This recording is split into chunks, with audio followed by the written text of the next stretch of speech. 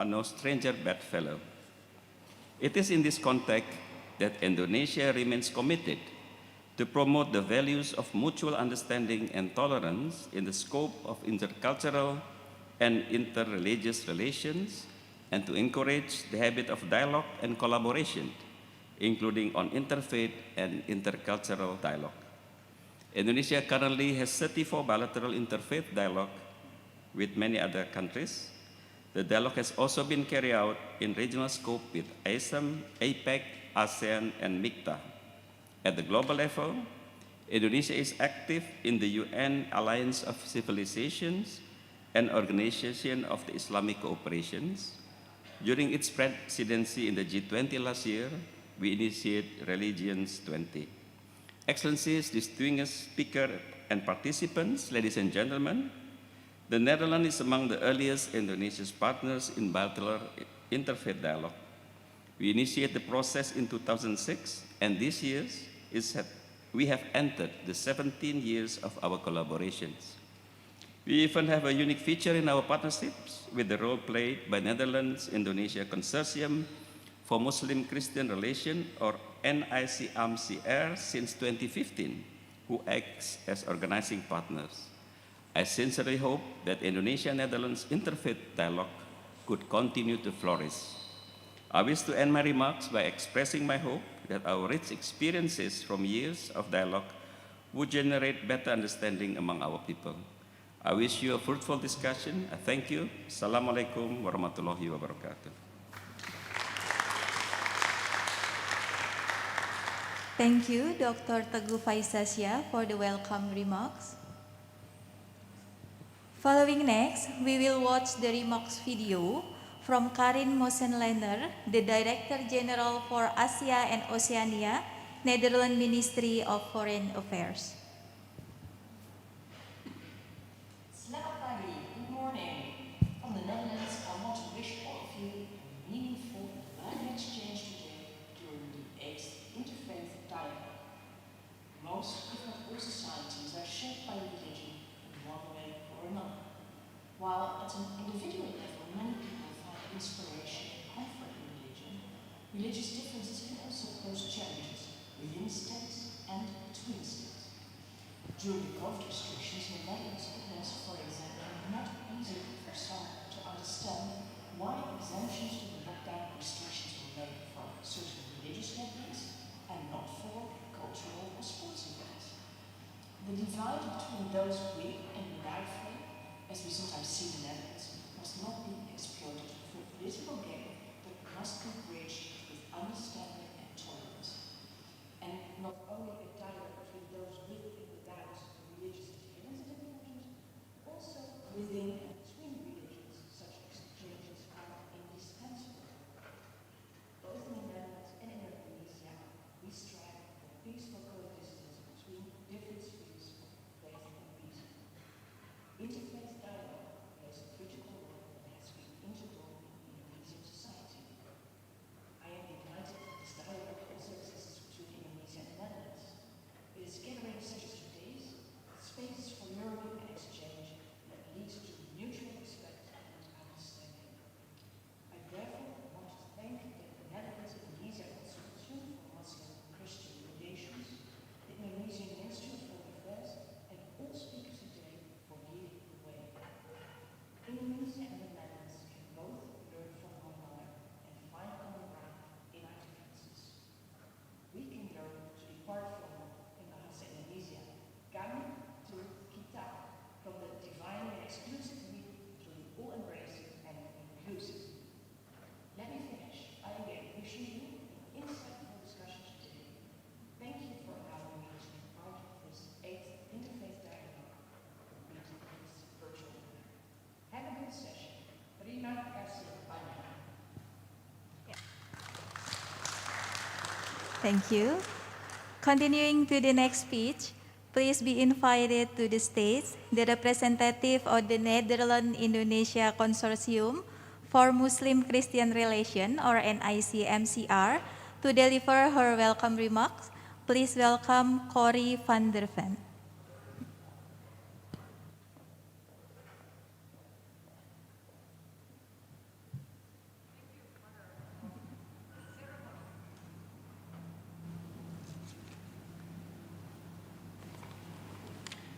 Your Excellency, Dr. Teuku Vaisa Shah, representatives of the Ministry of Foreign Affairs, of the Ministry of Coordinating, the Coordinating Ministry of Political and Legal and Security Affairs, representatives of the Dutch Embassy, dear esteemed participants of the 8th Interfaith Dialogue, Bapak-bapak, ibu-ibu yang saya hormati.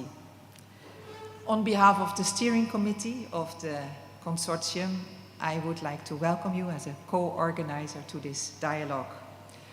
As already said, the Interfaith Dialogues are an initiative of the Indonesian government. Since in 2006, there was the first Interfaith Dialogue in The Hague, organized by the embassy, the Indonesian embassy. Since 2015, maybe, or 14, the consortium co-organized those dialogues almost annually, mostly in the Netherlands, but this time in Indonesia. And I also would like to thank Universitas Kristen Duta Wacana for hosting this dialogue so well. Let me say a few words about the consortium for those who are less familiar with the consortium. It is a network of more than 20 institutes, and around those institutes many more contacts here in Indonesia and in the Netherlands. With a very light structure and hardly an own budget. The idea of the consortium started in 2010 during an Indonesian Dutch Christian conference that was hosted by the same host as today, the UKDW. The conference was on theological development in Indonesia, and it was an idea of Dutch Protestants. We, the Dutch, planned to strengthen theology and churches in Indonesia. But at the end of the conference, a suggestion was made that was unforeseen by the Dutch. The colleagues from UKDW asked, what if we strengthen each other? What if we also talk about strengthening theological thinking and churches in the Netherlands? This was a friendly way of saying that colonial times are over and that the Dutch should become a bit more self-critical and learn from the Indonesians. The Dutch agreed, and all participants of that conference in 2010 committed themselves to start a consortium for equal and critical exchanges. We might therefore say that decolonization is part of the DNA of the consortium. And the first lesson learned by the Dutch was about interfaith relations. The Dutch participants asked the Indonesian Christians to teach more about the Islam. And the answer, yes, we can help you understanding Islam better, but we normally do not talk about Islam without Muslims. And that's why the consortium is now a Christian-Muslim consortium. And I think I see it as a gift from our Indonesian Christian partners to the Dutch churches. Thanks for making it so self-evident and joyful to reflect and collaborate as Christians and Muslims. Like yesterday at the UIN Sunan Kalijaga, where we together reflect on Holy Scriptures and peace. The consortium has become a place where we want to do justice to the different perspectives and types of knowledge. We are aware that we need to de-learn and relearn. And I recently learned about the concept of epistemic justice, and I'm not so sure whether that is a common concept, but I think it covers a substantial part of what the consortium is about, epistemic justice.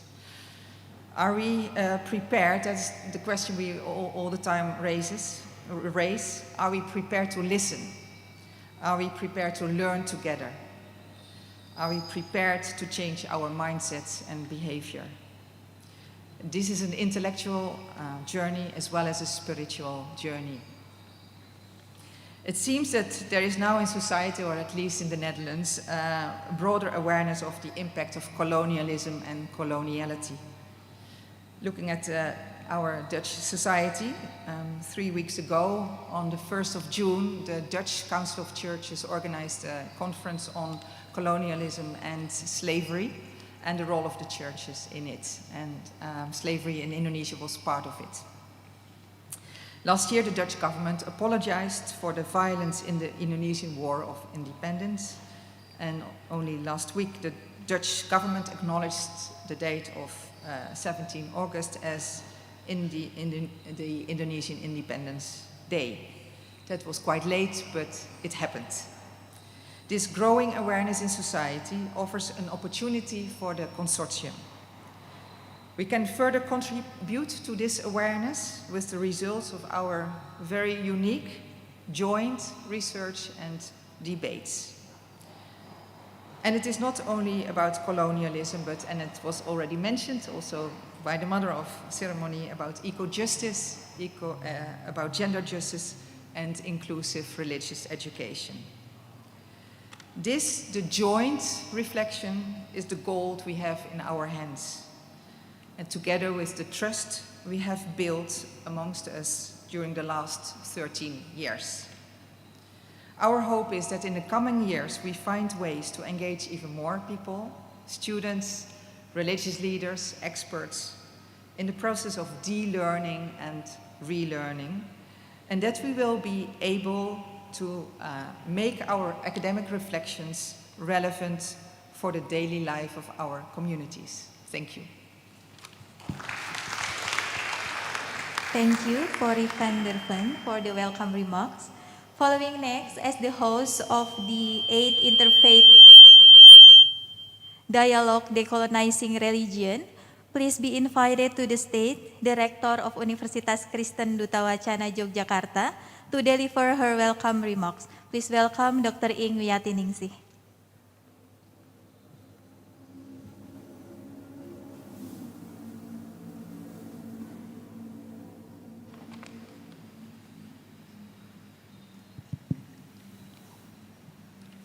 Assalamualaikum warahmatullahi wabarakatuh. Salam sejahtera bagi kita semua. Shalom, Om Swantiastu, Namo Buddhaya, salam kebajikan. Good morning everybody. His Excellency Dr. Teku Faisasyah, Director General for Information and Public Diplomacy of the Ministry of Foreign Affairs of the Republic of Indonesia, Mrs. Corrie van der Ven, MSc, representative of NIC MCR Steering Committee, representative of the Dutch Embassy in Indonesia, and also distinguished guests, speakers, participants, and ladies and gentlemen. First, I would like to welcome all of the participants of the 8th Interfaith Dialogue by praying our grateful and praise for the Almighty God for the blessing, grace, and mercies that we can meet together in this room in health.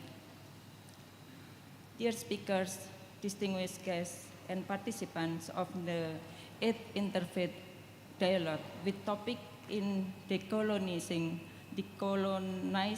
religions, Universitas Kristen Duta Wacana is very pleased to welcome you to celebrate and to organize the meeting in this campus. Please welcome to Duta Wacana Yogyakarta. It is my great pleasure to welcome our distinguished guests, speakers, and also participants in the event. Your presence shows the commitment of the continuity of the Interfaith Dialogue that enters year 8. I am humbled to be presenting the welcome speech. Among the most esteemed personalities with your experts in your respective fields. Decolonizing religions as the topic of the 8th Interfaith Dialogue is still a relevant topic in the current situation, as the attempt to reduce gaps between the superiority and the inferiority among religions as a legacy of colonization. Since religion is related to human and culture, decolonizing religions encompasses ideas of justice and equality, involving marginalized group of society like the poor and women. It is a great opportunity to discuss such a topic that is in line with the goals of UN 17 Sustainable Development Goals. I think it is very important and we have to think more about that. Let me quote Sri Chinmoy. If we live in our otherness, if we live in our oneness heart, we will feel the essence of all religions, which is the love of God, forgiveness, compassion, tolerance, brotherhood, and the feeling of oneness are the signs of the true religion. The 8th Interfaith Dialogue provides a great chance to learn and share one another so that we can learn across culture and religions. We can better understand one another. Through deeper understanding of interreligious tolerance, justice, and equality, living in peace and harmony may be achieved. The concept of the 8th Interfaith Dialogue is in accordance with the mission and vision of UKDW, that is Sustainable Entrepreneurial Research University, or named as SERU, that seeking to achieve tolerance and inclusivity by showing respect to others. Inclusivity makes it possible to everyone from various backgrounds to have the same access, the same opportunity to get knowledge and education in UKDW. Hopefully, we all can contribute more in this event, in this conference, so the education and about the religious tolerance, peace, justice, and equality will be deeper understanding. Finally, to all of our distinguished guests, participants, and speakers, thank you for being here. Please have enjoyed the discussion today. Thank you very much. May God bless us all. Thank you, Dr. Ingliati Ningsi, for the welcome remarks. Excellencies, distinguished delegates, ladies and gentlemen, we are here in Indonesia. As the one of the most diverse country and the largest archipelago in the world, Indonesia comprises of various culture and tradition coming from the local regions and all framed within a beautiful archipelago. And to invite you to explore Indonesia, we would like to present a dance on the stage showing the diverse and unique culture from our country. Will be performed by Wiraga Laras Interfaith Dance Group and Mawar Saron Dance Group from GKJ Kalipenten Kulon Progo, Yogyakarta. Pelangi dari Bukit Menoreh, or we can call it Rainbow from the Menoreh Hills, reveals the diversity of people life in the Menoreh Hills, Kulon Progo, Yogyakarta. This diversity of life is shown by the combination of 3 types of traditional dances, namely the Lengger Tapeng, Angguk, Jatilan, and Wayang Golek. We can see the beauty of these dances as a symbol of the beauty of the rainbow in Menoreh Hills. So, please enjoy Wiraga Laras Interfaith Dance Group and Mawar Saron Dance Group with Pelangi dari Bukit Menoreh.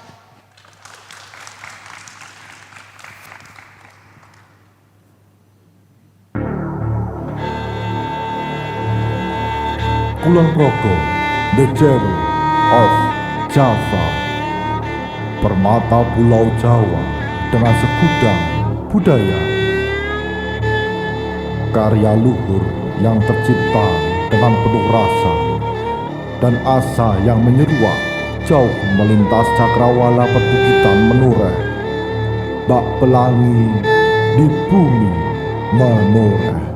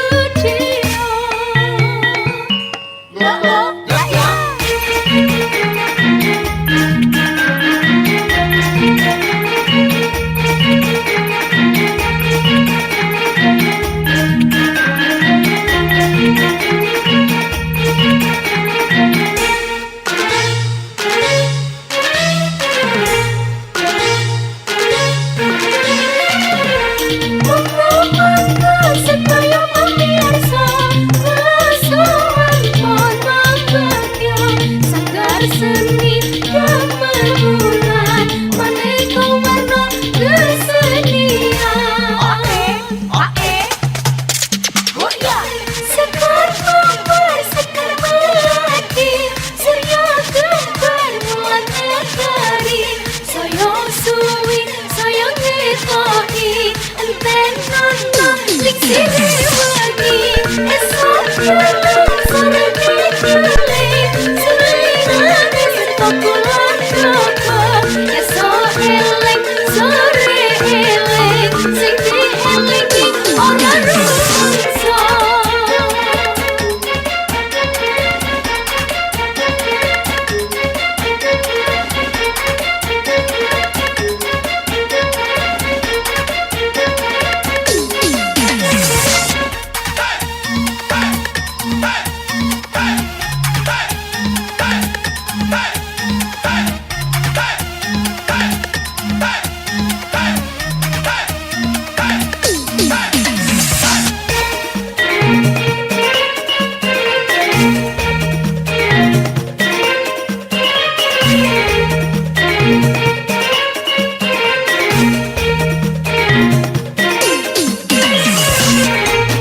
Ikuti irama berjoget bersama Berbulan Art Studio datang untuk Anda. Gambar bulan Art Studio, gambar bulan Art Studio.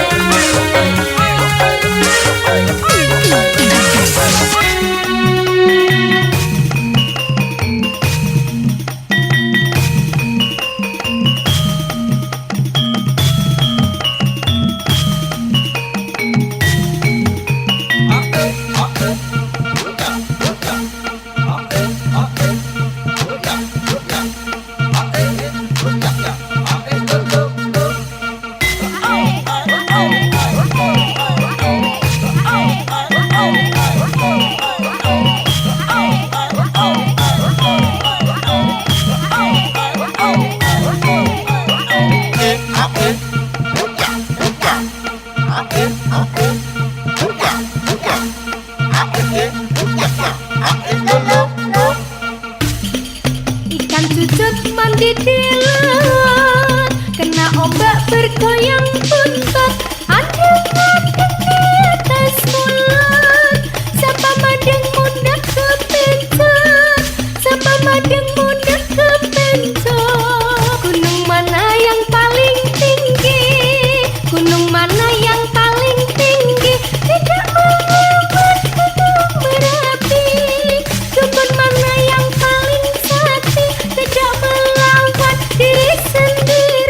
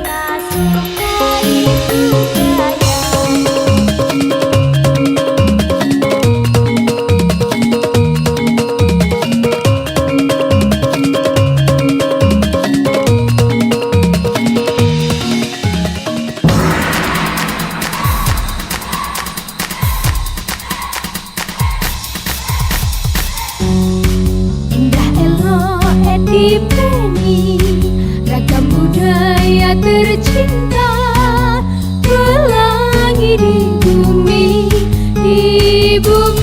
menoreh. Mari lestarikan budaya kita semua untuk cerah yang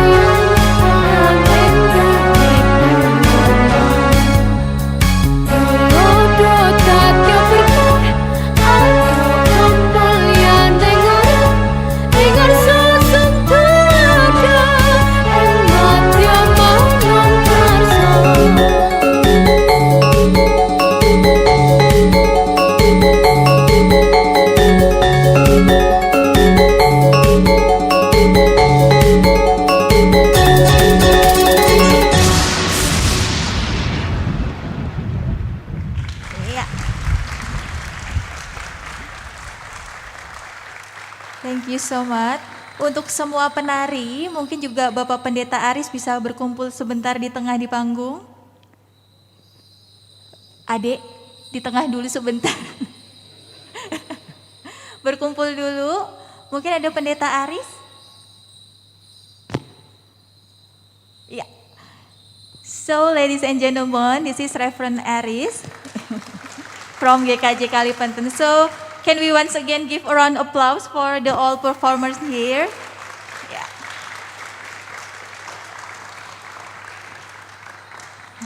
Oke. Mas Endri mau ambil foto dulu? Sudah? Oke.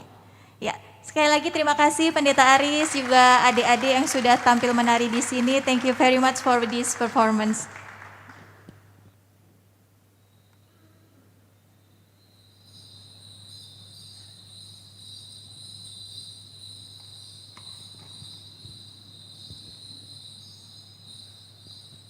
Okay, ladies and gentlemen, continue our session. Without further ado, we would like to invite our keynote speaker, Bapak Zainal Abidin Bagir PhD. Bapak Zainal Abidin Bagir PhD is from Universitas Gadjah Mada, Yogyakarta, and he is the director of the Indonesian Consortium for Religious Studies, or ICRS, and also the ICMCR Steering Committee.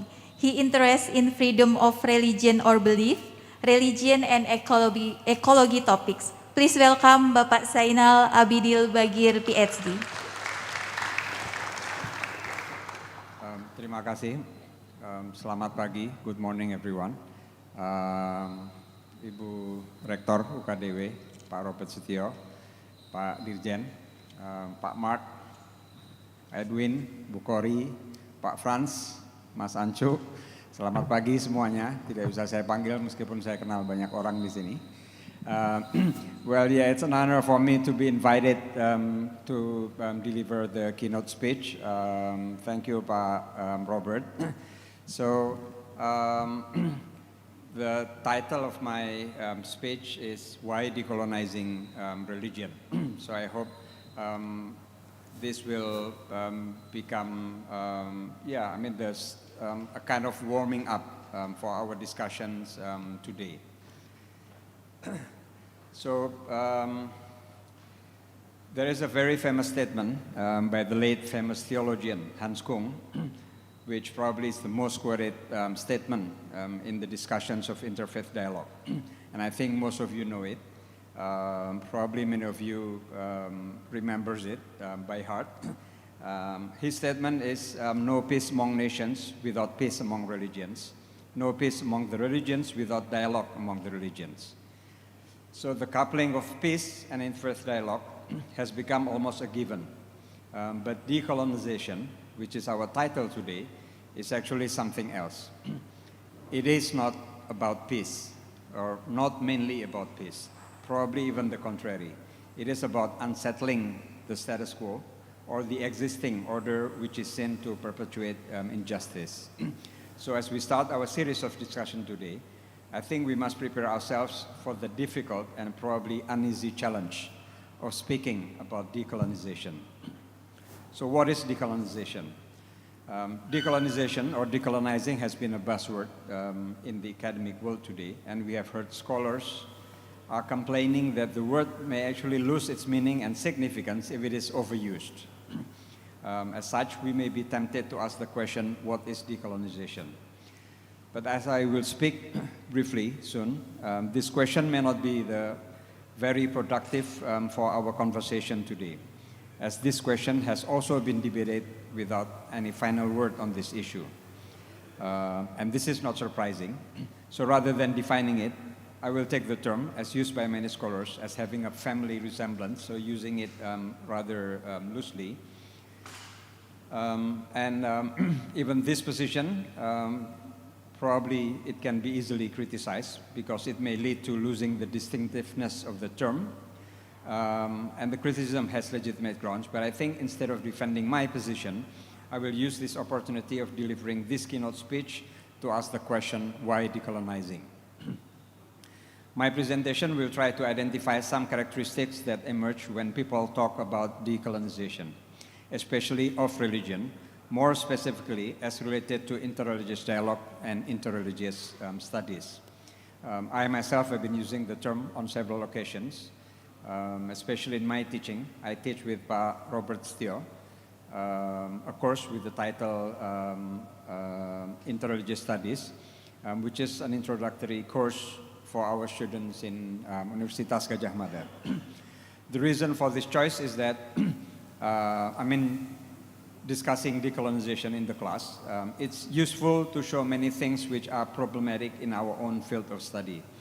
And it reminds us of many fundamental issues which sometimes are hidden.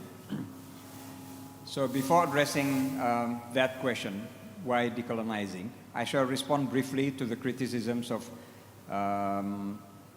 using or overusing the term by referring to a famous article which has been quoted so many times since its publication when people discuss decolonization. This is an article written by Iftak and Wen Yang titled Decolonization is Not a Metaphor, published a decade ago. If we follow Tak and Yang, then it seems we are guilty of making decolonization a metaphor because they said this is not a metaphor. These authors, they set a narrow path about what it means to decolonize, which basically concerns repatriation of land and the whole system built around it, which belong to the indigenous people whose existence is denied.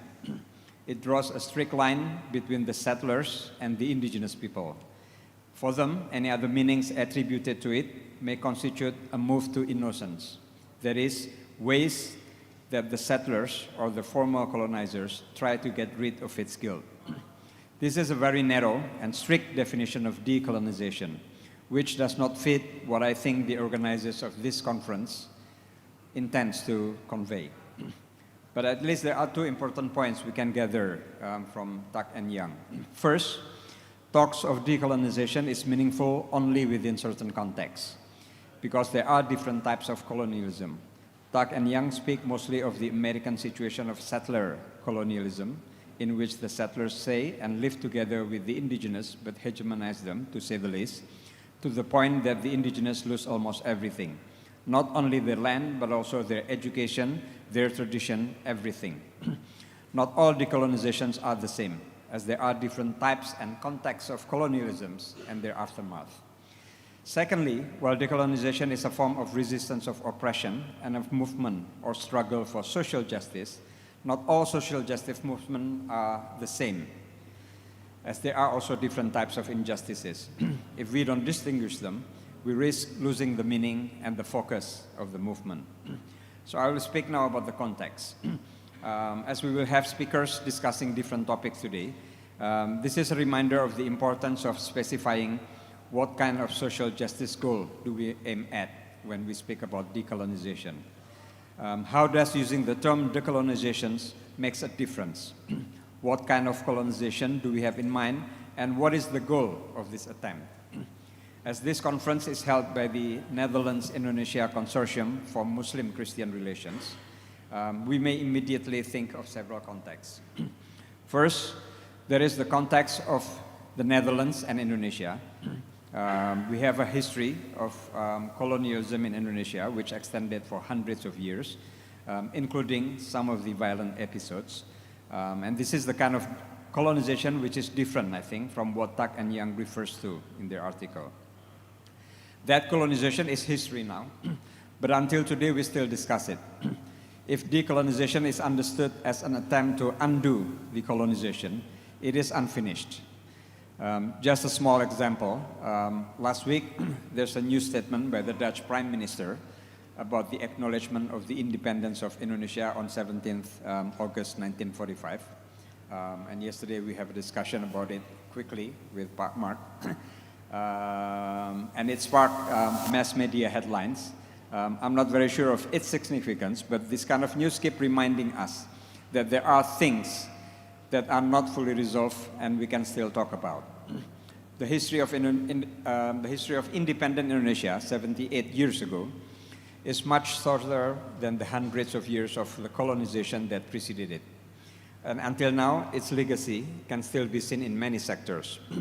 Just to take one example, very recent example, in January this year, Indonesia finally had its own first criminal code, or KUHP, Kitab Undang-Undang Hukum Pidana, which will take into effect only in 2026. So until today, the penal code is a colonial inheritance. And herein lies an interesting paradox. One of the main goals of the creation of the new criminal code is to decolonize the old Dutch criminal code. But while some parts of the new criminal code show progress compared to the old one, there are still some other objectionable parts which also invited discussions and controversies. For example, the articles which, some of the articles which limit freedom of expression, or the worry that the significant landmark of what is regarded as decolonization par excellence in the new criminal code, that is the acknowledgement of living laws, hukum yang berlaku di masyarakat, may actually turn out to be in violations of human rights or become majoritarian in its implementation. This is part of the worry which some of the scholars are discussing. In which case, it becomes a kind of neocolonialism instead of decolonization. This is not the place to discuss this further, but I take this example just to point to the difficulties of decolonizing even after the colonizers left a long time ago. In the broader sense of management of diverse people that Indonesia is, some parts of the colonial governance is also still with us today. One of them concerns the treatment of the indigenous communities. The fact is that until today, these communities are still struggling for recognition. It is not only about their lands, despite, for example, the government policy to grant adat lands, which is progressive, but also in terms of their traditions or religions. There are some progress, for example, like in 2017, when the Constitutional Court, in its decision, gives more recognitions of the indigenous communities. But I will not discuss this further, as I believe in the next session, this will be one of the focus. So now, as we Dutch and Indonesians sit together in this room, how do we make sense of decolonization today? So coming to the other words in the name of the consortium, which concerns religion, first of all, the question may be whether religion is or are colonized. And if that is the case, who are the colonizers? How do we truly decolonize it? The names of the two religions in the consortium and ICMCR do not stand for the contrasting poles of the colonizer and the colonized. Both are present in the two countries. But with the risk of being accused of taking the term decolonization too far as a metaphor, I will say that both may be colonizers or decolonizers. I cannot speak much about what happens in the Netherlands, and I will leave it to other speakers. But I hope I'm not mistaken in my observation to say that societal trends, as well as trends in terms of policies on religion in both countries until today, still carry some types of colonizing characteristics. I want to explain this characteristic. There are a few central things to say here. First of all, the very category of religion, as we study it in religious studies, or as it is being used in policy making, is a relatively recent construction. As an object of study, as well as state governance, it owes an important part of its origins in European colonialism. Again, I will not discuss this history further. Probably right the next session after this will take up this issue. But two of the relevant trends or characteristics are important to be highlighted. First of all, the impositions of the dominant or powerful groups over the smaller groups or the more vulnerable. During the European colonial time, this mostly means the ideology of European supremacy in its rather extreme form. And another word for supremacy in today's political context is majoritarianism, the ideology that a certain powerful group, based on a particular identity, whether that is ethnicity, language, or religion, is to be privileged. This term may be too soft to describe decolonization, majoritarian, but I deliberately use the term majoritarian to remind us that the almost identical tendency actually exists in the post-colonial time. And as such, it may be called neocolonialism. The actors of this neocolonialism may actually be the same old actors, but it may also be the emancipated people or the natives. As such, we can see the recent manifestations in the new right-wing populism in the Western world, in some countries in Europe, for example, which triggers widespread Islamophobia, for example, but also in other populist movements in areas as diverse as the Southeast Asian countries or India. And in the specific context of Indonesia, the privilege given to the world religions and the exclusion of the indigenous religions is one manifestation of that characteristic. And this is something which we still have to deal with. This is one of the homeworks.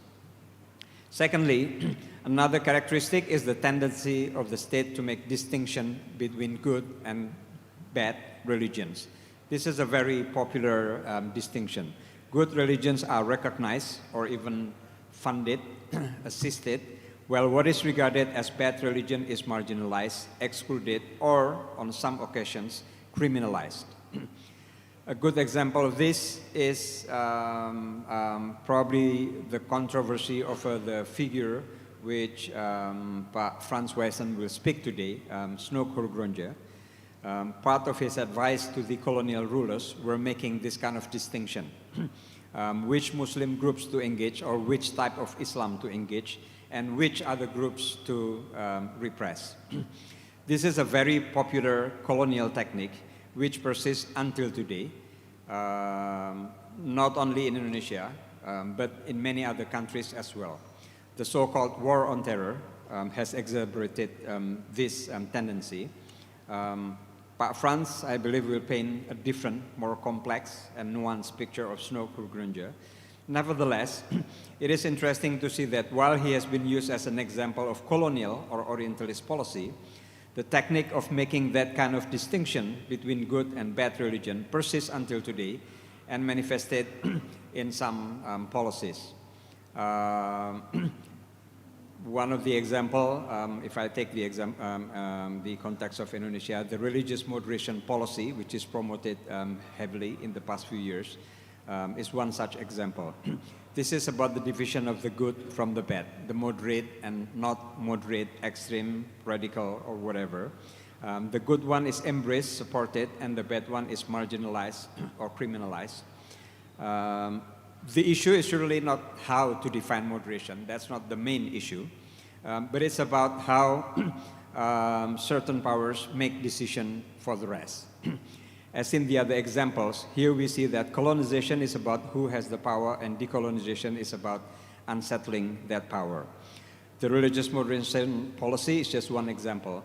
But the main lesson here is about awareness of the unequal power relation and how the work of decolonization should address it.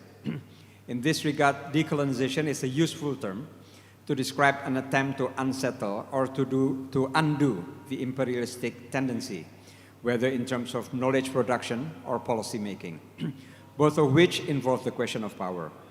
And as I mentioned earlier, this involves not only the conventional understanding of colonialism, but also the neocolonialism, the neocolonialism long after the colonial era is over.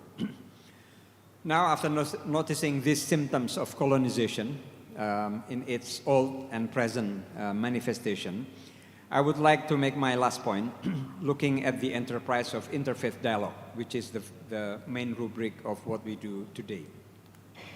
In the past 20 years or so, after 9/11, when religion made a bolder appearance in international politics, interfaith dialogue became more popular and became internationalized.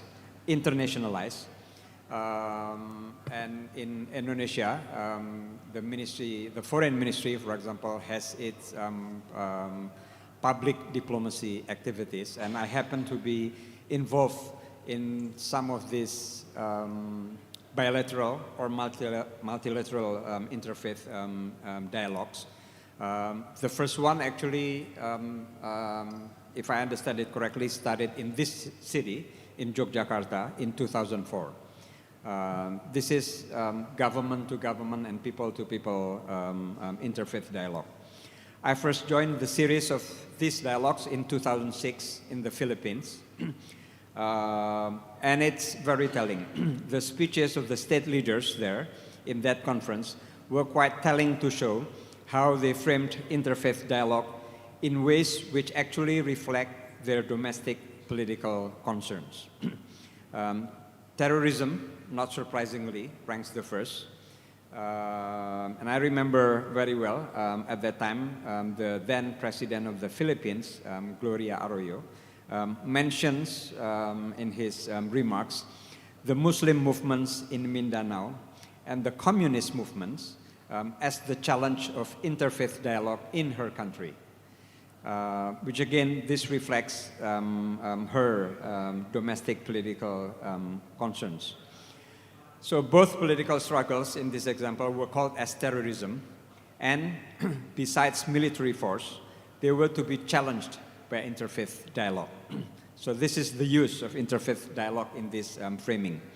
So interfaith dialogue is for security reasons. Interfaith dialogue is an instrument for stability. In contrast, in the spirit of unsettling unequal power relations, which may actually be subversive to the status quo, I think it is interesting in this regard to look at the case of South Africa, which is very instructive, where interfaith dialogue led to a confrontations with the discriminative apartheid regime. As argued by the South African Muslim scholar Farid Esak, peace or stability may not always be in the best interest of believers when the existing order perpetuates injustice. So Farid Esak was also involved in this kind of interfaith dialogues against the apartheid regime at that time. So a call to decolonization, including when we talk about religion or interfaith dialogue, is indeed not always a call to peace.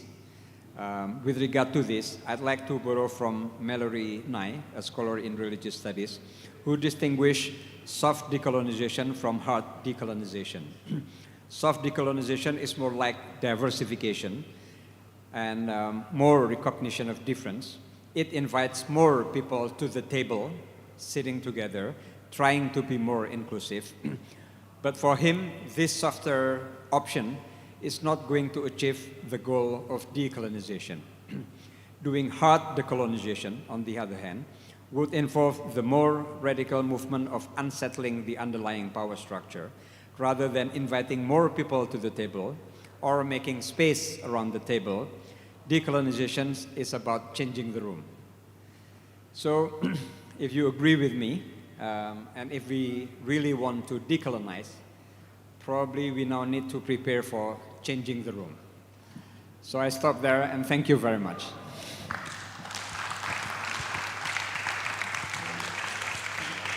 Thank you very much for the keynote speech, Bapak Dr. Zainal Abidin Bagir. Now, before we start the plenary session, we will have around 15 minutes coffee break. And delicious snack, coffee and tea have been prepared by our committee in our right and our left side. So we invite you to enjoy the coffee break.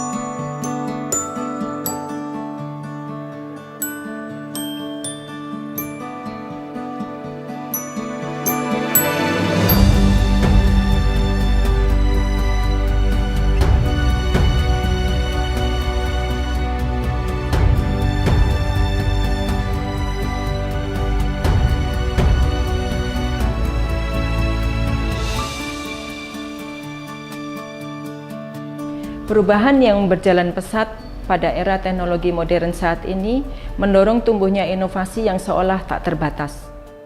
Universitas Kristen Duta Wacana menjadikan perubahan tersebut sebagai tantangan yang harus dihadapi bersama.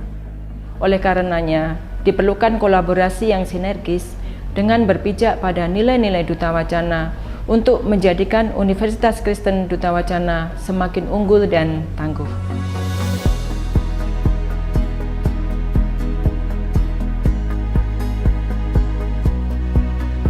Inklusif berarti aksesibilitas bagi lebih banyak orang.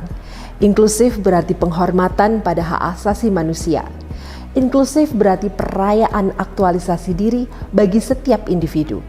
Selangkah demi selangkah, komitmen pada inklusif dan aksesibilitas ditunjukkan dengan kolaborasi multidisiplin oleh seluruh sivitas akademika UKDW, baik dosen dan mahasiswa, bekerja sama dengan para mitra industri, pemerintah, LSM, dan masyarakat. Saat ini perhatian bahkan juga ditunjukkan dalam rintisan layanan disabilitas kampus dan pusat studi. Penyediaan rumah ibadah bagi Islam, Kristen, dan Hindu merupakan komitmen UKDW untuk inklusivitas beribadah. Interaksi sosial antar mahasiswa di dalam kampus merupakan ruang dialog yang memungkinkan inklusivitas beragama terjadi. Saya bersyukur menjadi bagian dari keluarga UKDW.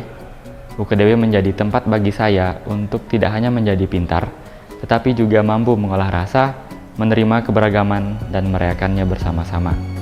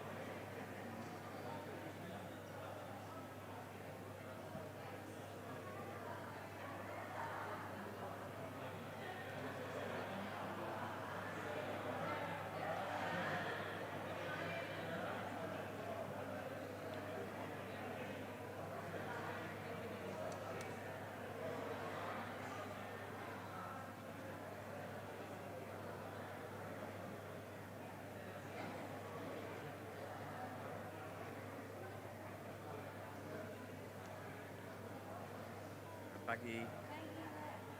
Pertanyaan, presentasi PowerPoint sudah di mesin? Sudah ada di operator kami di atas. Bagus. Tadi sudah saya cek sudah. Bagus, terima kasih. Sama-sama.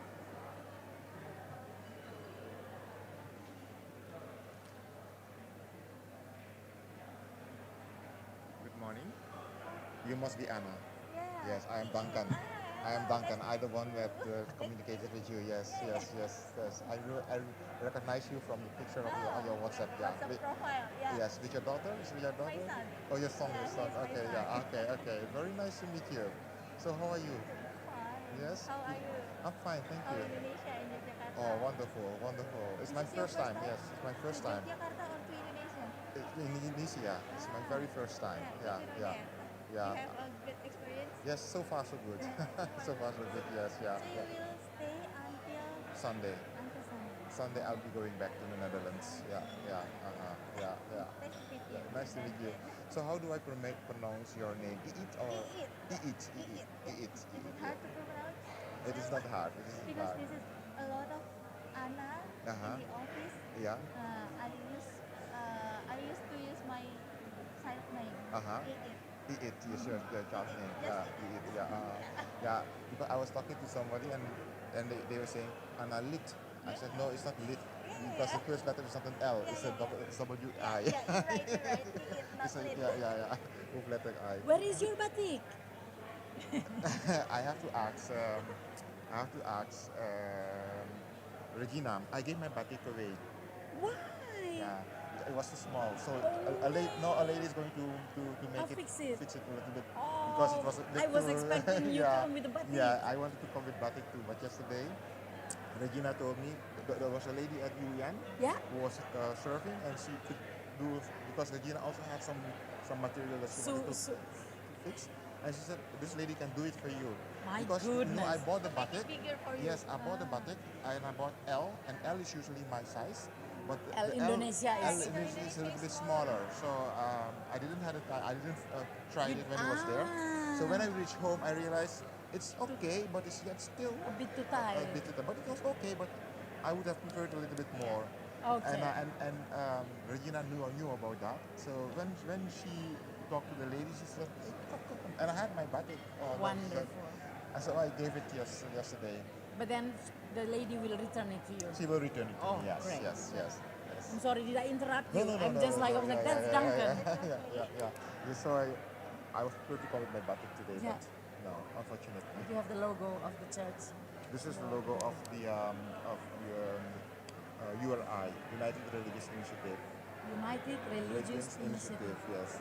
In the That's Netherlands. that's a worldwide interfaith organization. Wonderful. Yes, I am chairman of Europe. Wow, Because it's over the I whole didn't world. know that. Yeah. That's amazing. So that's Yeah. proud. Yeah. Okay, so Anna, it was Iit. Yeah, it was nice meeting you. Yes. Because you were in touch by, I've never met in person. Yeah. So Mbak Eka is waiting. Sorry. Okay, enjoy the coffee. Yes, thank you, And, thank you. Did you sleep well these days? Finally. Good. Today I thought, slept. I was like, where is Duncan? And June was like, he just texted. Yeah. So I was like, I understand. Yeah. So you help him with his batik? Yes. I was like, where is your batik? Yesterday.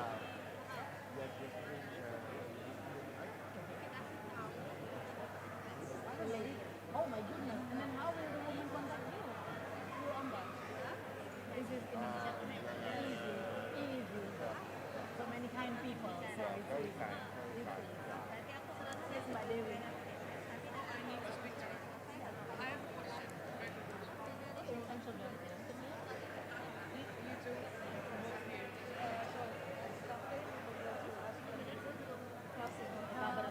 You two both here. We need to find our paper. It's okay, don't worry about it. It's not on your clothes, right? No. It's okay. I think it's wrong. Not very hard. So. Because they were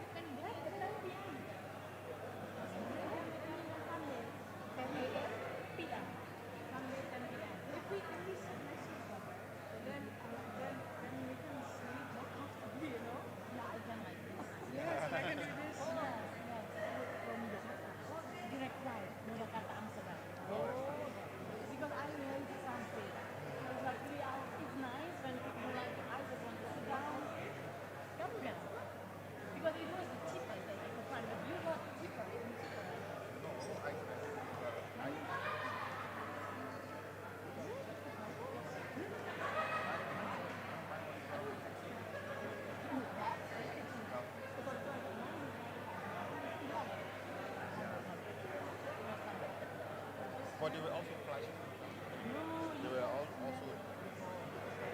No, if you stay too late, then the prices go up. So I think so. I think so. I think you want to do that the straight one. It becomes more expensive. The longer you wait, the more it becomes. Direct flight.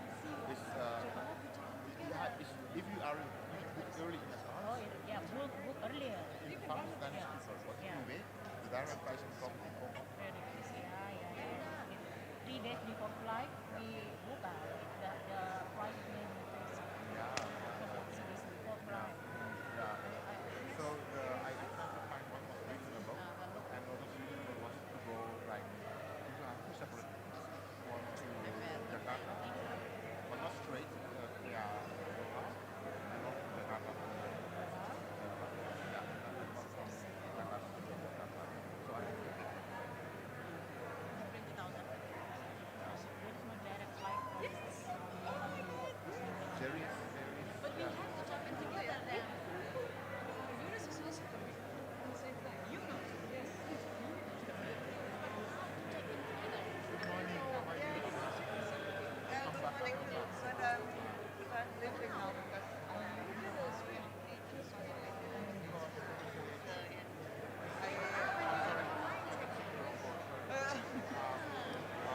my condolences. Yes. My husband and the accident. Yes. We are preparing to yes.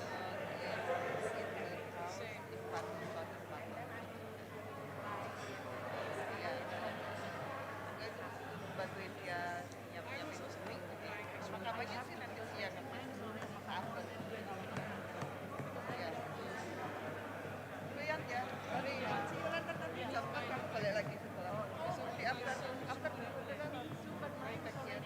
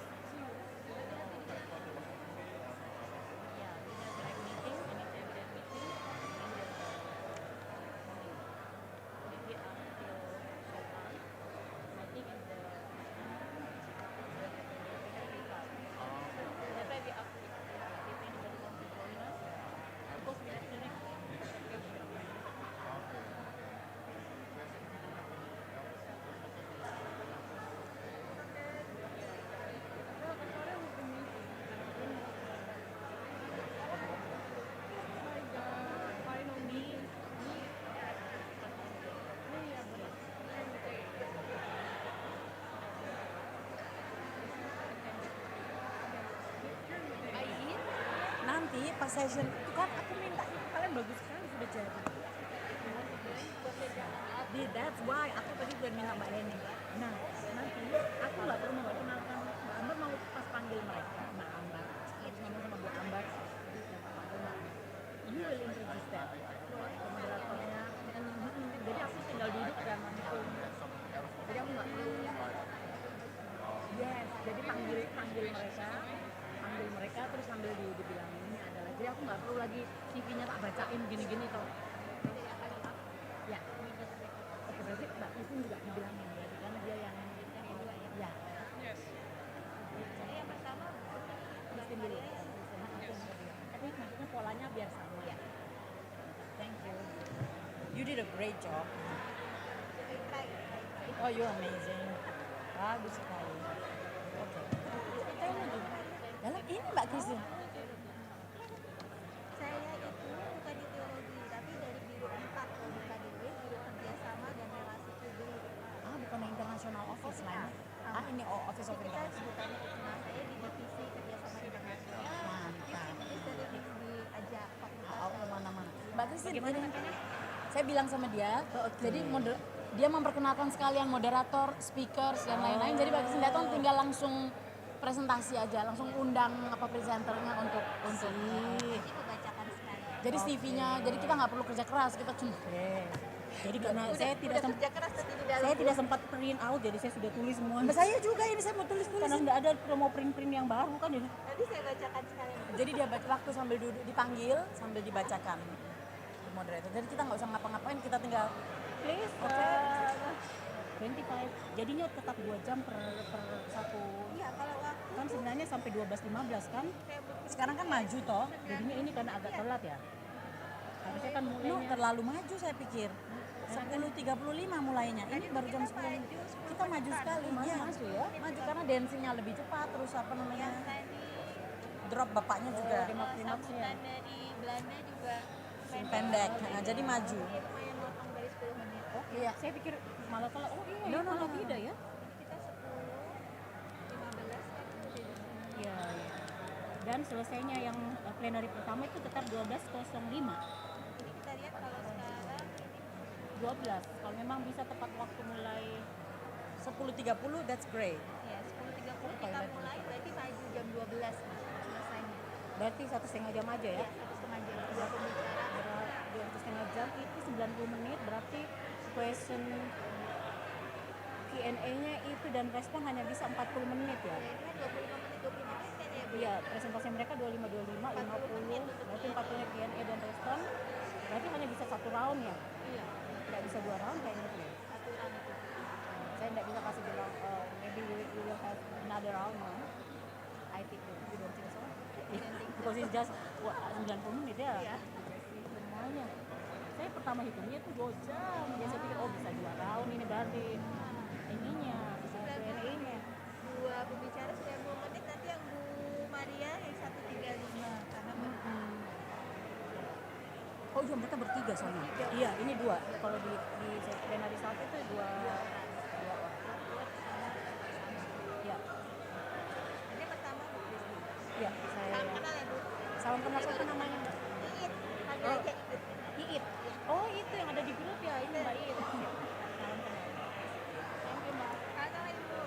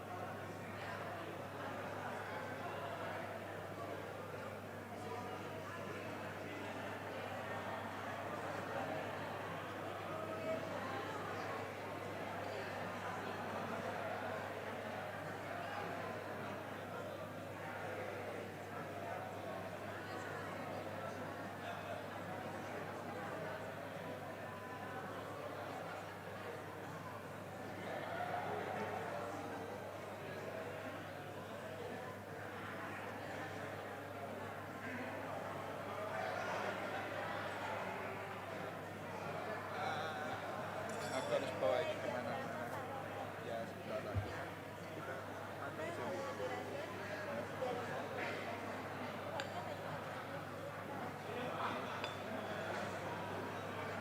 Sebentar lagi, bulan November bisa.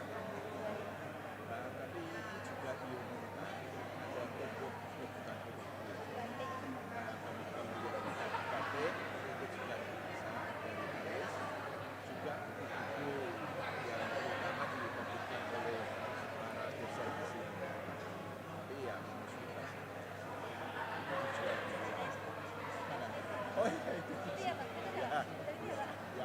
dia. Dengar suara-suara ya.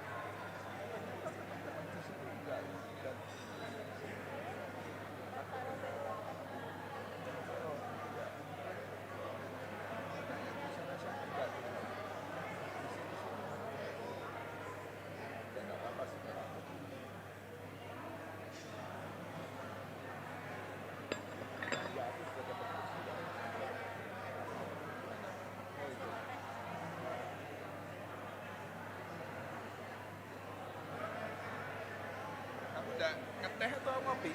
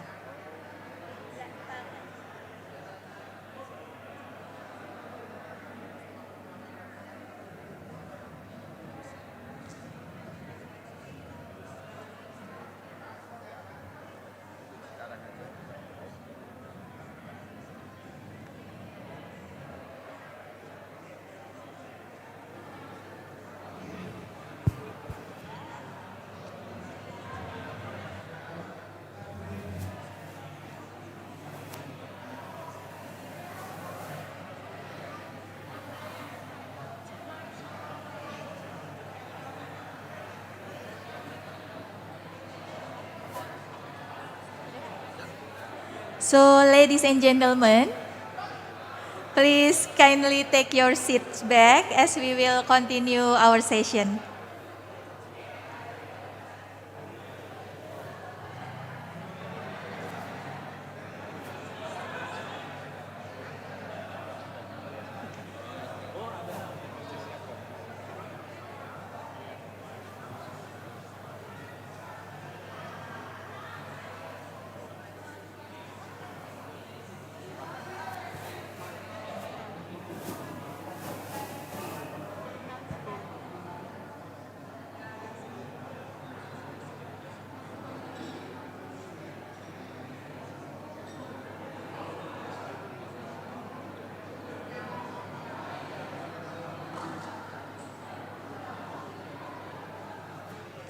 So sorry, ladies and gentlemen, for interrupting you. Please kindly take your seats back as we will continue the session to the plenary session, the first plenary session.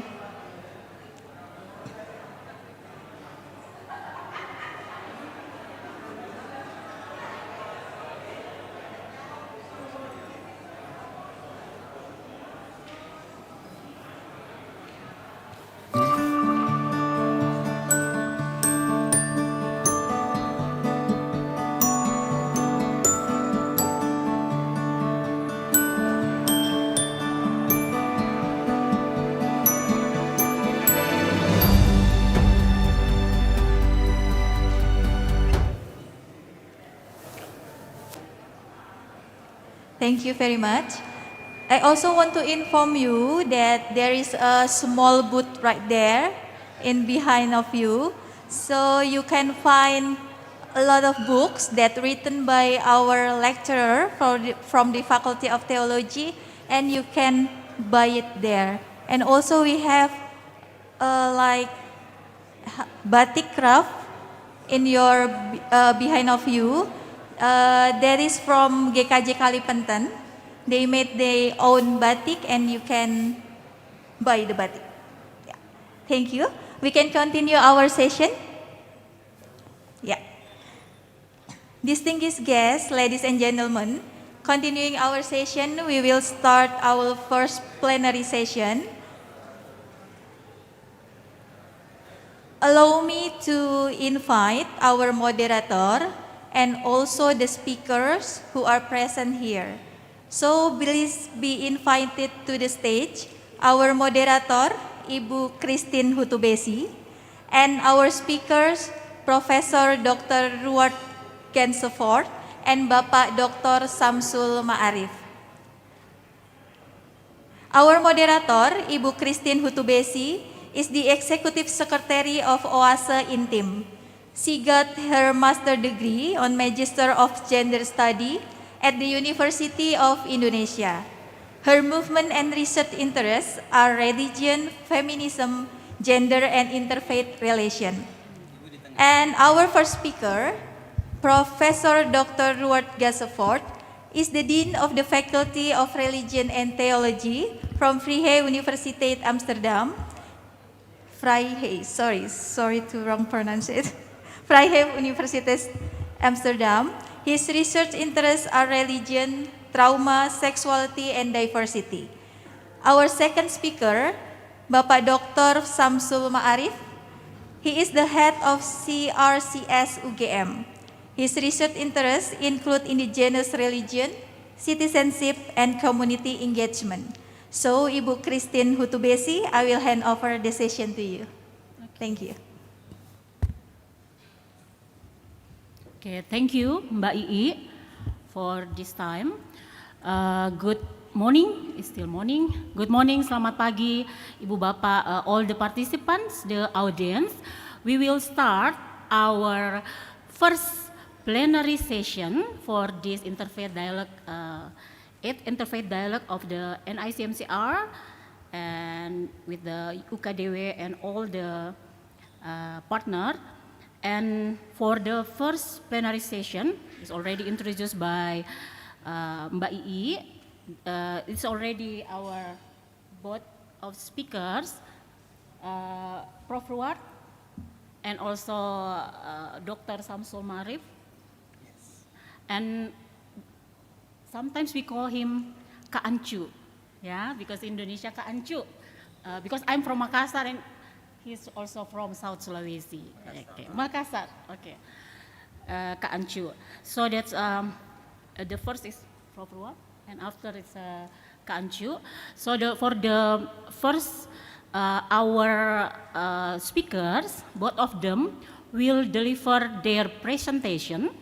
Both of them, we will give time 25 minutes. I hope that's enough for it, because we try that we will close this plenary on 12, hopefully with 90 minutes, so that after the speakers deliver their presentation, we will go to the question and answer and response. Yeah, we hope that 40 minutes, it's enough from the question answer and also response from all the participants. Yeah, so that's for the first. Prof. Ruud Gassefort will focus on decolonizing education. Yeah, and I give you time right now for the 25 minutes. Please. Thank you so much. I hope this is working. Maybe now. Now maybe, yes? Is it work? Yes. Wonderful. And hopefully I will also get the PowerPoint behind me so that you can easily follow what I will be talking about. Bapak Ibu terhormat, ladies and gentlemen, it's a pleasure to be here, and also the representatives of the Indonesian government, of UKDW, of the Dutch embassy, and of all the scholars, and I know there's also students and also following online. So also welcome to all of them. To talk about decolonization is a bit strange thing, especially if you're a Dutch person like me. And still I think it's important to be part of that conversation. And not only here, but mostly we will be talking about what we should do to decolonize the Netherlands. And in my own university in Amsterdam, when I started to be a dean 6 years ago, one of the first conversations I had with the other deans and the executive board was precisely on this question. What can we do to decolonize the university in Amsterdam? So that's the main question I want to be talking about, and it's a strange question, I'm aware of that. I was very grateful for Pazijn and his introduction. He put on, I think, put many things on the table that we can unpack and start to eat today. And many of the things that I will be saying are linked to that. So what is decolonization? That's of course the first question. And the main point for me, and we go to the next slide. is that decolonization, of course, is more than just making an end to colonial powers. That's the first step, but it's not the only thing. It's much more about, for example, also changing a mindset. It's about empowering the marginalized voices. And not only marginalized in the sense of the colonizer and the colonized, but there's also within each society, and Pazijn was mentioning that already, within each society there's also marginalized voices that need to be empowered and need space to speak. It's about supporting self-governing and about self-definition. For me, that's one of the key elements that also links decolonization with, for example, feminism and queer studies and so on. In all these cases, it's about the question, does the majority, does the powerful decide which terms we use, which models we have, which language we have, or are you allowed to self-define? And I think that is one of the key issues that needs to be talked about. But it's also about structures and about power. There's a remaining impact of the whole colonial period until today, in terms of the economic differences, for example. I mean, the Netherlands has benefited hugely from our colonial past. And a lot of the richness that we have in the Netherlands actually comes from Indonesia and other colonial parts of our history. So the fact that we do have that richness is also at least a responsibility, but it also makes relationships a little bit uneasy, a little bit awkward, when we are aware that many of these privileges, up to, for example, our passports. With my Dutch passport, I can easily access, I think it's around 180 countries. If you have an Indonesian passport, it's much more difficult. You have to go through the embassy, and it's a complicated process. I'm not saying anything unfriendly, but it's a complicated process for my partner who has an Indonesian passport to get a visa to the Netherlands. The other way around is much easier. And unfortunately, that is part of our colonial history and the consequences it has until today. So there are legal, there are cultural, there are economic, there are political consequences of colonialism until today. And even though we see a new assertiveness and a new self-confidence of formerly colonized countries, that does not mean that the privileges of the colonizers are gone. And that's something we have to take into account. Also, in the academic conversations, also between religious communities, and so on. So that's why we're here, to talk about and to discuss that.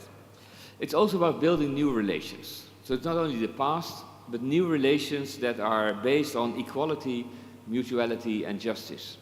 And these are actually, this is quoted from the policy document in my university on diversity.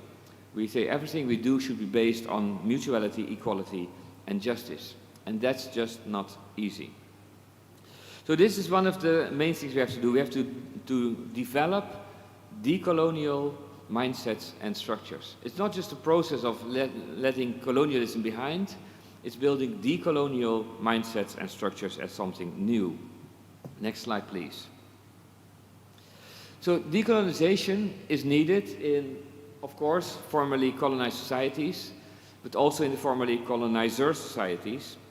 And when I speak with the Netherlands, we have to pay special attention to colonization-related migration, for example, which is a big issue given our population, and also the history and the impact of slavery. And that also links to not only direct slavery, for example, as has been the case mostly in Africa and the people from Africa taken to the Americas, but also in terms of forced labor that brought, for example, or semi-forced, or well, how can you define precisely, but the whole Javanese population of which people were brought to Suriname, and then from Suriname also came to the Netherlands. That's also part of that whole history of colonization, slavery, and semi-slavery, if you can call it that. But it's also until today when we have the issues of domestic workers, forced migration, human trafficking. I mean, and again, these are topics with fluid borders between them, but it's still part of this whole history that we are living. So we need reflection also about new forms of colonialism. It's not something only of the past. Well, maybe there's not so much the case that countries literally overtake other countries with a military force or something like that. But economic colonization is still happening until today by non-state actors. Think of all the huge multinational corporations, the power that they have in countries. Quite often these corporations have a higher turnaround every year than the average country in the world. So the power they have to influence is huge, to define standards, to force countries into accepting legislation that's not in their own interest, things like that. But we also have state actors, of course. The money that, for example, China is funneling into many countries around the globe, especially in economic developing countries, also gives them a strong political influence. And that is, I would say, also a form, a modern form of colonialism. So it's not gone. It's still part of our whole geopolitical discussion, and we have to be very careful in thinking about what that means. And the fact that most of you probably are part of Facebook, I assume. Facebook is one of the biggest countries in the world, if you would count it as a population. And again, what they know about you is probably more than what your national government knows about you. So there's huge issues involved in thinking about the structures of colonialism and the future of it. Next slide, please. We are all positioned somewhere in this whole field, and so am I. So what does it mean also for me? And I want to acknowledge that, for example, that I am a privileged person in many ways. Being a white man from Europe gives me many privileges. I come from a society that got rich from colonialism, that benefited from slavery, that still benefits from many neo-colonial trade politics. We still make money out of that until today. I lived as a child, there's another part of me. As a child, I lived in one of our former colonies in Suriname, and was part of that situation. I think, Zain, that was part of the settler colonialism in that sense, much more than the trader colonialism that we are benefiting from in the Netherlands. And at the same time, I also bear responsibility as a university administrator. And in the political realm, I've been active for 12 years. And one of the last things I've done is to write an investigation with a team on the effectiveness of our anti-discrimination legislation. And that links directly also to our whole history and of racism, of slavery, and so on. So I feel very committed to this topic, and at the same time I am aware of my own privileges and the responsibilities that are part of that. I'm also part of the Christian community, and Christianity is also, again, linked to colonization, also decolonization. It's not like there is a simple correlation, as if Christianity is to blame directly or is completely positive. It's much more indirect and complex. Sometimes Christianity, and by Christianity I don't mean a thing. I don't think Christianity exists in that sense.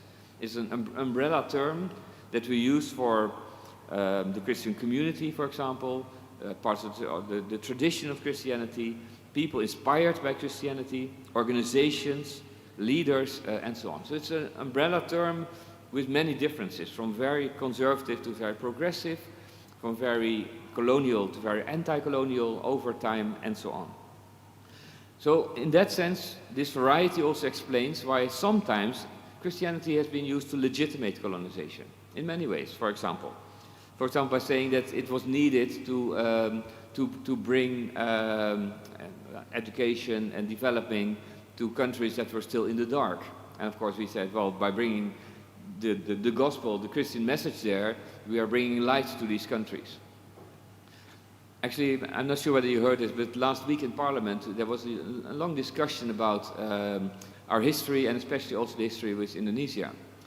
And one of our politicians, this is one of the unpleasant things to share with you, but I think it's important to be aware how this is still playing out also in the Netherlands.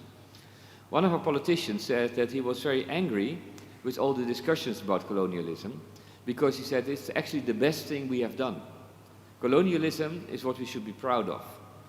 For those people, he said, literally, and I'm a little bit ashamed to say this, but I think it's important to put these dark things on the table too. He said, literally, what we did is to bring development and culture and all these good things to people who, because of their geography, their genetic background, or their history, were not part of the same blessings that we were. That is, to be honest, pure racism, and it's pure colonialism in a new form. And it's still part of our discussions we are having in the Netherlands. So we're not done with colonialism, it's still part of what we are dealing with. And I think our society has to deal with that, but it's also important to be aware of that in our conversations here, that this is still what we are struggling with. So what he did basically is saying that this history we have, also inspired by Christianity, to legitimize the colonial history as something that we did was very good in his eyes. Sometimes Christianity supported not so much, or legitimized not so much the colonization per se, but supported at least the colonizers. In the early times of VOC, the East Indies Company, the church sent ministers to accompany them, not so much to missionaries Indonesia, but primarily to support the traders who were going to live here and work here. And of course, when they started to marry women from Indonesia, well, not Indonesia back then, of course, but from here, it became more and more also something caring for local communities. But that was indirect in many cases. So they supported colonizers. Then, of course, they followed colonization to evangelize. I mean, given the fact that they were going here anyway, and there was a ship, and there was support and protection, they could use that to evangelize. And sometimes they offered help, they offered care, they offered education to people in all parts of the world, sometimes for very genuine motives. And sometimes they challenged the injustices that were committed by colonizers. So it's this whole complicated picture of positives and negatives when you look at Christianity. Next, please.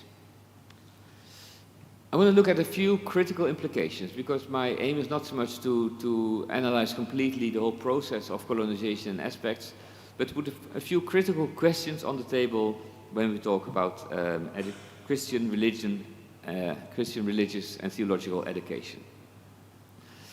Next, please. We have to rethink actually some of our very fundamental concepts. The first one of them is religion. Because religion, again, like Christianity, is not a factual entity, but it's much more an interpretive category.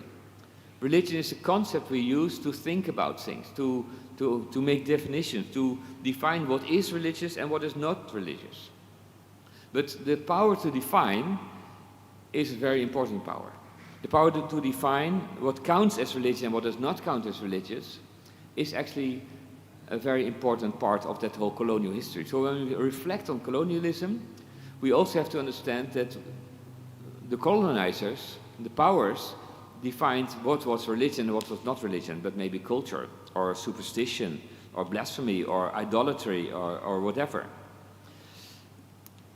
That's not something strange, that happens everywhere, because religion is not, like I said, a thing, it's something that's always developing and changing, and new things are happening. And I think when you look at history, you can describe it as a process, as a dynamics of, on the one hand, the wild devotion, what's just happening. People are somehow relating to the sacred, they are connecting to nature, to mysticism, to whatever's happening. They are creating their own sometimes. And then there's the official, or what you could call the tamed religion. So it's a process of wild and tame.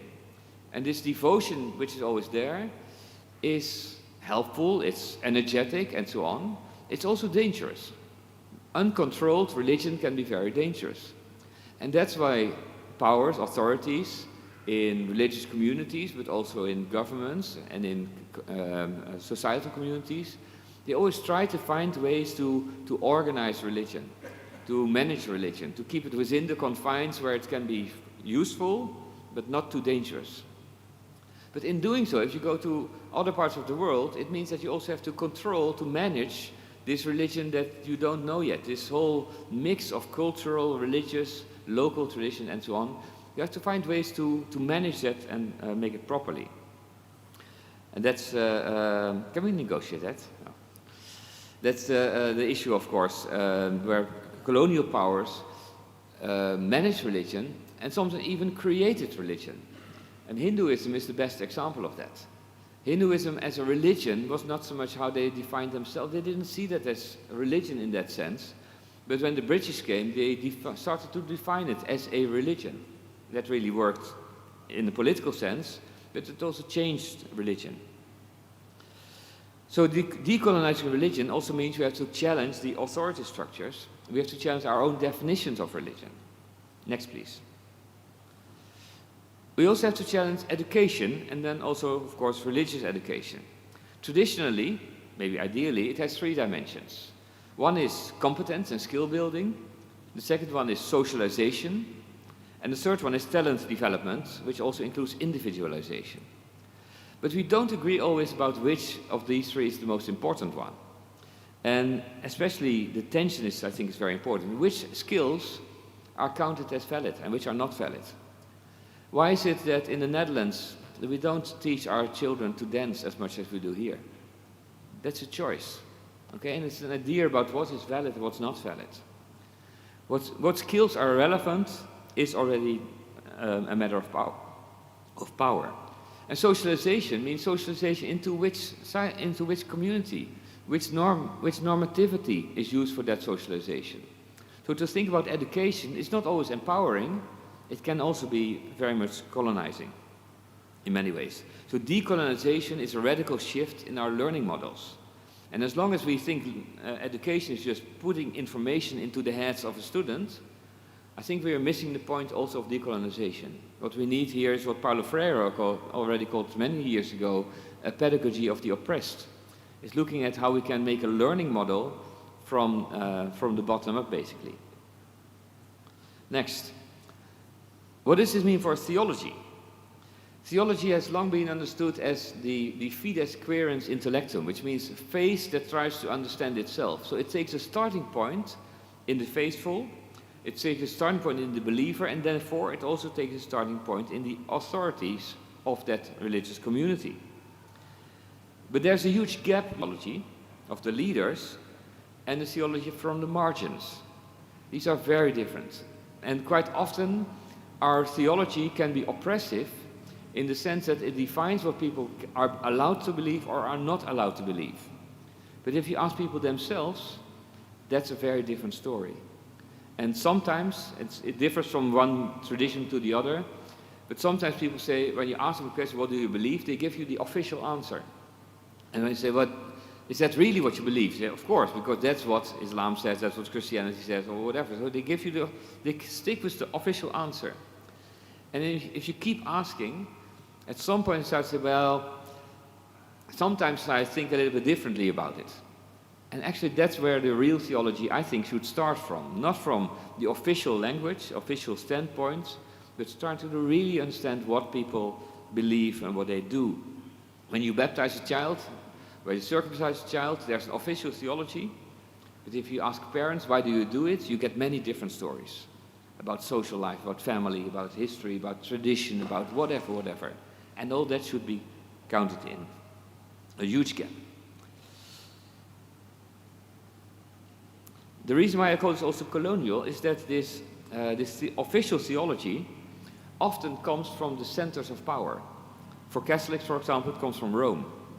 What Rome says, that is official theology. And the rest, of course, is secondary. For Protestants, it came from Calvin in Geneva, for example, Martin Luther. So we have these official centers of power, and until today, we find people across the globe, in, for example, Korea, and sometimes even here, who are studying Protestant theologians that we have already forgotten. Because we think, well, of course, Kuyper's, Kuyper's the one who founded Vrije Universiteit. Nobody reads Kuyper. Okay? He wrote beautiful things. I've read parts of it.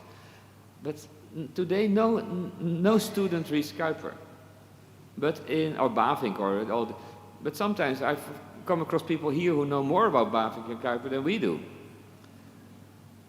And I would say that should shift. And I mean, if you love Kuiper, please, by all means, but find your own Kuiper, right? I'm not saying you, Robert, but in general. Okay, so the centers of power, they are shifting, and that's important. Our cooperation should shift. Next slide, please. It's not only mindset and cultures, it's also concrete ways of working together, acknowledging the different privileges. So when I said in the beginning, mutuality and equality, what does that mean? What does it mean in terms of, for example, our PhD projects? What does it mean in terms of double degrees that we should focus on and try to stimulate more and work together? What does it mean when we still think that it's helpful to send Indonesian students to the Netherlands to study, and Dutch students don't think they can learn anything here? What does that mean in terms of equality? It's not there yet. So we do have a lot of work to decenter the Western dominance, and I think NICMCR consortium can really play a part in that, and that's essential to do. And then last one, we even have to rethink the rethinking, because rethinking is so much focused on our conceptual or on our abstract minds or what we do with our brains and so on, as objectifying rationality. And if that's what we think we are doing, if we are looking at religion and Christianity and education and so on from this thinking perspective, maybe we are still in the wrong alley. The Western modes of thinking for the abstract, for the disembodied truths, have to be changed perhaps into more remembering, becoming a member of a larger community, of re-sensing, of feeling it rather than thinking it, of reconnecting, of reliving, and maybe dancing. I'm not good at it, so I watch, but maybe we have to learn to dance and then have a new connection rather than only rethinking. Thank you.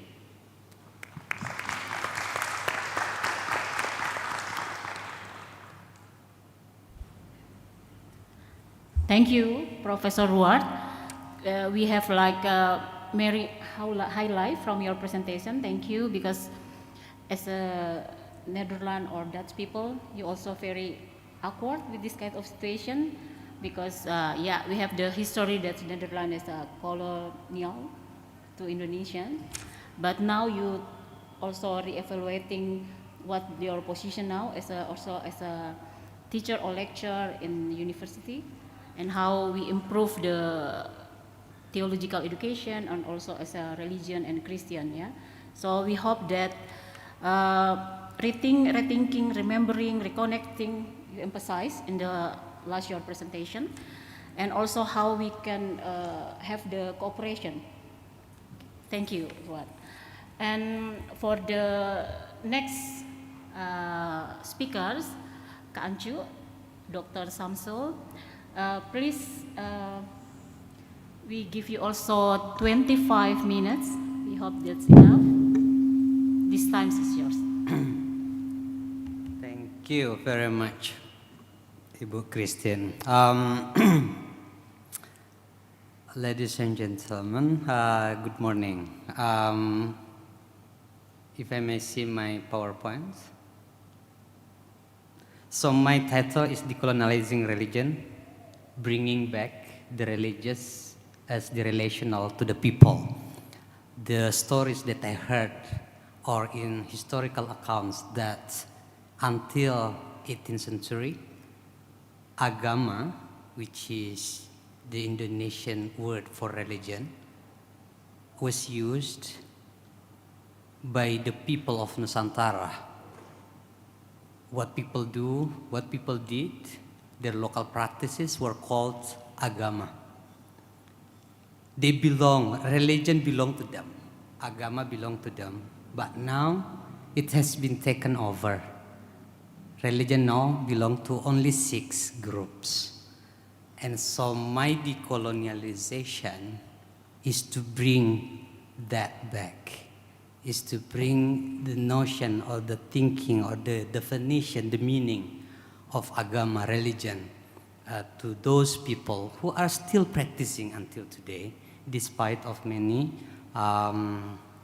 intrusion of many kinds. So that is the I think that is the main point that I want to show. Next slide. If you see the map of socio-religious group today with the manufacturing religion by academic discourses and also policies, this is what we basically see in my observation. So agama, religion is always in relation to kepercayaan and adat, the way people live their life with these discourses. And so what we see in society is that kepercayaan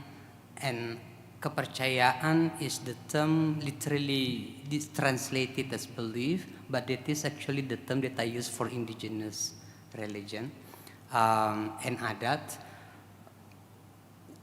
It's complicated in a way that people live these three categories following their way of life. They're not that strict in defining or determining, or probably let me put this way, the way Islam is seen or lived by people is very much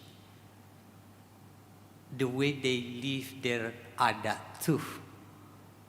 Adat and religion, I'm talking about Muslims, many Muslims, in the way Islam is lived, the way Islam and adat are lived, that both as if the same. Islam as a way of life, adat as a way of life.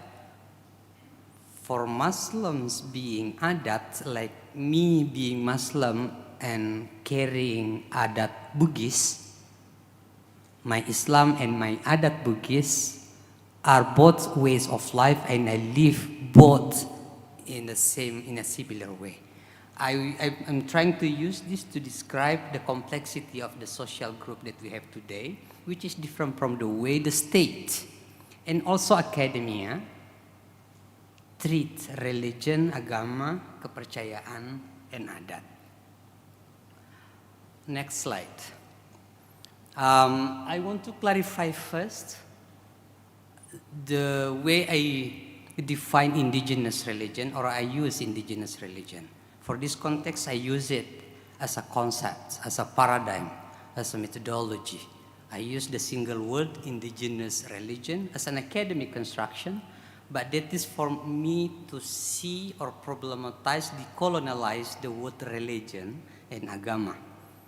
Indigenous religion as a paradigm for me to look at the social practices is that ways of relating to recognize subjects or persons, human or non-human, responsibly, ethically, and reciprocally.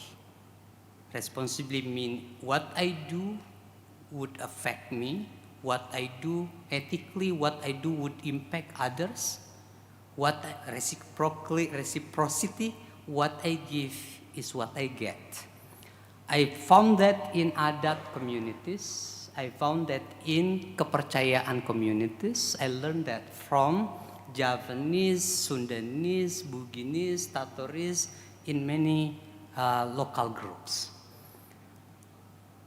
The way life is lived is to share. And so for me to understand indigenous religion as a paradigm is that learning from the people, living adat. Ontologically, the way they understand life, no life or no existence without relations. I relate, therefore I am. That is in contrast to I think, therefore I am. I relate. My existence is based on relationship. Epistemologically, any knowledge that I get always comes from relationship. My knowledge is relational. The teaching, the knowledge that I get from my teachers, the knowledge that I carry is also my teacher's knowledge, and so I need to be responsible for that, whatever I want to use with that knowledge.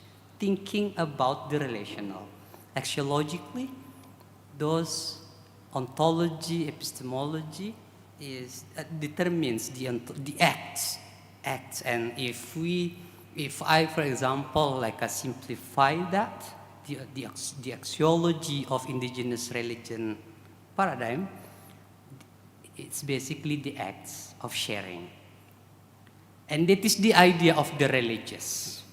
The ideas of the religious is sharing, relating responsibly, ethically, and reciprocally. And the objects, materials of indigenous religion paradigm is, politically speaking, discursively speaking today, is kepercayaan and adat. But to problematize that as part of my decolonialization, that include Muslims, Christians, Hindus, and Buddhists, where they live their Christianity with their own adat, Islam with their own adat. Now that is what to colonialize. In religious studies, some scholars have shown this, have demonstrated this, have argued. The way we have studied religion, we use the world religion paradigm constructed in 19th century. What is fundamental in world religion paradigm is that it always emphasizes the theology, theologically distinctive. Theology, we study theology in a way that we show, although we try to understand similarities if we do the comparison, but we always come to understand this distinctiveness and the implication of that. If I am Muslim, I cannot be Christian. If I am Muslim, I cannot be others. I could only be Muslims. So we compare it so we could appreciate one another, but there is a limit. The limit not to cross that. That is the way religion has been taught. That is the way religion has been manufactured. Decolonialization see that what we are living today with religion has the roots, and that is what I refer to the colonial categories. But what I want to share further is about the conceptual pair of religion, which is culture. Culture, religion and culture, this is very Indonesian context, but I would show also that is beyond Indonesia. Religion and culture is colonial category, not only referring to Dutch in Indonesia, but to Europe. What we know, the genealogy of culture, it was popularized during the declining of religion. It was popularized as a way or as an instrument to make the secularizations work. Culture was popularized, created to say that, to use it as all-encompassing, all human aspects of life is culture. And within culture you have many. Religion is one of it. In order to make secularization work, religion is put as part of it and defined as a very wholly different from other aspects of life, and so put it in the very private sphere. It's not a public issues. All other things, all other aspects of life are public. You put religion there. And culture is all encompassing. So we use now culture as all encompassing, without question, without critical questions. How can we use that culture as all encompassing religion, politics, economic there, while religion is only part of it? The reason I show this, because there is where I can observe why religion is defined as a very holy, even though we live it in our daily life. Even though Muslims do the activities of economic activities, which is part of the daily life, Islam must be defined as a very holy. That is also the case for other religions. So it is culture, the use of culture, that define religion as something so holy, and we treat religion so holy. And so when it comes, we contributed, academia contributed also to the policies. Religion is holy, must be protected, granted freedom, and protected from blasphemy. That is what among many scholars of religious studies today is showing, is arguing. The way we treated religion as autonomous, as if it is free from history, politics, we cannot criticize it, and that is how we use it. So, somewhat similar, but the way we use culture in Indonesia, budaya, as the conceptual pair of religion is that it is profane. If religion is sacred, holy, culture is profane, worldly, and so subject to govern. For secularist countries, for countries that commit to secularism, if it is culture, it is subject to govern, to intervene, but religion is for freedom. Now, I want to mention Shinok, because I know Pak Frans is going to talk about that. We have discussed that too. What we are doing now in Indonesia and also beyond, but especially for Indonesia, has a very clear historical root. The way we treat agama and adat. On the policy on Islam and the politics of ethics, it was based on, we know that, that is what we see in the literature, it was based on the advice of Shinok Horgronya, even though he himself, Muslims, great scholar, looking at Islam and adat as so embedded. Adat and Islam are lived together, but the advice that he gave to the colonial governments and the government adopted is that adat and Islam are separated.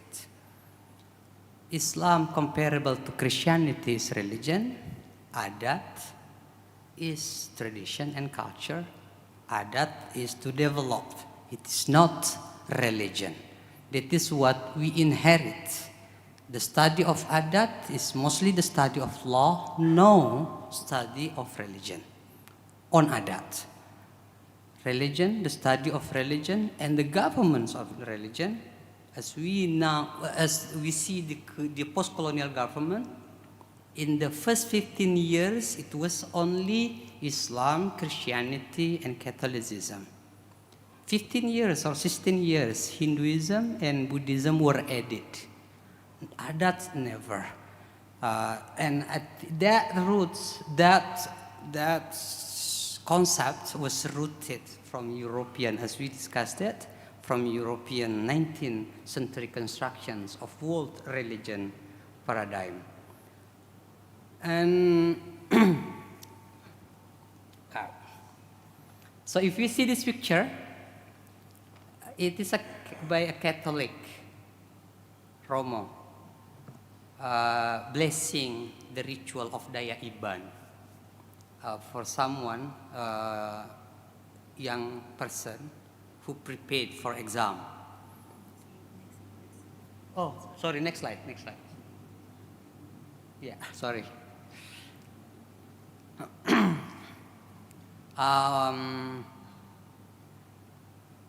Because Daya Iban is not a religious community, their adat is not religion. What we see here is usually the way we define it or theorize it is that it is the Catholicism that acculturates, accommodates adat. And what we expect from that is that Daya Iban would convert to Catholicism and become religious. If they don't, they are not religious. Although, even though what we see is basically, it is very much the Catholic who basically take adat like as the main concern, like what they practice every day. But because the way we categorize religion and adat make that implication, and so we give, and this is also very much the cases for Muslims too, the way we see the practices. Next slide, I hope this is the last one.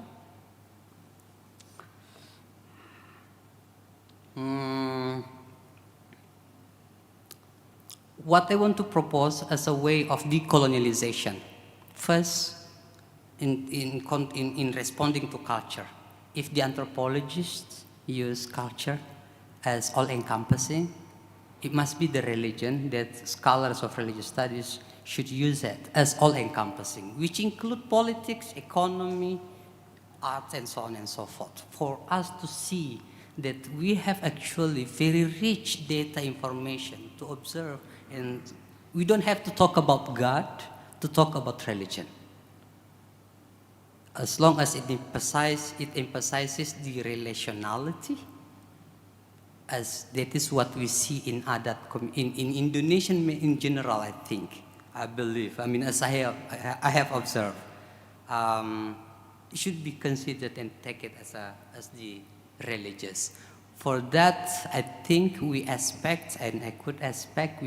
bring the religious that has been taken over from them to the first owners.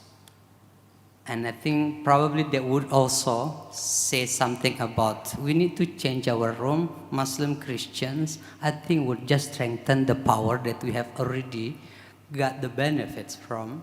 We need to see, we take religion for us and maintain it, reproduce it for the power that benefit us. Muslims should think that we take theirs and we should bring it back to them too, for us to make responsible, ethical, reciprocal relationship with anyone. Thank you very much.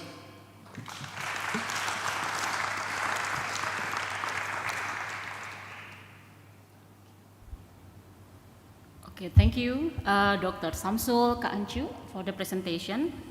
I hope that right now, because we learn from the indigenous religion, or we call religion.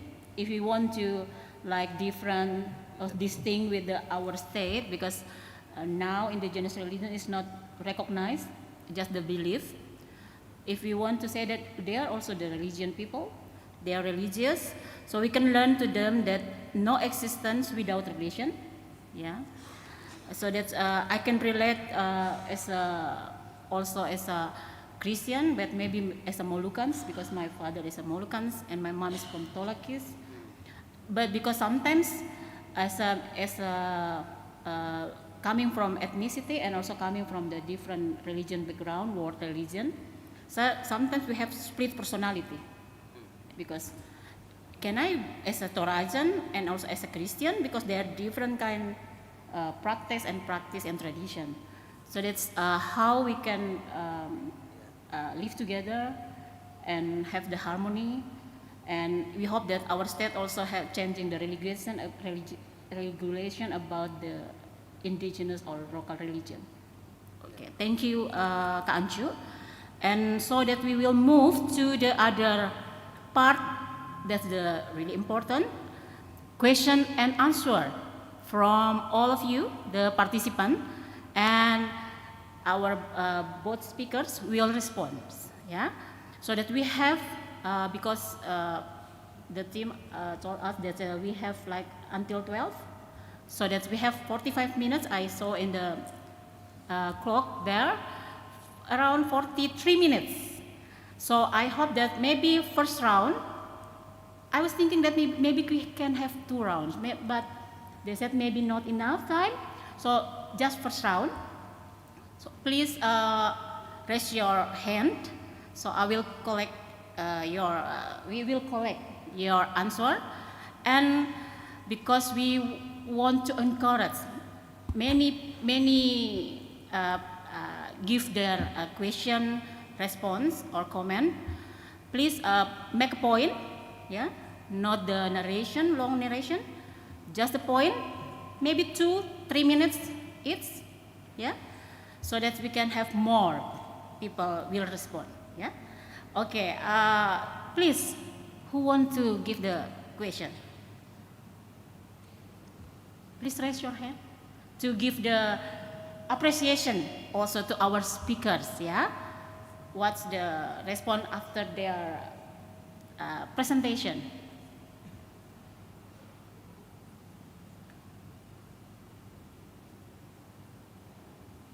Okay, I saw one hand. Any more? 2? Okay, 1, 2. Okay, there is no, maybe this first round only 2. Okay, please, the team already, we have the, can you move to the center because there are microphone, standing microphone? Oh, there are the, on the side, okay.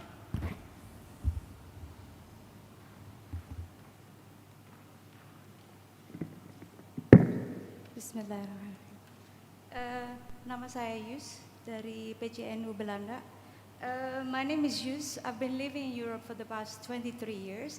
So my question is mainly about the context of Europe and how the religion is seen there and how it's also impact the daily lives of the religious community in Europe.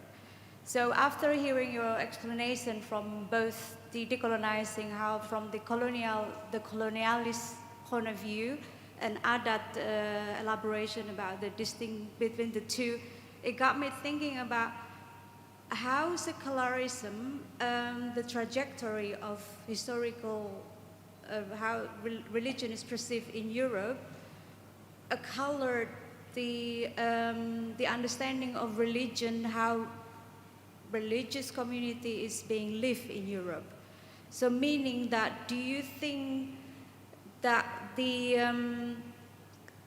secularism, it should be the paradigm of all religion? I mean, this is what the sense of it. Like once Catholicism needed to be reformed, needed to be secularized, and then this is how the European would see the other religion need to be secularized as well. So based on this, do you think that the policy is really trickling down now that people who is wearing hijab in the public space, people who are wearing cross in the public space, it should be,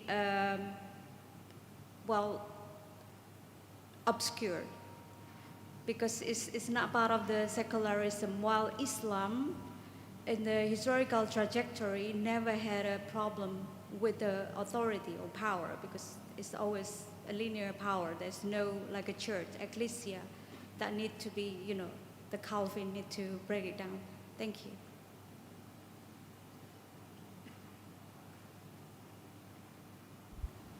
Thank you, Mbak Yus. For the next.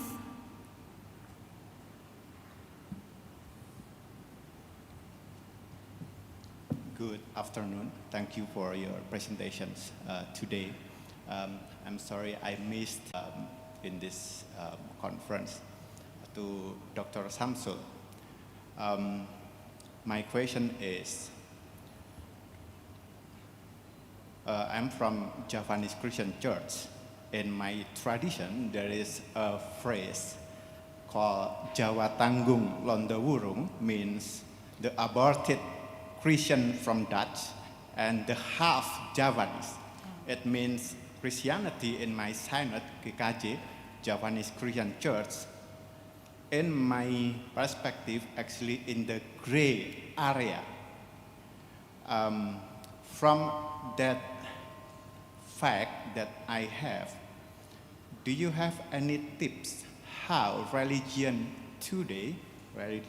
or because you are Muslim, how Islam today, in your opinion, can really put their tradition to moderate Islam to have that kind of gray but really appreciate the way of life to have harmony. If you have any example, probably in Islam, how they really can compromise both religions in terms of Islam and adat, kepercayaan, something like that. Thank you. Thank you. Sir, can you introduce your name? Sorry. I'm sorry, my name is Danang. I'm from Solo. Okay, thank you. Dana. Okay, thank you for the both responder who give question. Can we move to the answer? Maybe Edward or Edward first? Yes. I'm not yet sure I have an answer used to your question. And maybe question and answer is also not the best way of dialogue.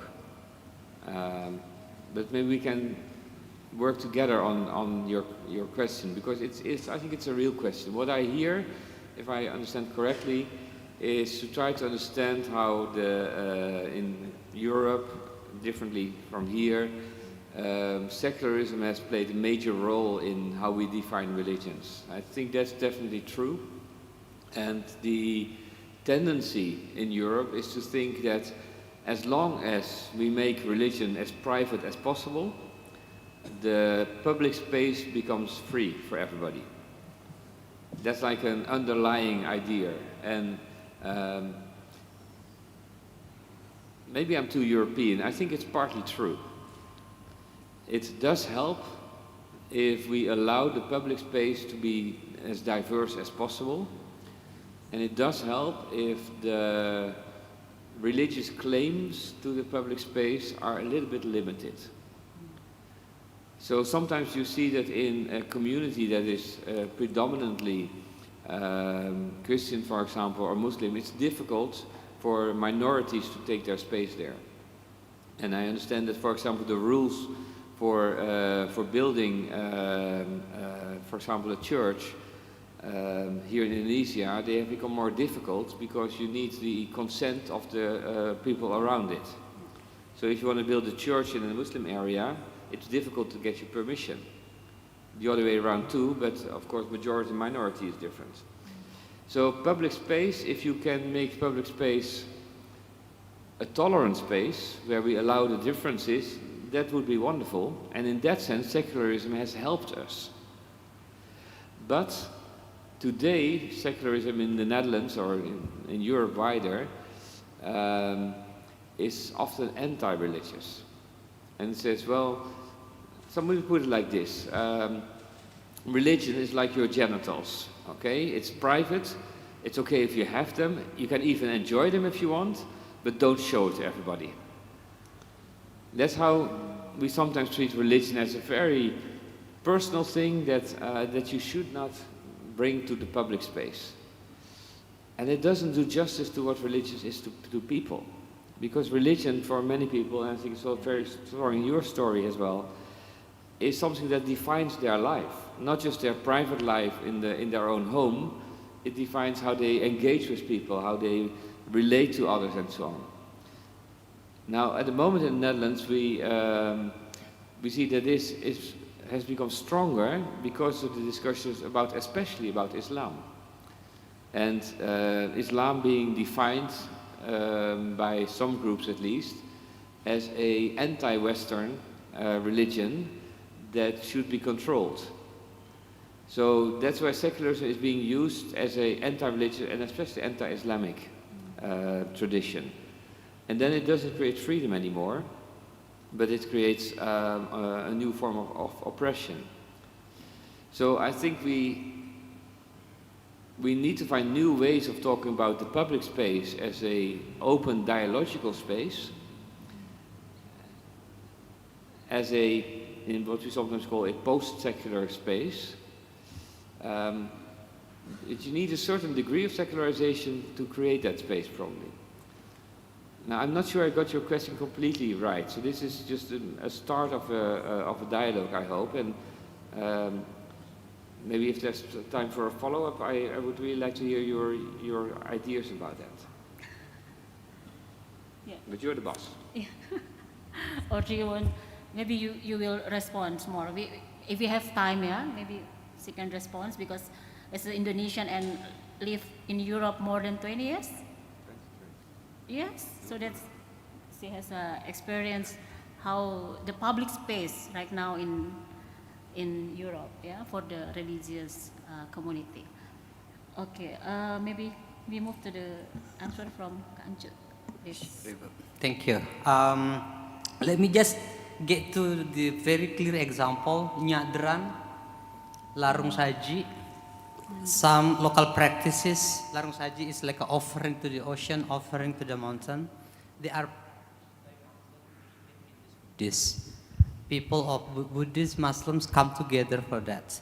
The problem is that we don't call that religion. We don't call that, we categorize that as tradition. What does that mean? If we call it tradition, it's trivial. It doesn't have like a meaningful for identity formulation. That is the problem that we have. And for me, that is what to colonialize. Because many people sacrificing their life for that, and we don't recognize them. In theory, in academia, and also in policies.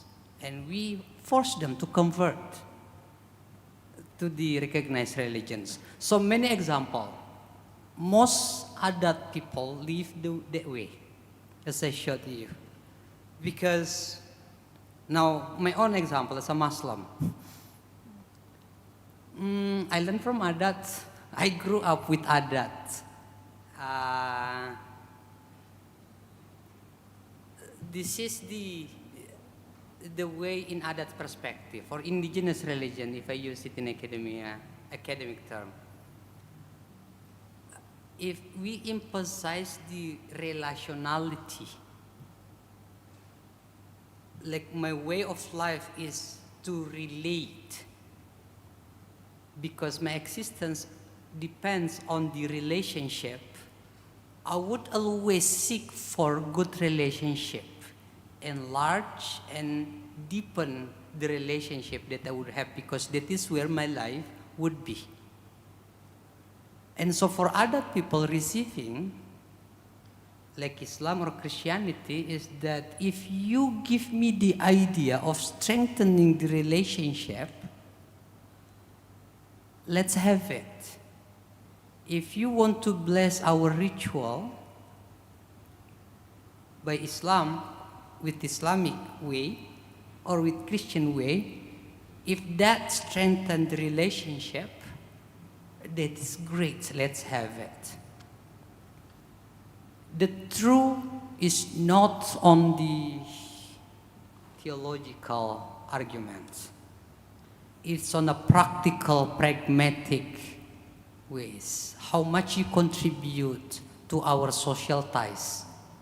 How much you contribute to strengthening our communality life.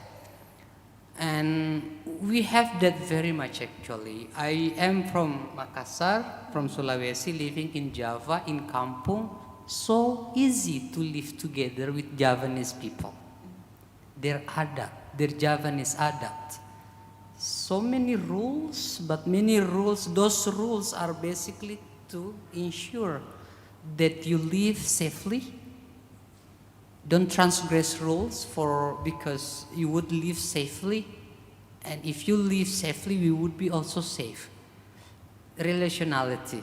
So we are very rich actually in that. Again, the problem is that the way we define social practices, the study of religion contributed, if I may say, because I want to strengthen decolonization, the study of religion has contributed badly. Badly in explaining and reproducing social practices. We are very rich in living together, that we receive it, inherited from the ancestors. But we compartmentalize it. Economic, political, religious. And then we take religion, the study of religion, as the most, because that is the sacred one. We want to keep it, don't be disturbed by politics or economic and so on and so forth. So the way to do it, the tips is that to decolonialize, delinking the knowledge from the knowledge that we receive as if that is the truth, and look at the practices. I'm so thankful living in Jogja, living in Java. Like so many rituals in Gunung Merapi, in Parangtritis, that always try to maintain, preserve that tradition, that as if we would lose it in our memories. They preserve it by doing that tradition. And if we follow that, we have many, and we are very rich again, actually. And that is what I want to refer as my baseline for reconceptualizing religion. In religious studies, that is the basis for indigenous religions. So Javanese is very important. Why don't we take Javanese as religion? And the other problem, again, as I said before, because we emphasize very much on theology as distinctive. If I am Muslim, I cannot be Christian. That is new in Nusantara people. Nusantara people could live as Muslims, as Christians, as Hindus, as Buddhists. I can be Bugis and also Javanese, practically speaking. That is what we have. But religion, religion as the concept and the way we teach it and the way we govern it, we cannot do that. And that is, I think, for me, a colonial way of thinking. I'm not referring to the colonial past, the sentiment. That is a colonial way of thinking in looking at the social practices. I hope that answers your questions. Thank you. Thank you, Kak Anjo. Yeah, we hope that it's okay for you, Pak Danang. That's the answer. So that's maybe you can respond if we have maybe for the second round, because we have more like 25 minutes. So who want to give like answer? No, question. Sorry. Okay, I need more hands. That's good. Okay, 5 hands. Thank you. Maybe we start from. Yeah, Bapak di depan. Can you move? Yeah, that's in the center.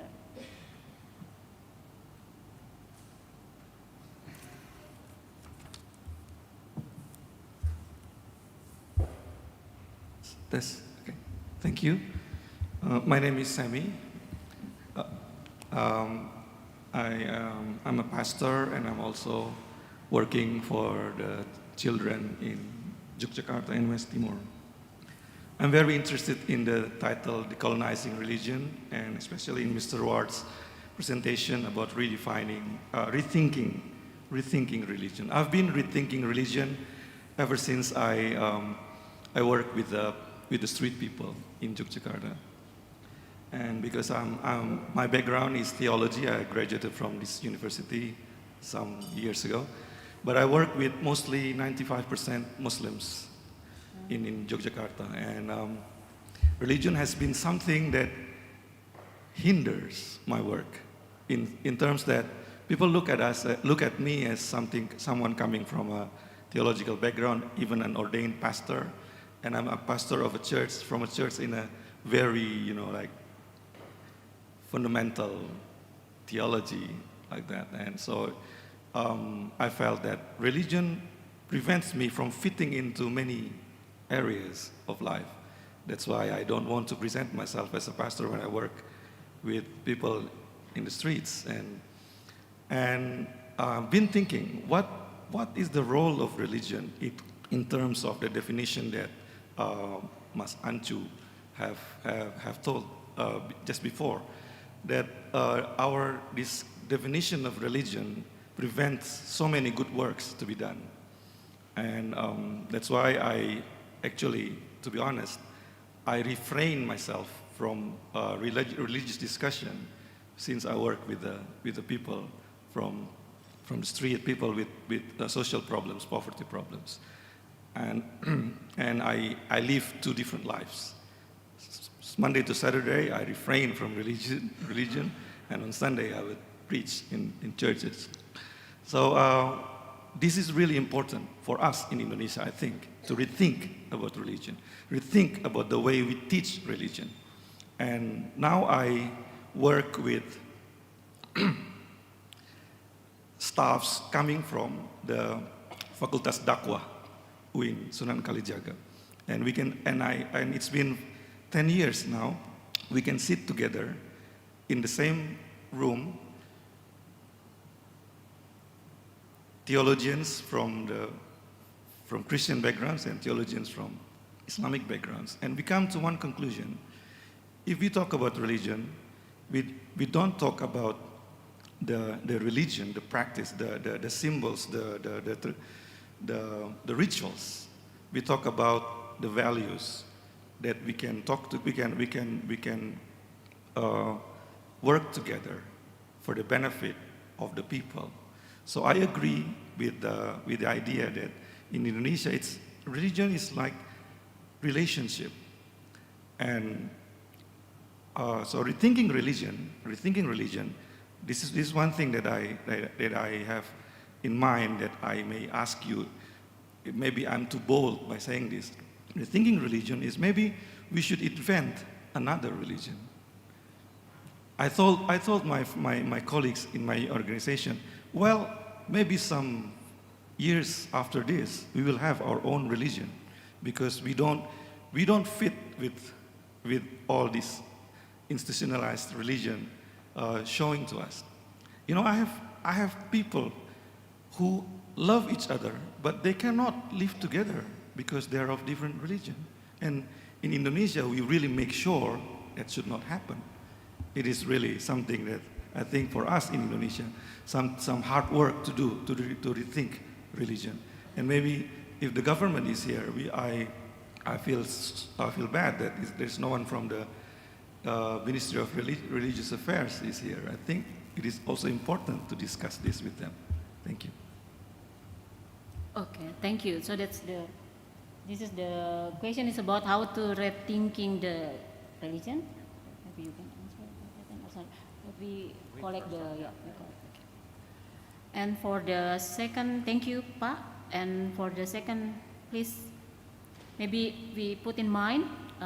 Please just because we just only 20 minutes. Maybe give your point, your answer, your question, point. Thank you. Please. Thank you. My name is Maria Ingrid. I'm from Radboud University, Nijmegen. Thank you very much, Prof. Gansevoort and Mas Anju, for your wonderful presentation. I really enjoyed it. I have questions for both of you. And first for Professor Gansevoort, you pointed out the importance of critical rethinking of religious and theological education. In your experience as in academia, could you give concrete examples on how the curriculum, maybe you have done it, so in your experience in the Netherlands, and also I'm sure you have been working together with Indonesian scholars also, so if you can give us concrete examples on the curriculum of how to decolonize religious education from both countries, if you can give us an example. Thank you. And for Mas Anju, thank you very much for the presentation, your presentation. That got me thinking of my own study in the Netherlands. There is a thing called multiple religious belonging. And the way you describe it, because of the problematic distinction between adat and agama, and the meaning of religion itself, can we call the Indonesians as flexible believers? That's my question. And do you think it will be possible for an Indonesian to admit that in the future, because we are so separated that you have to be a Muslim or you have to be a Christian. What about a Buddhist Christian or a Javanese Muslim? in the future or maybe now, can we call ourselves Indonesians flexible believers? That's it. Thank you very much. Thank you, Kak Maria Ingrid. The next, I think, Kanis.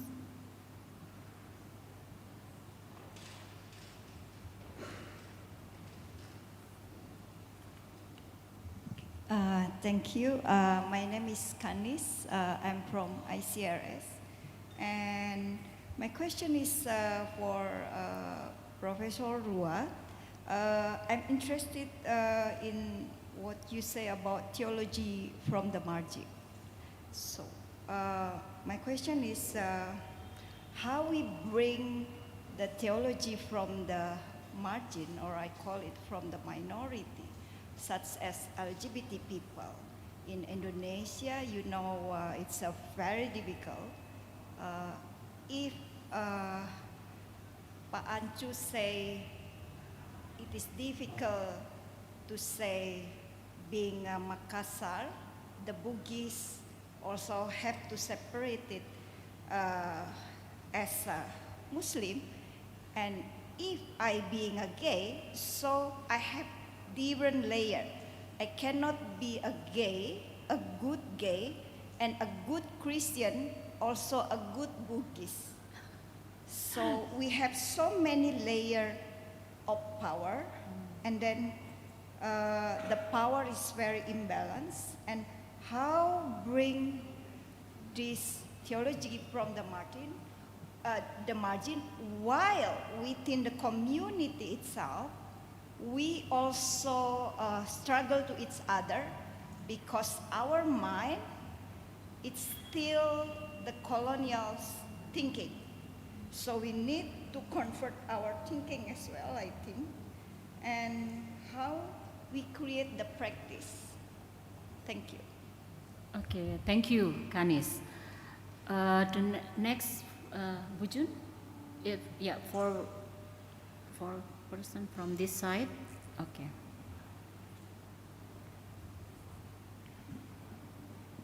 My name is June Bex.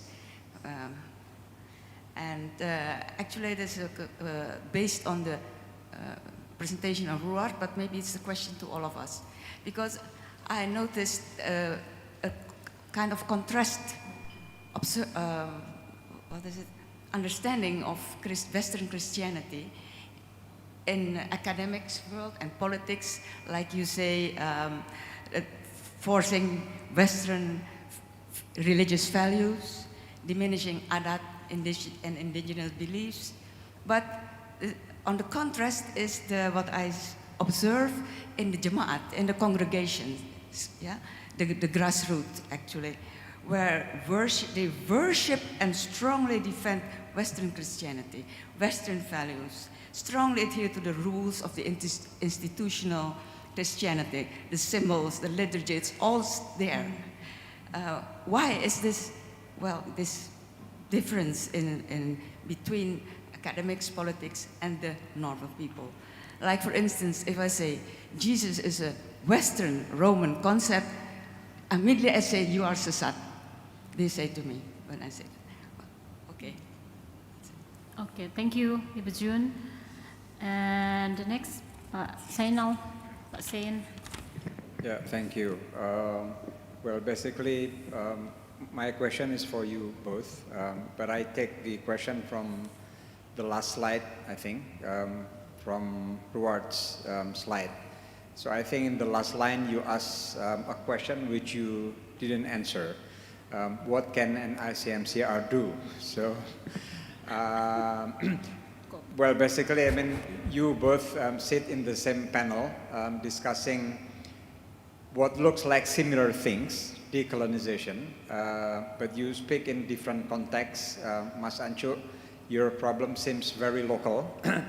And Ruat, you also speak from a particular experience. So I was wondering whether you can help each other.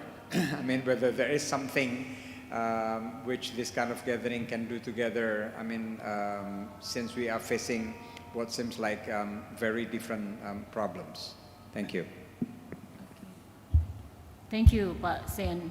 this is the answer is for the NICMCR, and Pak Sen also one of the steering committee. And so that we are going to the answer or response from our speakers, please. So what's the question for you? I'll try to be brief in my answers because there's a lot to discuss, and thank you so much for the contributions. Maybe to start with the last one, I was inspired by the lecture by my colleague Samsul also, because I do think we were talking about the same question, about how can we get rid of these powerful structures that have been implemented from the past and from our colonial history. And we're both struggling how to do that, and trying to find ways of starting with relationship, for example, with existence, with the margins, and understanding that the concepts that we have inherited, like religion, are not always helpful. So I think that's where things start, and the examples that Samsul gave for me were very helpful to do my own thinking in a sense. I was also happy with the first remark by Hamid, right? It's easier here because here people just mean which group do you belong to. But in Netherlands, when I say I'm a Christian, they think, okay, so you believe this and this and this, like certain convictions. And that's a very different kind of question. So I'm always, when people ask me, and then I'm a little bit hesitant, and then I think, what do you mean by the question, and how will it affect our relationship? And that's a typical Dutch problem, as I thought. So I'm happy to see you have the same problem. At the same time,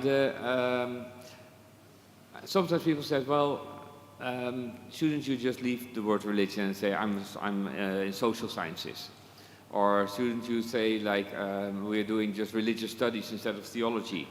Or, I mean, all these kind of questions, they have the same experience as you have. The concepts we use, the words we use, the structures we have, they don't help us in many cases. And how to overcome that? Until now, I don't want to get rid of the name religion. And I don't want to get rid of the name Christian and theology and so on. Even though they are problematic. It's like a bad marriage, sometimes you can't get away from it. And I don't want to get rid of it because I don't want to leave religion or Christianity or Islam to those people who use it with their power against the people in the margins. So I would hope, and when you say maybe we have to invent a new religion, I would hope that at least with the people you work with, you create the boldness and the audacity that what you are doing is also religion. It's also Islam. It's also Christianity. Christianity and Islam are not owned by the churches or by the mosques or imams. But it belongs to the people. I think that's what you were saying as well.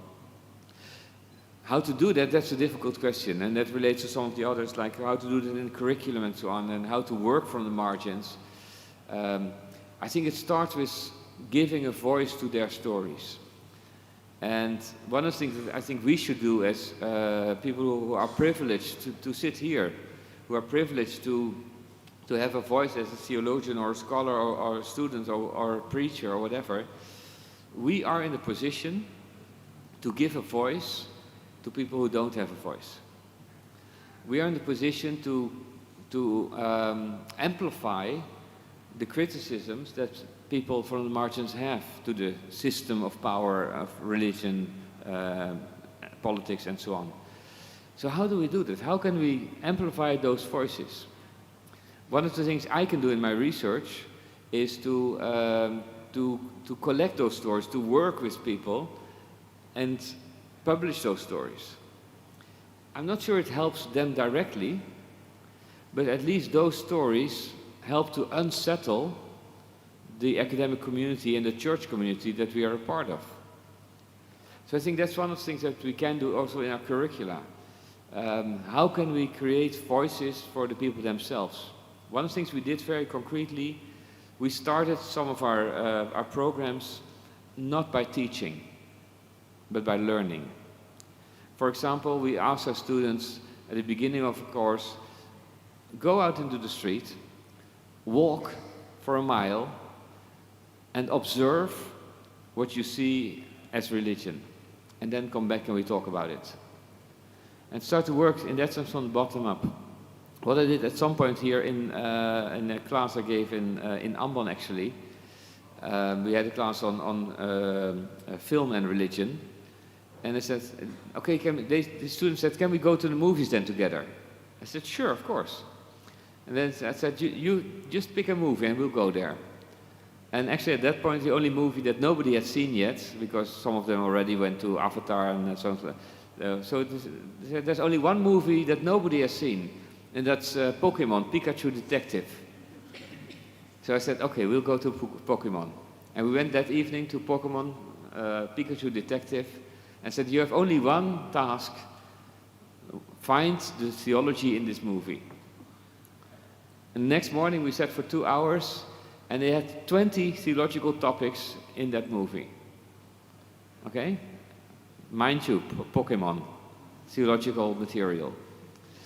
Of course, Pokemon is also a Western product and so on, so maybe if it had been a more local movie, it had been more interesting even.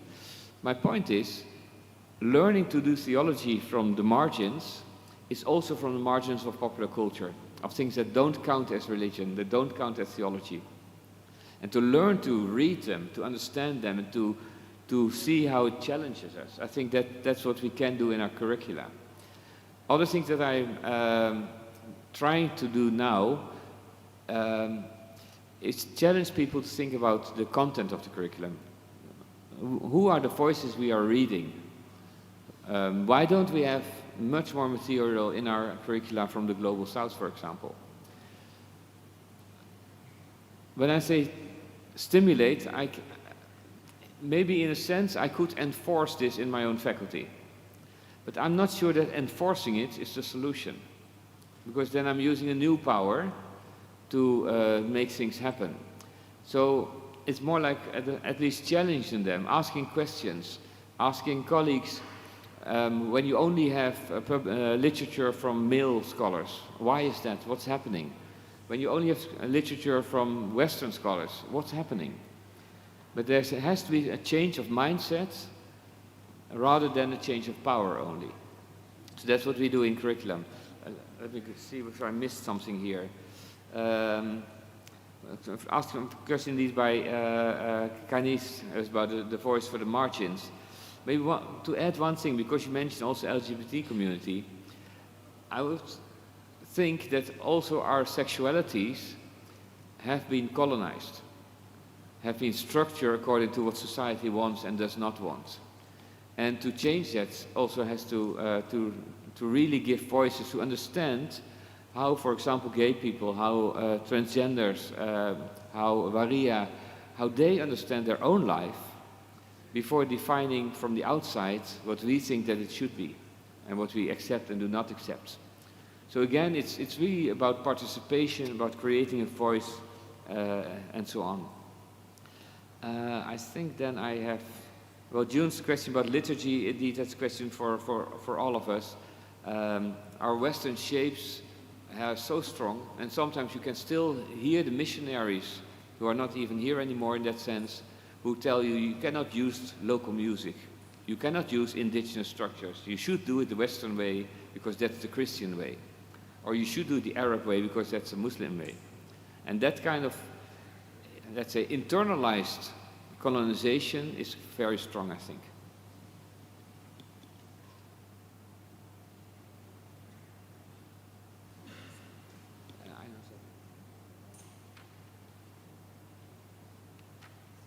Thank you. So we move to the. Thank you. Let me also start from Pak Zain for that. I think what I'm doing here, it's a autocritic, understanding myself as part of the NIC Christian-Muslim relations. it's an autocritic for me to have the dialogue discussions. And what I'm saying is that I think we are also the problems. We are the ones that sustain the power. Muslims and Christians in many places are the power holder, influence the policies. And so I want to start from that. How many problems that we have, including like the question by Mbak Ganes, Pak Ingrid dan Pastor. So starting from the academic way of thinking in seeing an ICMCR, the tendency of looking at religion as a noun, as an identity, is the problem. So we need to go beyond that, I think, for us to see the religion as the practical, religion as the objective, religion as, and so we could include many. So it's not only that who can justify that I could represent Muslim and so be part of here. And I think that is in relation to the decolonialization, the soft colonialization that you refer. We need to identify the implication of the power that we have and use. The implication of being Christian Muslims dominating the world, Indonesia, the discriminated people. So that is like the follow-up to see, to understand, to engage, and that I think in response to Pastor's comments, talking about the truth. Truth is always about power. Truth claim is always for power. Who get the truth, they get the justification to use the power. And so if we go to the discriminated, to the vulnerable, to the LGBT people, what can we do for that? Let's see, can we and ICMCR see that meeting LGBTs, the vulnerable groups, as religious practices, and working with them for social justice. And I think that is what Pastor is doing. Christianity or Islam, the way we see, the way we articulate theologically is not that important. But the important thing is how to work with them, with the people. And not only, I think, moving to the next question by Ingrid, is I think it's not only Indonesians. Me studying indigenous religions, we see in many places that the tradition being preserved, not preserved, but re-articulated, reproduced by the Aborigines of Australia, Native Americans. Many of them, they reproduce those ideas. We have that. And even in like,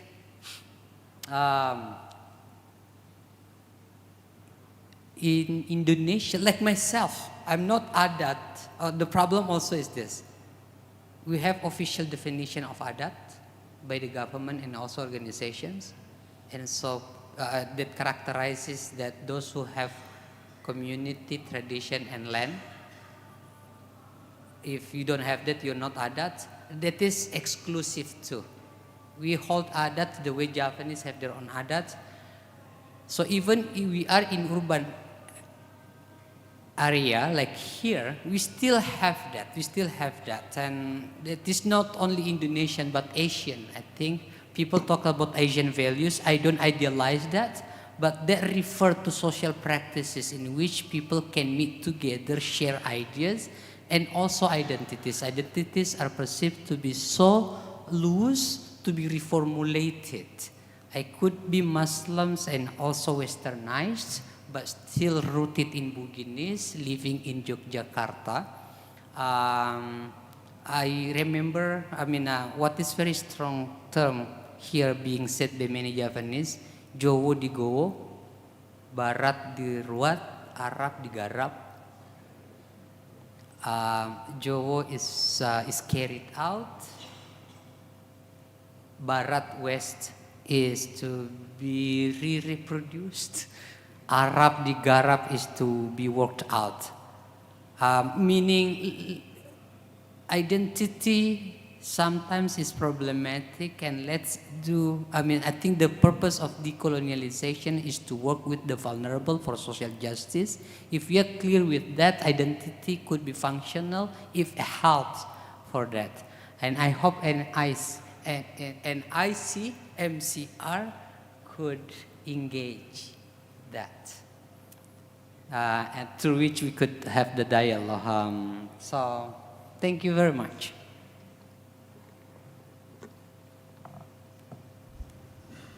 Okay, thank you, Kak Ancu. So, thank you for the both of our speakers to respond and answer the question. We hope all of the question is answered as you hope, as a person give the questions. And maybe we will have like later talk to each other in the lunch time, yeah. Because if you are not satisfied with the answer, yeah. But thank you to the both our speakers. Please give applause to the both our speakers, and also to the other people's participation. Give the question. Please give the applause. And to both of us who give attention, and maybe we hope that we will work together how to decolonializing the religions, maybe from the individual, step by step, small step, and what the NICMCR, UKDW, or our state, because this is our from minister, from the Indonesian government, and also what the Netherlands government can do to this issue. Thank you so much for everybody here. Please give up the last applause for everybody. Thank you, Was Ancu. Thanks. Okay, I give back to the committee, Mbak I, please. Yeah, thank you very much for our speakers, Professor Dr. Ruward and also Bapak Dr. Samsul Ma'arif. And also thanks to our moderator, Ibu Christine Hutubesi. Please have a seat. Yeah. Distinguished guests, ladies and gentlemen, now before we continue our plenary session, we will have our lunch. And during this break, the committee have prepared the delicious food and beverage right there behind of us, outside this meeting room. And for our Muslim friends who need to do the prayer, the committee provide the prayer room at other buildings, at the doctor's building, and the committee will show you the room. You can talk to Ibu Eka, BNLS, and he will accompany you to the prayer room. And before that, we will take a group photo first, and the photographer, Bapak Endri, will guide us to take the best photo. Please, Pak Endri, time is yours.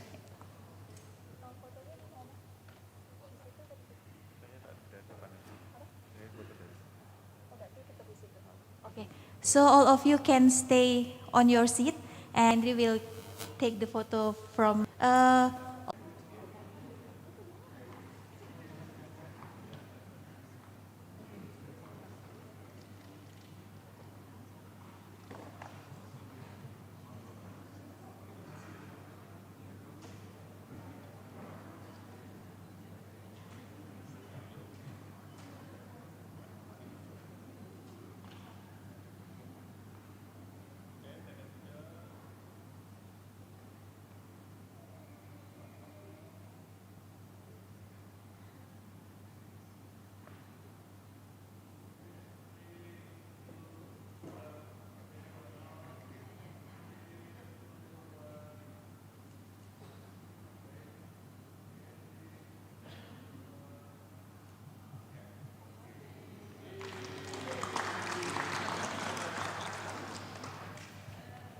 So please enjoy your lunch, and we will be here again at 1 p.m. to start our second plenary session. Thank you.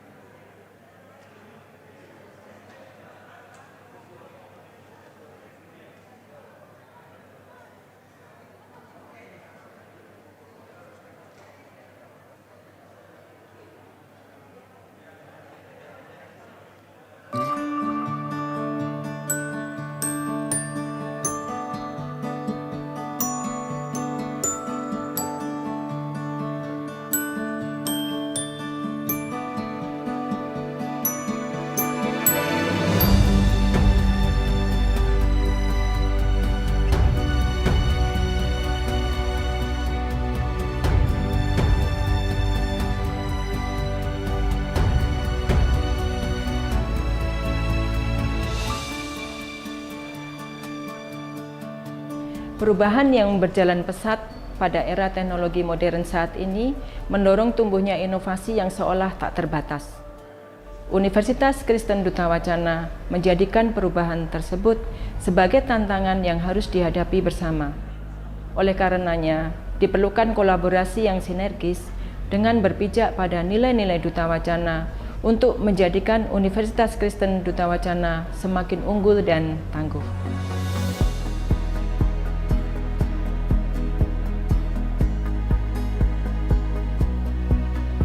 Inklusif berarti aksesibilitas bagi lebih banyak orang. Inklusif berarti penghormatan pada hak asasi manusia.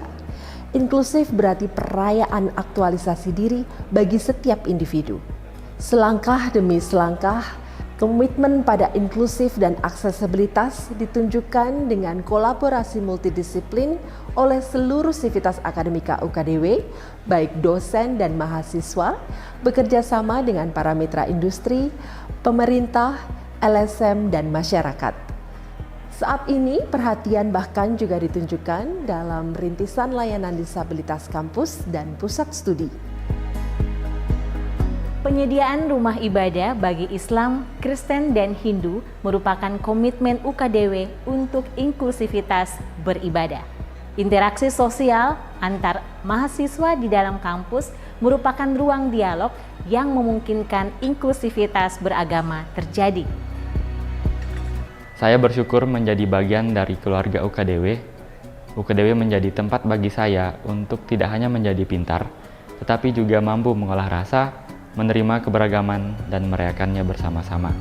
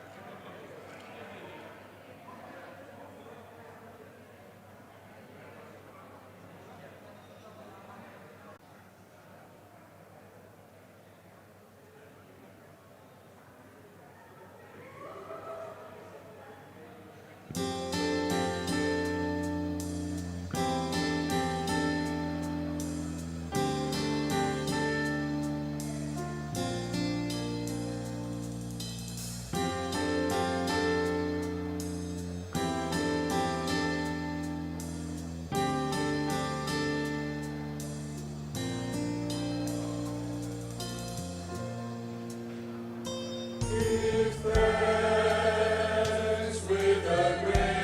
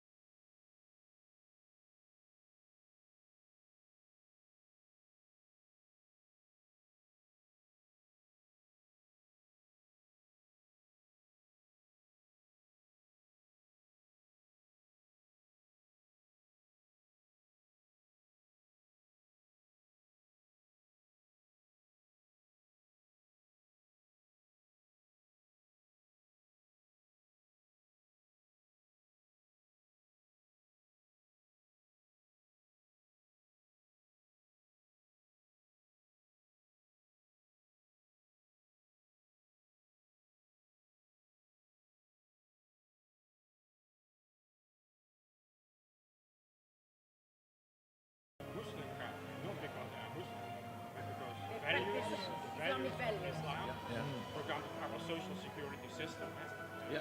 social security Yeah. system, where you care for each other. Yeah. That is Islamic. Yeah, okay, yeah. It is fascinating. I was like, And there is you found the statistics done by the Washington State University list of the most Islamic countries. Islamism and index. Denmark, Yeah. Denmark and Netherlands are on top. And Yes. the Islamic, the countries with Islam majority. One of the below, yeah. So many countries don't practice what they preach. Yes. Yeah, They don't practice. Exactly. It will be open access, so everybody can read. So it's an interesting piece. A worldwide investment. So the Indonesian mirrors program. Yes, it actually. What is the time that we have to go there? Did you start again? I think 1:15. I have to get ready. I think. Martin is picking up. Martin is Restart other research. He will? He will all the time. Yeah. Is it also No, yeah, no, I don't know. It's part of the consortium. I don't know whether he will Indonesian Mirrors program. restarting or. Consortium 2014 makes this Indonesian Mirrors program to office. Yeah. What can the Netherlands and Indonesia learn from each Okay. other?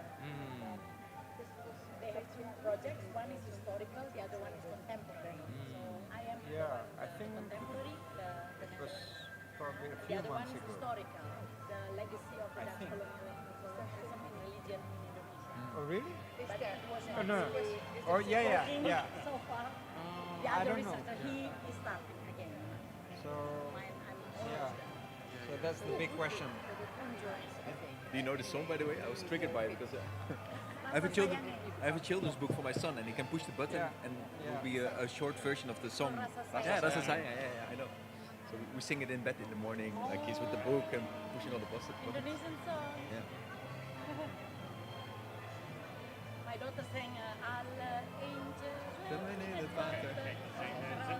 Zo Holland ben je. That's a good one. Oh, yeah, so- Yeah. Alle Angels. I'm teaching my son only Indonesian songs. Yeah, that's also Nina Bobo, he loves that one. Yeah. Yeah. Oh, it's Nina Bobo, eh? Yeah. That's nice. So your son listens to Indonesian song, my daughter listens to dance. That's how multicultural. Multiple identities, all of us, all of us. I will get ready. You will get ready and. You speak about, is it still decolonization? Yeah, you said that the title was changed. In the abstract, he said something about Snow but then The title is Decolonizing. No, in the title it's a different thing, right? about Snow about polyphonic cells. Yeah. So this is Sample that I will use, but the title is Decolonizing the Decolonization. Okay, got it. Beetje trigger. Yeah. Oh, This so- one already triggered. This is part of your refreshing. Yeah, definitely. Let's take the opportunity to Exercise. to exercise. Move a little bit before. Yeah, exercise. Oh, yeah, to exercise. Before starting. It's altijd hier met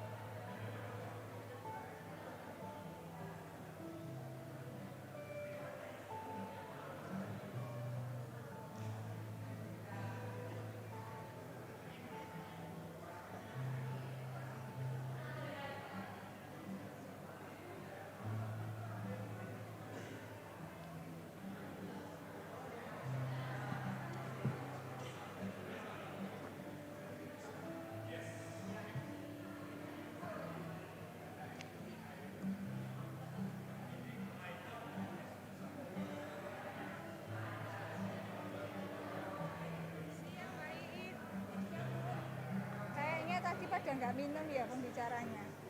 Kayaknya utuh ya, berarti aku nggak perlu. Kayaknya kok.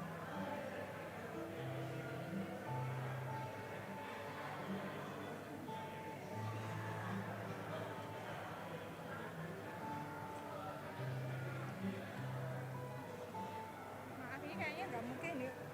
Orang-orang di atas kayaknya.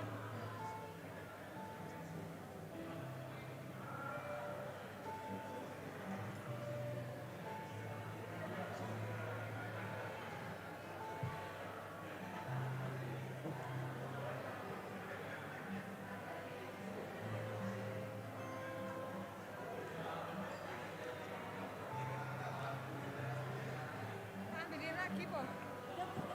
Cukup. Kalau tak ambilin yang utuh. Udah makan? Kayaknya masih utuh, Mbak. Sini perlu lagi nggak? Oh.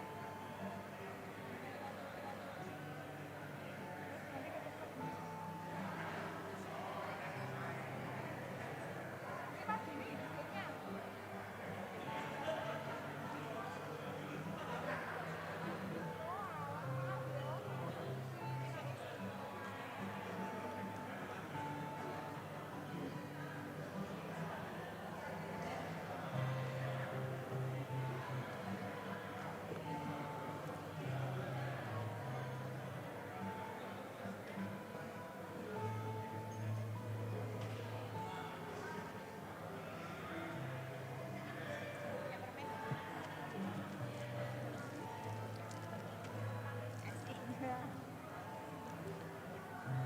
Tinggal ya, tak nyariin Pak Bro.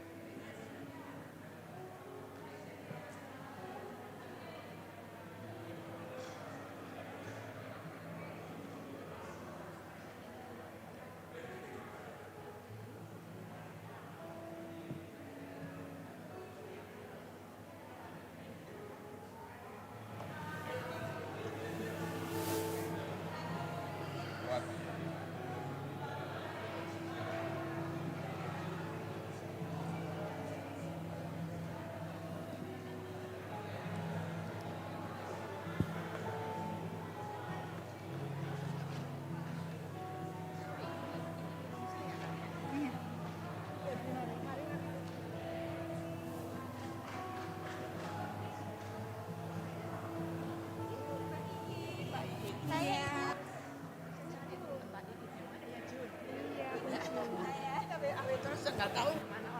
Jadi ketolaknya di dia main.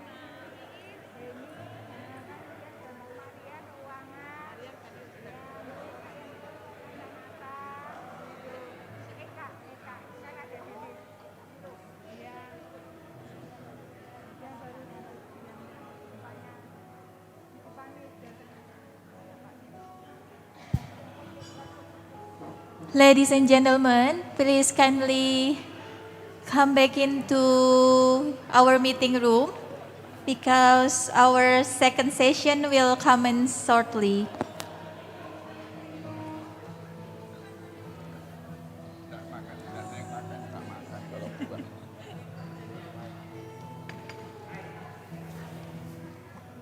Iya, sing disuruh isi Google Form sudah ya? Nanti saya umumin di awal. Itu di mana? Oh itu ya? Sorot apa? Oh Ada ya, barcode ya sama wis. ini. Sip. Wis tak obrak-obrak itu.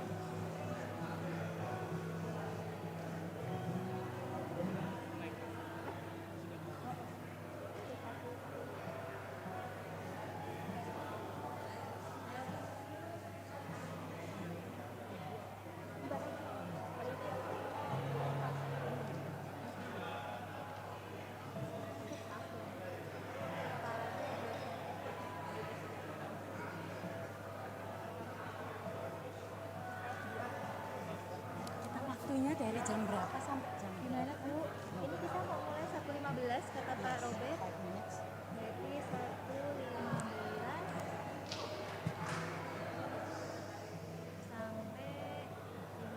15.25. Selesai di sini. Sebentar. 1, 2, 3, 4 kurang 1 kursi aku duduk di mana? Oh iya. Aku tadi minta Pak Andi 1 kursi ternyata butuhnya 2. Salah bicara 4 sama tambah aku. Mikrofonnya cuma 1.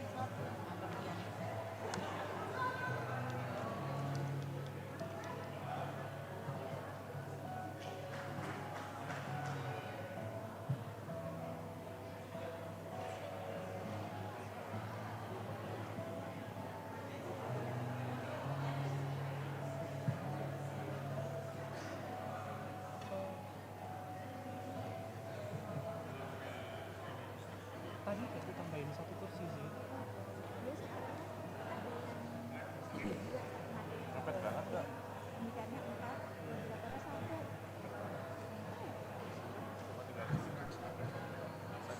Oh, balik lah.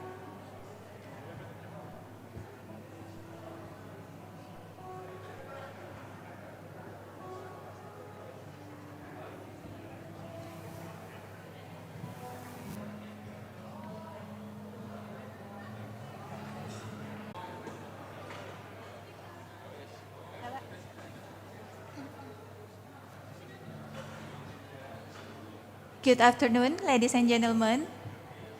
So we are already full right now. We hope we are ready for our next session, the second plenary session. Kindly take your seats as we will continue the session.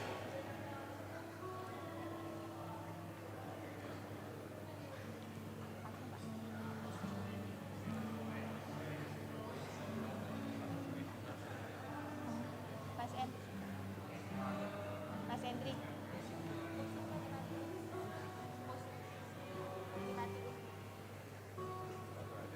Nggak bisa ya?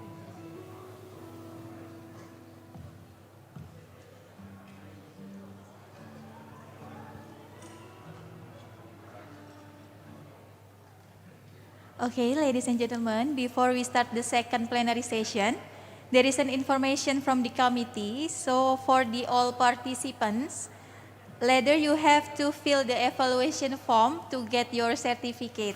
So later, after the second plenary session, we will give you the link and the barcode, and you have to fill the evaluation form. And after you submit the evaluation form, the certificate will be sent to your email. Thank you. Distinguished guests, ladies and gentlemen, continuing our session, we will start the second plenary.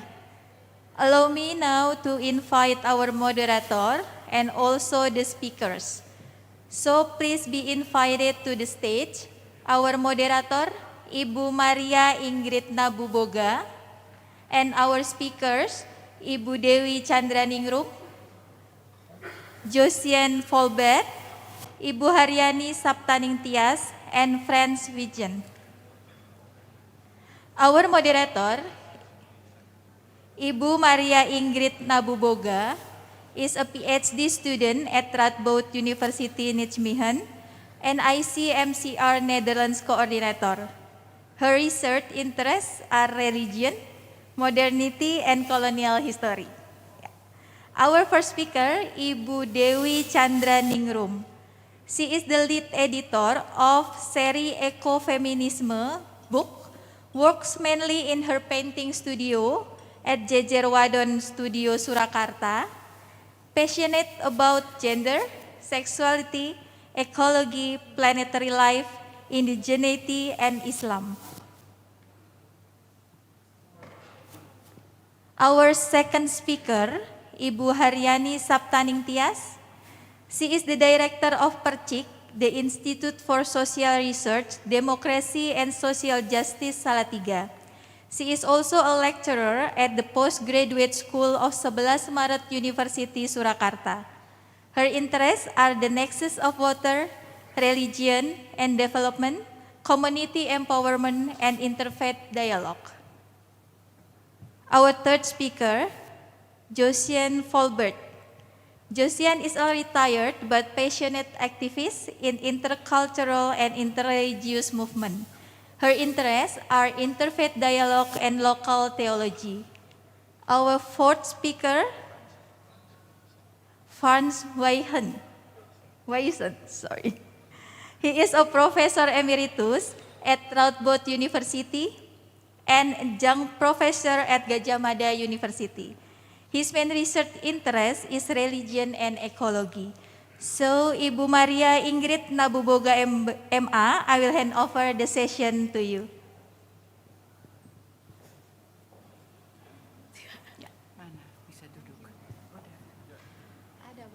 Thank you very much, Mbak Iip. Pak Francis here. Yeah. So, good afternoon, everyone, and welcome back. I hope we are all refreshed and happy and not sleepy, because we will have 3 interesting topics at this second plenary session. We have 4 speakers around me. The first is Dr. Dewi Chandraningrum, who will speak about gender, and continued by Ibu Josiane Folbert and Mbak Haryani Saptaningstias, Dr. Haryani. So you will divide the presentation between the 2 of you, and you will speak about local theology as decolonization. And the last topic will be Professor Franz Wijsen. He will present about decolonizing decolonization. So without further ado, I invite Dr. Dewi Chandraningrum, Mbak Dewi, to give her presentation.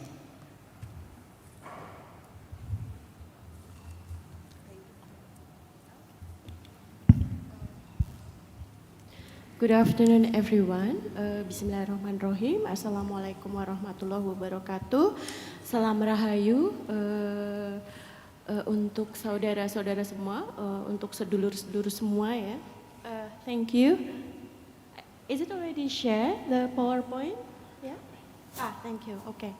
I would like to thanks to the committee and especially to NICMR, so I spell correctly.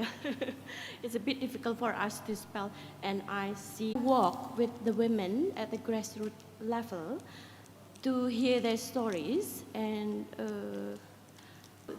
their voices could be amplified within this room. Yeah. Okay. So I entitled my paper as My Tongues, My Stories, and I mentioned several verbs there: caring, and then cooking, and then planting, and then protecting, and then etc., etc. The verb that we are going to find out in the following presentation later on. And then the next slide. I think Pak Zainal, and then later Prof. Wijsen, and then Mas Anju, Mas Ruat already talked about the theorization of decolonization. And I'm not going to talk about that a lot because we already heard some of that, but I will unravel what is behind the frame of domination about that, and also every of you within this room could also session is, for example, later on you will see them, yeah, intervene, and then disrupt, subvert, provoke, explore, challenge, de-define, and then de-identify, and then de-categorize. Yeah, earlier Mas Anju said about de-definition, yeah, de-definition of the adat people of the indigenous community, whether it relates to the religious framework or to the belief framework. And then the next slide. So we see that it is also about unpacking disciplinary tension and conflict. Within the ecological conflict, for us as a women and the minorities, we cannot separate the term of sisterhood with a sector of class, a sector of race and ethnicity, and then intersectionally it could also intersect with age. So we talk about youth, we talk about the elderly, we talk about those at the remote area, or those outside of Java, or those outside of the outer land. And then the next slide. Yeah, I will sensing what the women experience, yeah, women's stories. And then the next slide, this is one of my painting. And then a slide first. Yeah, the next slide. So I found out there is an act of decolonizing within the embodied care, yeah.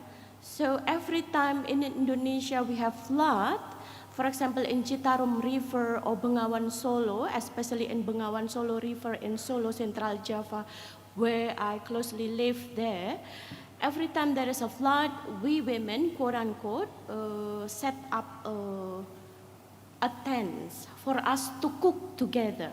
So when we are cooking, so it is basically we are doing a certain interpretation of how taking care of the community.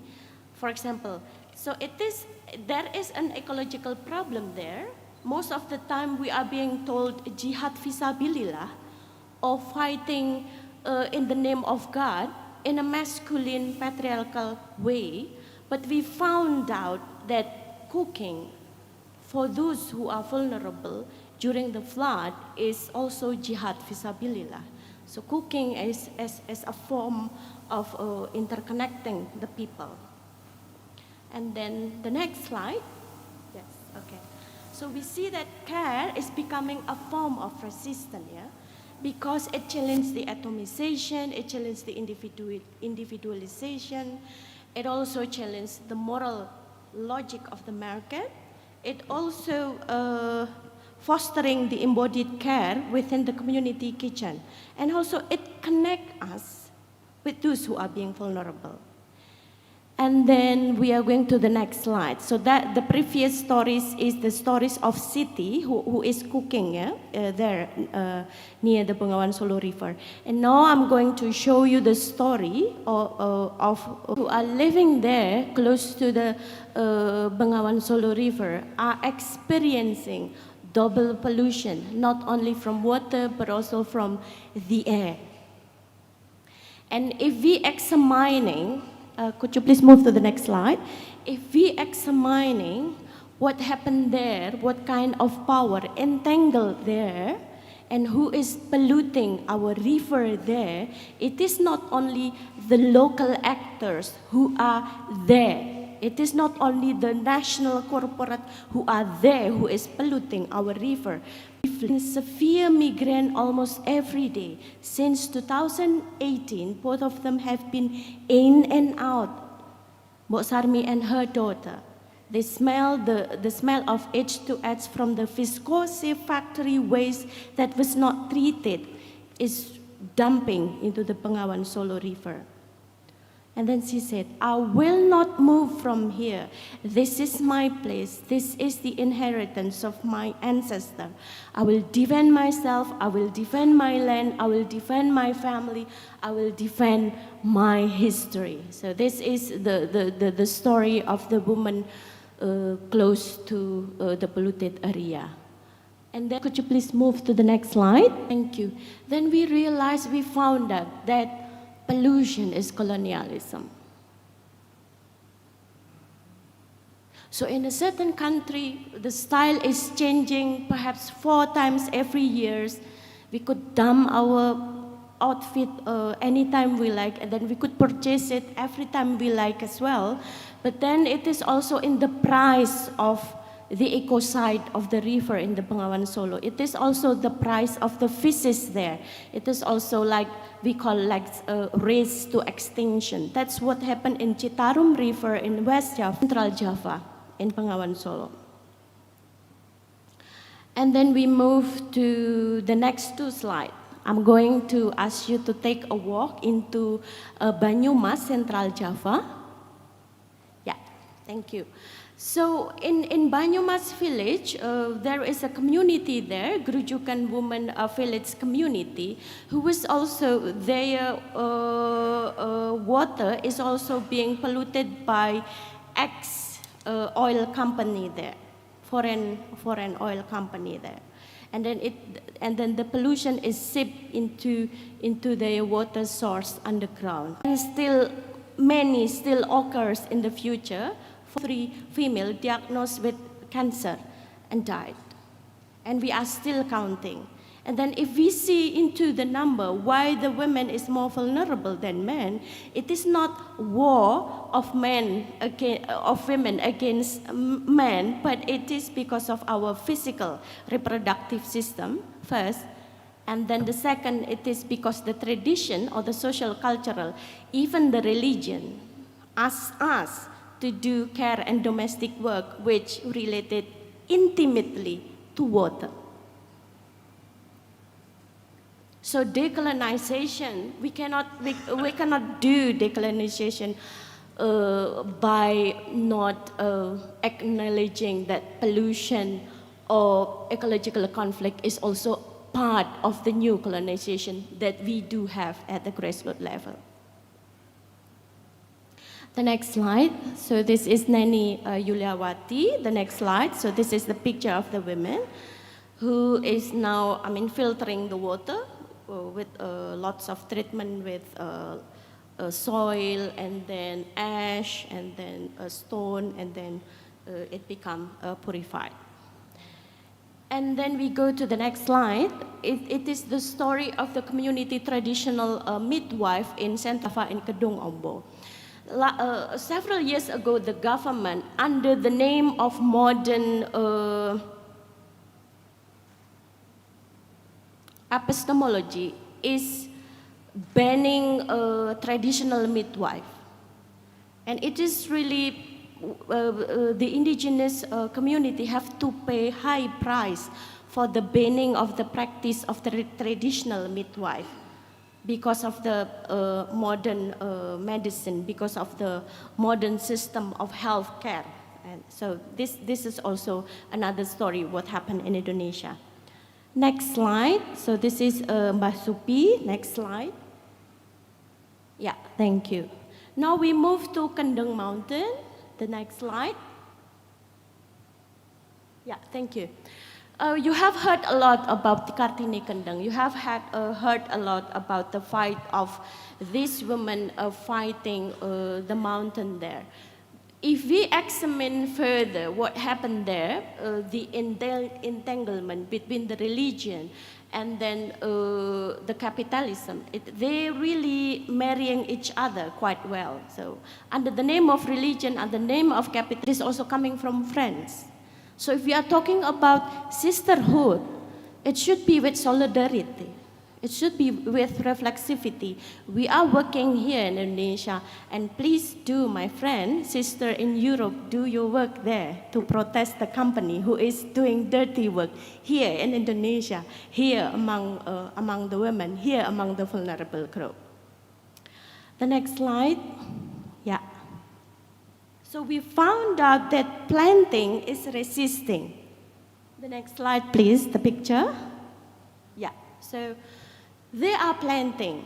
I am painting. So I am painting, I am decolonizing. They are planting, they are decolonizing. So this is some of the verb that we found out at the field doing decolonization. It's really collecting many participatory verb of doing this against domination.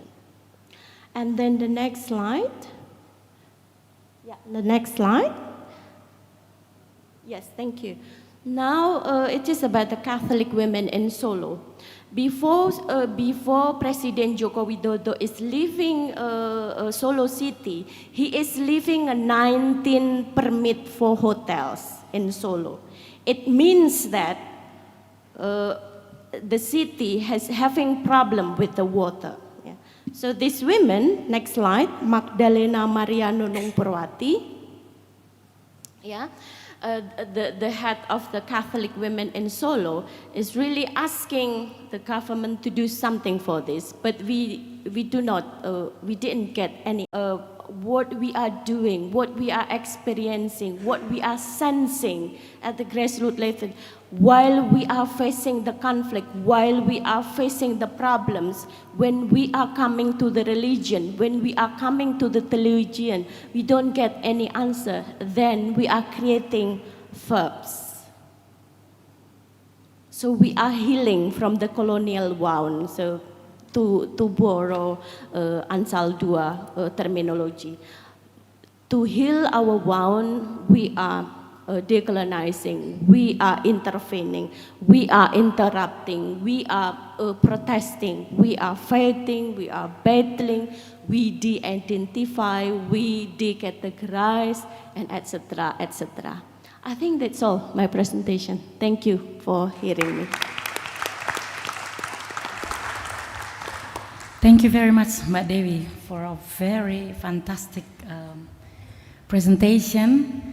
You brought all of us to the journey of these women's stories and looking at decolonization from gender discourses at the grassroots levels. I'm sure we all already have many questions perhaps in mind, but let's move to the second topic, which will be presented by both Ibu Yosin, yes, and Mbak Yani.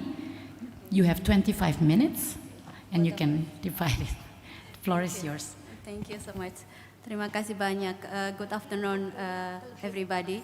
I would like to start our joint presentation with Ibu Yosin. Actually, he's my teacher.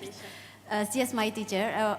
So during we developed this idea, we already practicing decolonizing idea, actually. It is not only this kind of short presentations, but our works together actually take years. Since 2004, when we started with the program of local theology. For this time, when we discuss about decolonizing, bring theology from margins to the centers. I think that is the idea coming from Prof. Ruat that I love so much. Thank you so much for this idea. Okay, this program and Ibu Yosin considered as a formal priest who was sent by, who was officially work and collaborate with the PKN to help Percik in understanding local theology. And for me, as a Muslim, because I started with local religious transformations, I am one of the persons who refused this idea when Ibu Yosin will work with the Perciks. At that time, in my mind is I'm thinking about the decolonizing paradigm. As we know, we read about Edward Said, we understand about the Western thinking, and so why we must bring Dutch priests to our local institutions? That is the big question for me. But let's we do some reflection on this presentation. First, my slide is about why do we talk about local theology? Why not talking about contextual theology, which is already discussed in the academic university? But we found together interesting reflection from Pak Robert Setio, who is our chair in this conference, and he is also very senior priest, Javanese priest. I found his article, and he said like, okay, contextual theology has been a long concern of theology students, but until now the same complaints emerged, particularly about the difficulty of acceptance in the field. Some churches are still reluctant. progress in the contextualization of theology on campus doesn't seem to be in the line with what of the churches do. The theological pattern in the churches is still oriented toward the West and filled with the suspicion and even hostility toward local tradition and belief. His statement implies that decolonizing theology is still perceived as a process of cognitive change and only a part of the academic discourse. And still there is a gap between the academic and practical level in the church. As practitioners, we understand the complexity to apply contextual theology. There are some challenges to applying decolonizing theology. It has several consequences for the position of young theologians who becomes beyond the program itself. Local theology, for us, is toward equality and recognition. Some actors in this program, particularly the initiator of the project director, he said that the local theology is also a way to get independence. He referring to the history of Javanese Christian Church in the year of 1970s, in which that there is a standing who sent the. There's only one book that I bring today. It's talk about the reflection of priests, local priests, in doing local theology, how they use a methodological approach, and also about the literature review. This is very rich a book, I think, to understand about decolonialization itself. But I see the quote from Pak Prajarto in saying that there is some reluctance in the church, particularly in the local church, to understand this, quite understandable. And Pak Prajarto wrote on this book, it's saying that it is often doubt whether the congregation, the laity, warga jajar, this is ordinary people, can and are able of doing theology. Even they are worried, the priests are worried that there will be a chaos if the laity are given the opportunity to do theology. It means there is doubtful in the term of official theology. Unfortunately, this project currently are ended, so we can't see how the priests continue to do decolonialization. But what we are seeing right now, some churches in Central Java already continues with the idea of perceiving local theology as part of their ibadah, ceremony, and ritual. So our guideline for today is asking about what is the definition of local theology based on experiences of local people. Is recognition of local theology important? And who is given the recognition of the local theology? What is the main goal of the recognition of the local theology itself? And on the third slide, we see that from this book entitled "Listen Carefully to the Voice of Laymen," some young priests reflect that their understanding on healing tradition. In some part, whether the healing tradition is part of the shaman and black magic, or it is part of the God works. The intersection of the faith to see the local tradition seems to be more general and common happen in Indonesia, as happened in Pentecostal Church and Muhammadiyah. In Muhammadiyah, if someone who do pilgrimage to the tomb, it is considered bid'ah or heresy. But the imam try to take distance and seeing it is not a sin and no sanction. We see that the religious leader try to tolerate and moderate, and seem not not to see, or pretending not to see, that practice it is considered as sin. It implies that in the local theology, freedom is already there. Freedom to interpret is already practiced, both by the leader, the priest, or by the congregation.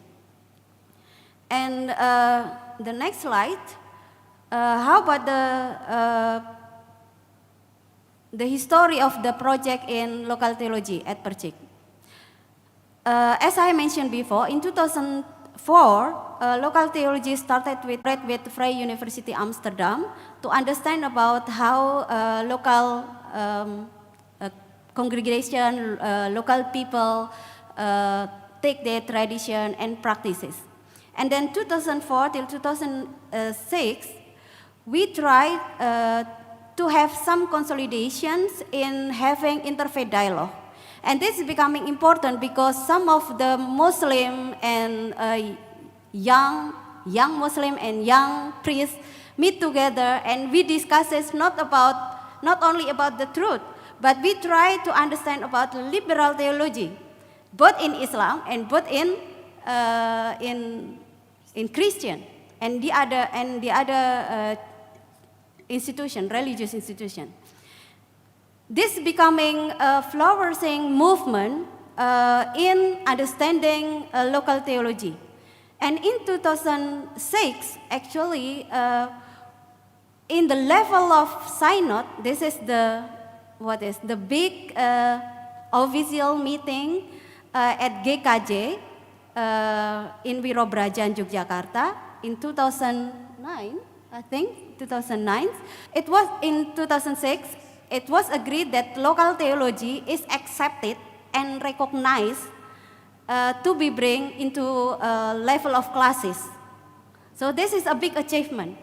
When we try to understand the history of local theology, we see how the movement from the priest, from the local imam, and then influences in the level of a synod itself.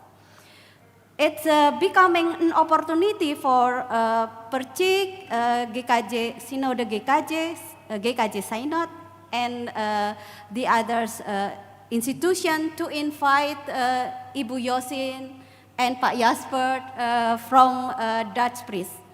And we work together to understand local theology by listening, hearing the tradition and the experiences of the local people. In 2009 and 2010, there is a big meeting in Percik to reflect local theology, in which that academic scholars from theology around Indonesia invited to discuss about the reflection of local theology. So you may see the development of how theology in the margin to bringing into the. So we try to understand that there is a process of recognition that lay people are able to reflect on their faith. This relates to the first question from Pak Prajarto, who mostly the priests are doubtful that the local can able to do theology. And then the second thing, it's so the process of having dialogue, not only between the clergy and with the local people, but also with the society around the church. It means the dialogue itself having developed. And then the third one, it shows how religious experiences of life men are recognized. And this is important because it's related to the power. Thank you. And I think for the next presentation will be continued by Ibu Yosin. Monggo Ibu.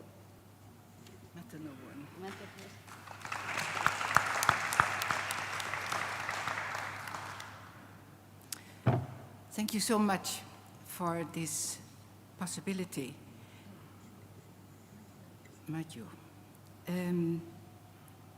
Well, Haryani already told a lot about to the religion, to look to culture, and not always to divide. Well, actually we should also talk about interreligious dialogue, and I hope I will come to that point. But what I would like to stress also, and this morning it was mentioned in several cases, but what I see in my own country is that decolonization is, or people are not interested in it, or they are really feel it as a problem. Some time ago there was in a daily a long article about a Stoop family, and Tuan Stoop went to Central Java in 1880, and as a colonial governor, and then he saw that there was a lot of oil in Java, and he started to bore the oil. He became a very rich man, and after the Netherlands, and he did a lot of good work in the Netherlands with all the money he served in Indonesia. Till now there is a school, the Kennemer College, which is very known, which was directed by him. His family was very proud of him, very proud. And every year they still gather once or twice a year, and they're always talking about Father Stoop. Till one of the grandchildren studying history in Leiden, and his master study he did on his grandfather Stoop. And then he discovered that grandfather Stoop wasn't that good man as the family always thought. So then in the family itself, and that's the point I think, there were people who directly rejected it. That others said, well, you should see that in the time. It is contextual, etc. But there were also who said, well, for the coolies, say, for the working people, grandfather Stoop wasn't that good, and the colonialism was very strong in that family, and it was hard and tough for them to discover that. So I think that's a mirror of how it is still exists in the Netherlands. And another story, which I will tell very short also, in the Groene Amsterdammer, a weekly, it was written about Hilma Farid, the Minister of Culture and Education in Indonesia, and he has the task to go to deal with people in the Netherlands, with the musea, etc., about the objects of Indonesia, which are in the Netherlands. And he tried to deal about it. Sometimes he's very much disappointed because it's not really open discussion. And he said, well, my point is not that all things should come back to Indonesia, but how do we look from the Indonesian perspective and from the Dutch perspective about these kind of things, and how can we rewrite history? Actually, that's the point, that history should be rewritten. And what he said is, why couldn't we do that really together? Why can't we cooperate in a good way? So there are two aspects of decolonization or colonization which still exist in the Netherlands. Well, coming to the local theology again, it was really an honor that I could take part in the program of Pertjik, and the interreligious dialogue, because there was already a program, an interreligious program in Pertjik. Interreligious dialogue is a part of local theology, because people meet and talk with each other. There are also confrontations about religion or about culture or about common problem in life, and how do you deal with that? People with different backgrounds, starting from their own identity, but this identity can also change, and I think it was also already mentioned this morning. And often thinking is based on prejudices, based on the truths of the own religion and culture. The other should be convinced to the truths of the other.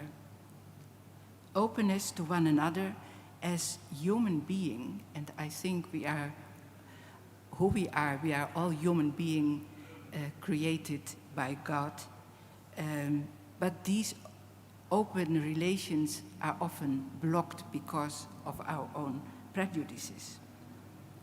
Well, the decolonization aspect is looking for common ground, and that can open up new perspective. It doesn't mean that we have become as the other, because we have also our own identity. And difference shall not be disappear, but there is a mutual identification of a longing for a society of justice and responsibility from the own identity. A society, which Haryani also mentioned, of equal relations. And well, preparing this paper, I thought also, how does it come that Muslims and Christians couldn't recognize each other as creation of God? Because that's a very important question. I don't know if I still have some time. Still 5 minutes, okay. I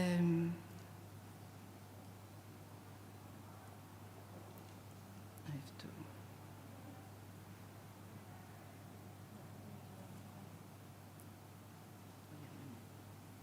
Yeah. It's slide berapa itu? Yeah. Yeah, maybe we can go to slide 8.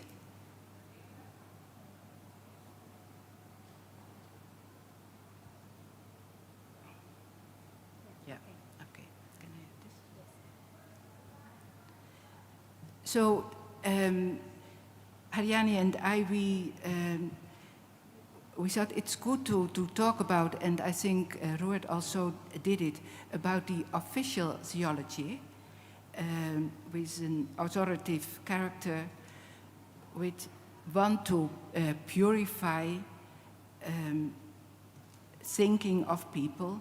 And I think the local theology is not versus the formal theology, but they are going together. They are standing side by side. And what local theology is a kind of living theology and reflection of experience of people of the community. And how can we create space and time and place for the experiences of daily life, of belief of people, and how can it be communicated with the academic world also. And I think the program in particular, it was a starting point of it, and Well, and it was not new at all, because if I see one of the books in particular is also annotatie, and there are a lot of books from the whole of Asia and who are writing about contextual theology between local and contextual theology. We discussed it once in UKDW with some friends, with Pa Gerrit, with Pa Bono, and several others. And I think at that time we didn't come to a good point, but it is developing. So I think we can continue, and I hope Patrick is going on that point. Coming to the Netherlands, 2 minutes. There is, of course, also interreligious dialogue, of course, the consortium, but also on local level, but also on the national.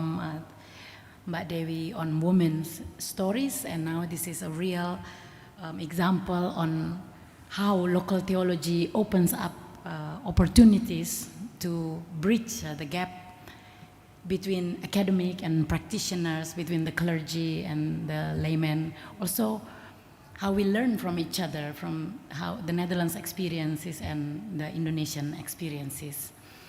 We continue to the last topic of the plenary, the second plenary, and this is a fantastic topic that Mas Anjo already brought up a little bit this morning on Snoek Hurgronya. Particularly, Pak Frans will speak about it on decolonizing decolonization. The floor is yours. Thank you very much.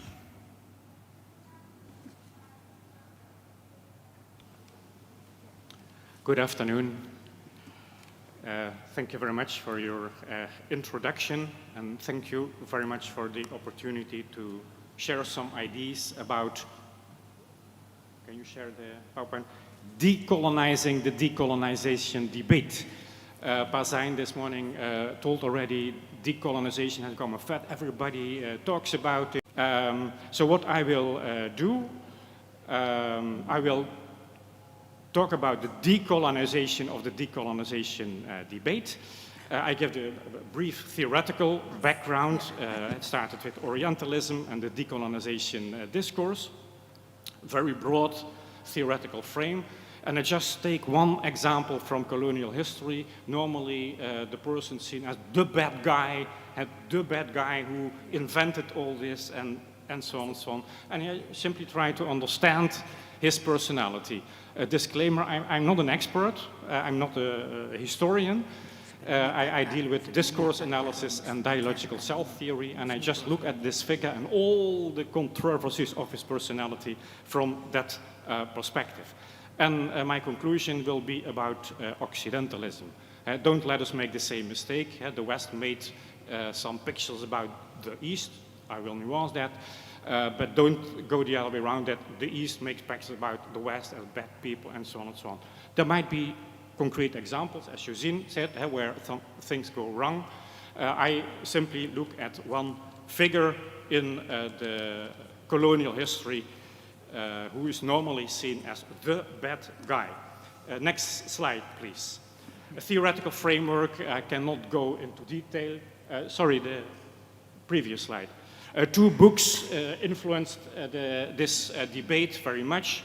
Edward Said, I think most of us know, Orientalism, the Western conceptions of the Orient, earlier, more popular in Africa, Frans Fanon, the Wretched of the Earth. Now, just summarizing too short, what Edward Said said. Edward Said said when Westerners produced knowledge about the East, they, of course, related to something that was known to them. Of course, that's how our brains work. And they saw the Easterners, particularly in the way they differed from the West, making a distinction between us and them, seeing them as inferior, and by seeing the other as inferior or less developed, or however you frame it, you can dominate that person. That was the idea making the dichotomy between us and them, East, West, and so on and so on. Now, when you look at that debate in the 21st century, you can understand that that theory helped this morning, or in one of the lectures, somebody referred to Paulo Freire, pedagogy of liberation. Of course, you can understand that that type of thinking helps you to reclaim your identity, an identity that was taken away from you. It empowers you. You can understand that in the time of dependence, where colonized people liberate themselves, rediscover their own identity. And so in a framework of dependency and independency, you can understand that type of thinking. But, next slide please. We live in the 21st century. We no longer live in a world of dependence and independence, but in interdependence. We have become more aware how we are linked. This morning we spoke about multiple identities and hybrid personalities and so on and so on. So how does that work in practice at grassroots level? So this type of thinking was very much influenced by the French philosopher Michel Foucault, very complicated author, but basically he saw the influence of power in a dominating way, in a one way. You have the oppressors and the oppressed, and that's it. But moreover, when you look at Michel Foucault's work, it is very abstract. He made an abstraction of actors, agency, people doing things, the oppressors, but also the oppressed. And when you look in detail, it is not always the active oppressor and the passive victim. And you see in the grassroots level that there were many alliances, there were local rivalries between sultans and ulama. The Dutch came, and so there were many local rivalries. When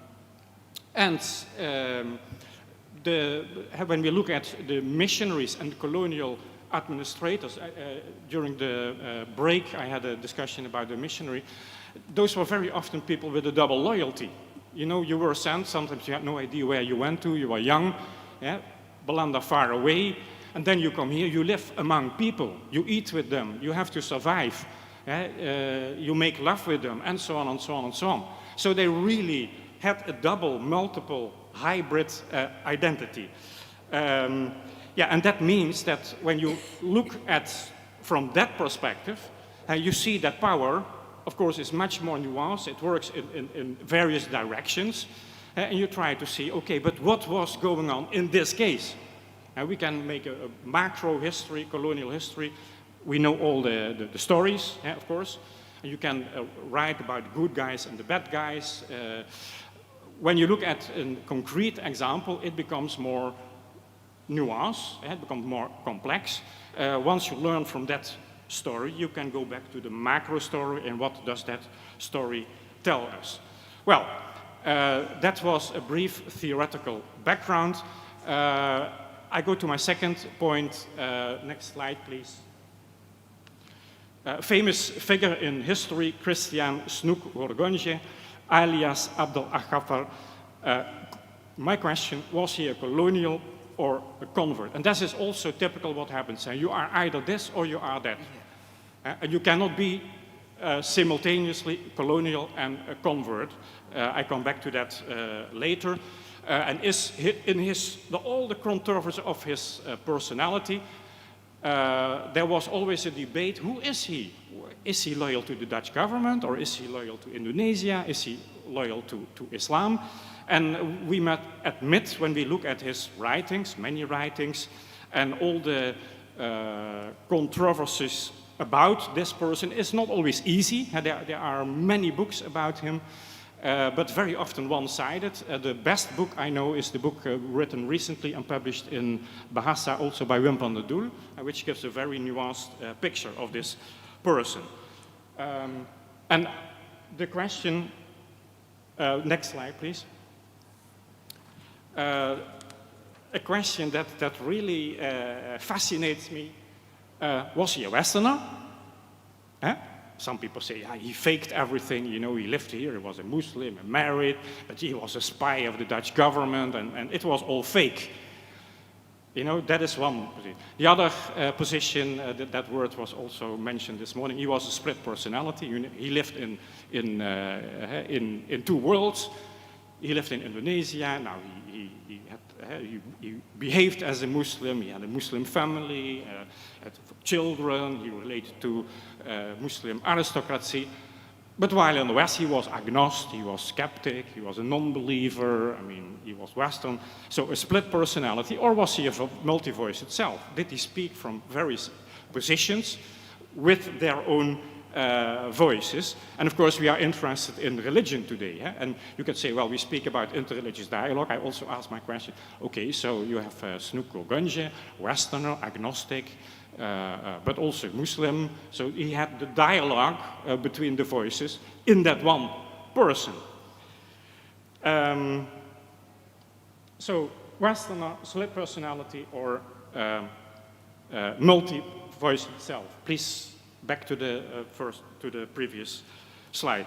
I cannot tell his whole life history. That would take too much time, but it is a very interesting life history. There's one fact that I want to tell. Snoek Gönge was born out of an extramarital relationship. His father was a dominee. His mother was the daughter of another dominee. Both were expelled, banned from the Protestant church. So, from his view of the Protestant church, he had a very negative view of religion, or at least he was critical about religion, not only Islam, although he converted to Islam, but to religion in general, particularly the fanatic religious people, the dominees even more than the Muslims. Good. Well, I have limited time, so I identified some positions: Snoek as the Muslim, Snoek as the husband, Snoek as the policy advisor, Snoek as the aristocrat. He came from an aristocratic family. That explains a little bit his bias on Islam. Snoek as a scientist, and Snoek as an agnostic. Snoek as a Muslim. Well, the question was, well, he went to Mecca. And most of you know the history, converted to Islam. And then some people say, yeah, that was only fake. You know, he converted to Islam to get to know and to enter Mecca and to get to know Islam better. And yeah, others would say, no, he was a sincere Muslim. Otherwise, he could not have married according to Islamic law. The Muslim clerics would have said, oh, but you are not a real Muslim. So the ambiguity in the debate. And also there are Western voices, Indonesian voices, and interestingly, debate. Now, when you say he was a real Muslim, then the question is, of course, but how loyal was he to the Dutch government? When you are loyal to Islam, you cannot be loyal to the Dutch government. Here again, we think you are either this or either that. I will argue that he was both. He was very critical about certain aspects of Islam. He accepted some aspects of Islam. He was also very critical about the Dutch government, but he accepted some aspects of the Dutch government. Ruud Gansen for this morning talked about the public space and neutral space. That was very much the conviction of Snoek. In the public space, and what you do in your private life, just go ahead. When you want to be a Muslim, be a Muslim. But in the public space, when it becomes political, then better not. That was his position. So he was critical against the Dutch government in many aspects. He was also critical against a certain aspect of Islam, although he was Muslim himself. We speak about local and official religion and lived religion. Now you could say, yeah, he lived religion, but he was not an official representative. Now when you say he was not a real Muslim, then you assume, okay, but then for more than 20 years a person fakes. And all the Muslim intellectuals, I mean, he had many books, he had many Islamic friends, they never doubted, but is he a real Muslim? No, they never doubted. He married one time and he remarried a second time. Can you fake being a convert for 20 years? That's the first point. Snoek as a husband. Here again, there are people who say, yeah, he was a spy, he was a liar, you know, he faked his marriage. And he abandoned his second Indonesian wife when he came back to the Netherlands. That last part, there's no evidence for that. On the contrary, he wrote to his Indonesian wife. He inherited his, who comes in. He was an aristocrat. He was very close to the Sundanese aristocracy. He valued local cultures, local value, between brackets, adat, very much. He saw that as a kind of civilization. And he saw the adat, the local culture, as the real foundation of Islam. So what we now call Islam Nusantara or moderate or pro, that was what Snoek Ogonje wanted. So and not the Sharia, that is something that he really did not like, but he really saw a local Islam, moderate Islam, in an enlightened colony. Of course, that, we talk about the late 19th century. Modern Islam, enlightened colony. And so that's where the distinction between religion, agama, whether it was used in a correct way or not, and adat came from. He used adat against the political type of Islam. Okay, Snoek as a scientist, you know, there are many stories about him. He was a distinguished professor. Some say he was the most distinct Islam scholar in the 19th and the 20th century. Others say he was not a scholar at all. I mean, he was a policy advisor. As a scientist, you have to be neutral. You be unbiased, you value-free. So you cannot be a policy advisor as a scientist. Others said, yeah, but he was a Muslim. You cannot be a Muslim and a scientist, because these are, according to this type of thinking, either or contradictory identities. Not for Snoek. He combined, and nowadays we speak about integrated science or Islamic science, so we integrate.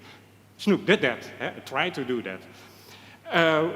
And he said, yeah, science must have a practical use. So for him, and nowadays we speak about engaged scholarship, that's what Snoek did.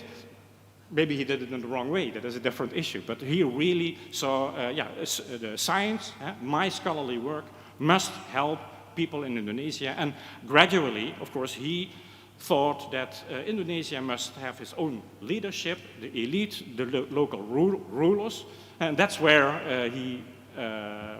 the conflict with the then colonial government came from, and then he went back to the Netherlands. My last topic, Snoek as a skepticist. Snoek seldom wrote or spoke about his belief.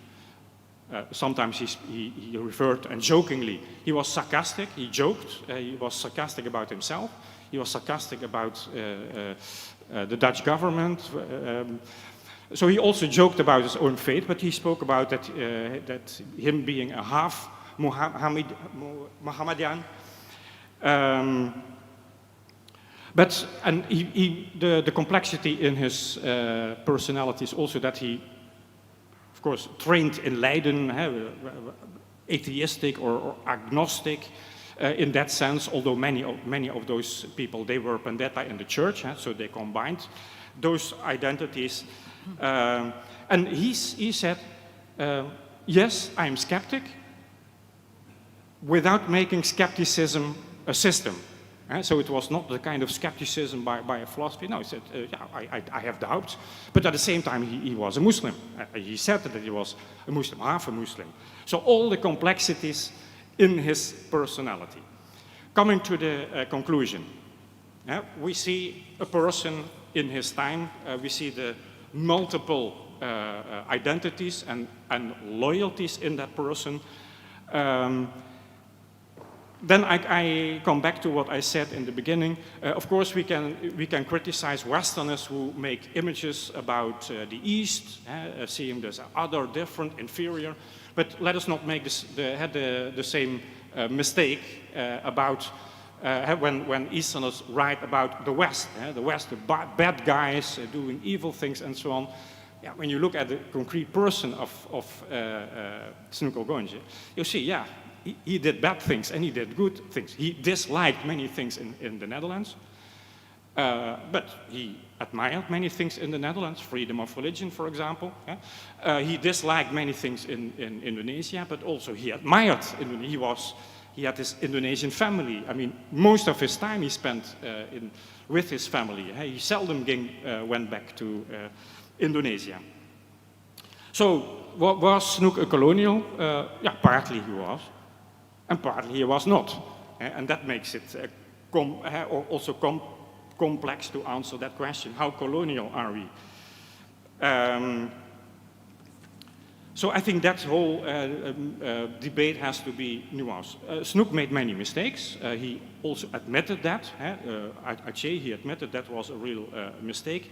But to portray him as a cheater, a spy, a person who sees the local people as inferior, well, as I have hope to show, there is a lot of counter-evidence for that. He admired the natives. He really saw the native culture, native civilization as the basis for a moderate and a progressive Islam. Summarizing, I don't deny the need of decolonization. Of course, there is always exercise of power. We create images. We do that also as scholars. But it is on both sides. And let us have a look at how we create images of each other and how they influence the realities that we construct. So colonization is a dialectic and mutual process, and also, as Josine said, also decolonization is a mutual dialectic and dialogical process. Thank you for your attention.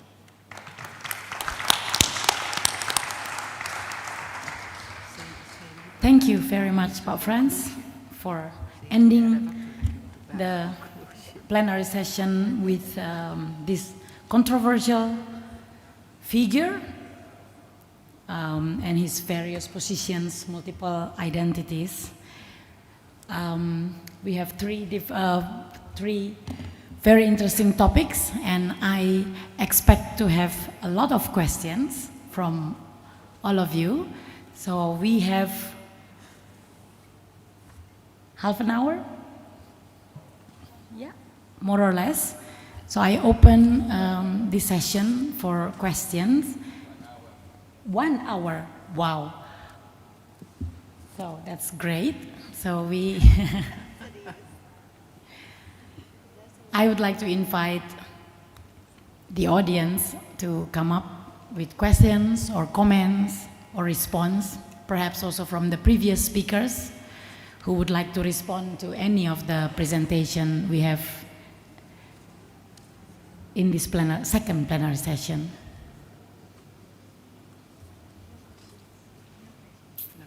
No question? Just one? Yes? Regina, go ahead. Could you please go to the microphone?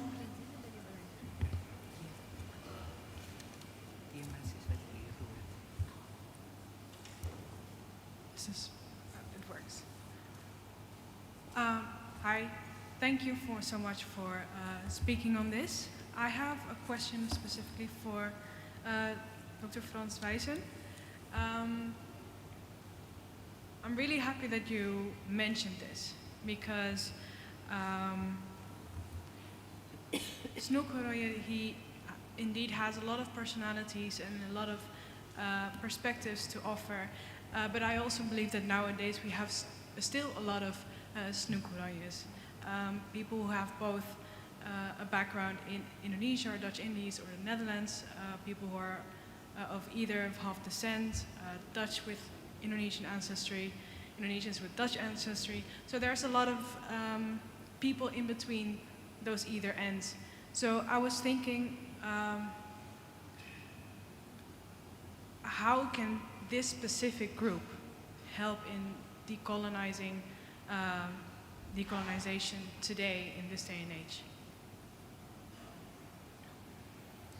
Thank you, Regina. Any other question? No? Yes, Professor Hansford. Thank you for some wonderful presentations and challenging ideas. I had a question to Haryani about the cooking. And sorry, Dewi. Ibu Dewi. Ibu Dewi, I'm confusing. Saya bingung, mohon maaf. My question was this: I think you're very right that in these very practical issues, like the cooking and so on, there's a lot of theology to be developed from there. And I'm looking for the way to do that. And because I think that it's still a struggle to go from the practices to the level of theological reflection. So could you say a little bit more about how to develop the theology from cooking? Very interesting question. Do we have another question?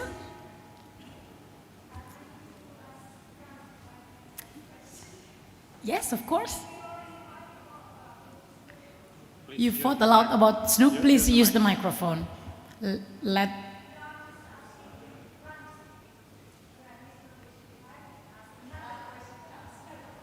Yes, of course. Go ahead. She would like to ask if she's allowed to take the microphone.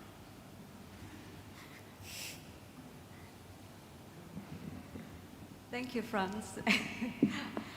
We agree that Snook is very enigmatic figure, and you explain mainly the later of his lifetime, where he turned into different personalities. I can say it that way. But then it always bringing me in, tied up with the decolonizing religion and decolonizing knowledge. I can still see that he was product of his time. However, I want to make a parallel the movement in Europe in this time of Orientalism. So I want to compare him with René Guénon, Sarah Eberhard, Goldziger, Louis Massignon.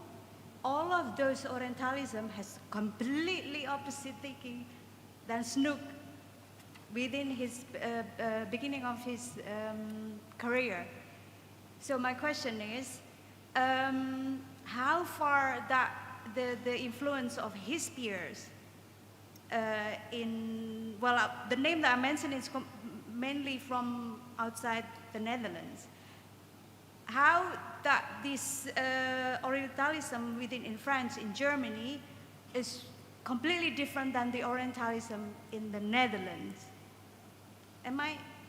Because in French and Germany, they're very pro the locals. They are? While the Orientalism in the Netherlands is completely opposite. I mean, like Aceh is the damaging book for the locals. So that was, I'm seeing his career in the beginning, not the later time when he changed his personalities. Thank you.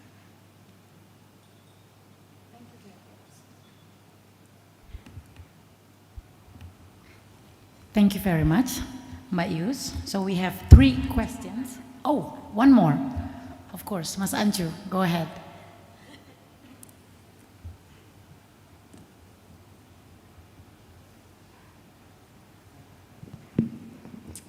First to Mbak Dewi. Thank you, Mbak Gret.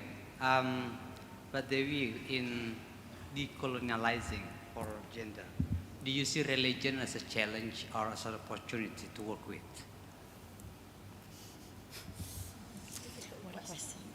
For Mbak Aryani and Jason, for the local theology,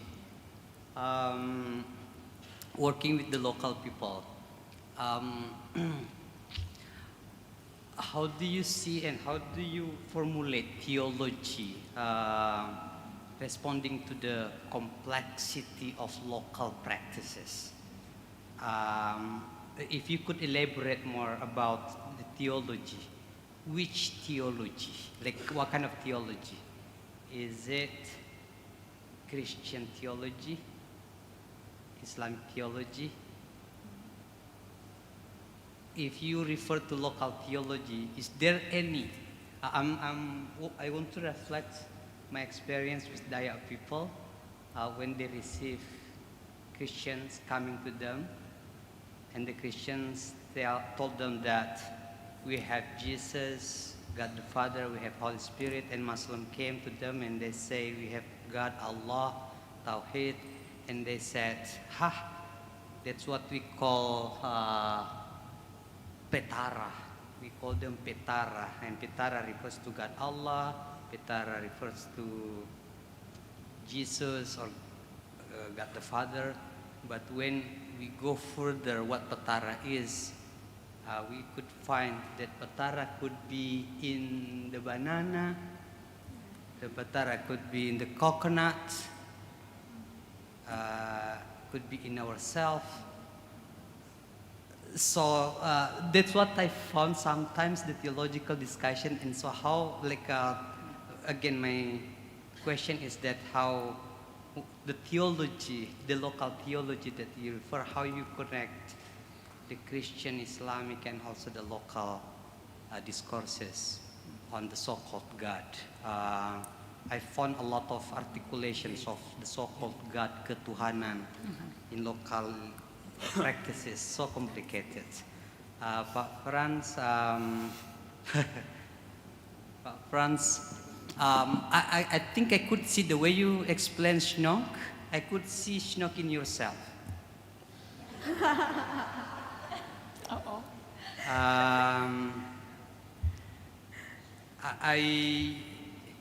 I can see the way you negotiate Netherlands and Indonesia, me and other, many affiliations.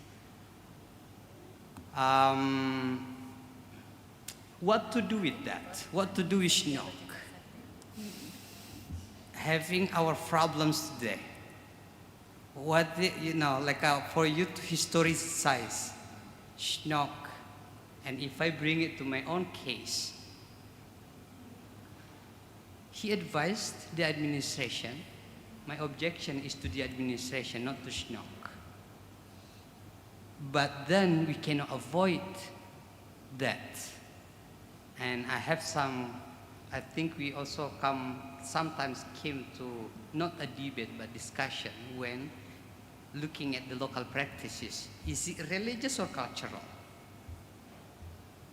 And that is where I see you, just like Shnok, we can debate, but then when you have the power, this is not you now, just an illustration. When you come to have an advice and influencing the power, I could just, okay, that's the fact. And so how to anticipate that? How to anticipate the powerful advisor that would probably potentially advise the power for creating the structure of dominance. Thank you. Thank you, Mas Anju. So we have 6 questions to all our speakers here. Pak Franz, you have the most questions from the floor. Would you like to reply now, answer now, or? I will try. Yes. The first question was, so you spoke about people in the Netherlands who have double identity or multiple identity, or however you call it, and then you said, how can this group help to decolonize? That you mean this group, our consortium, or that group of, I see more and more people in the Netherlands, maybe not who have an Indonesian and a Dutch background, but who have that multiple identity and polyphonic self.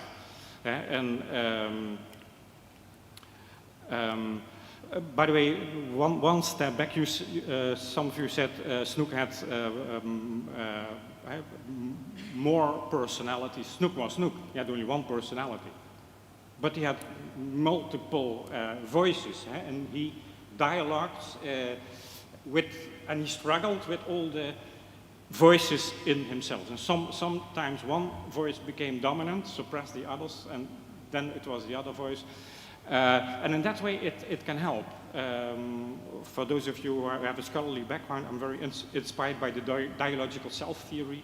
Before we can negotiate and dialogue and find compromises or coalitions in our wider society, we have to do that in the society of our mind, what the theorists say. So we have to find the coalitions and the compromises in ourselves. Of course, the group that you talk about, who have that double loyalty, and they experience that in their daily life, maybe they are more experienced in that than other people who don't have that specific background.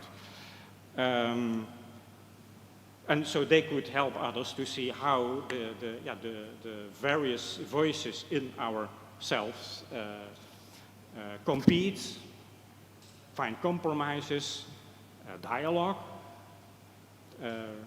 but also conflicting values in ourselves. And that may help a society become more democratic. I will come back to that later. You mentioned the word human, and that is also something that I think,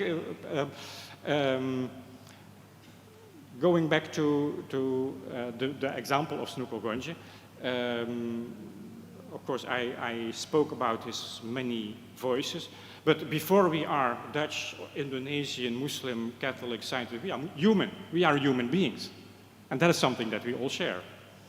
And I think going back to the time of, and that partly answers Anshu's question, when I go back to University of Leiden, much the idea at that time at Leiden University, interestingly, most of the professors there, like others, like Cornelis Thiele, they were Pendeta in their own church.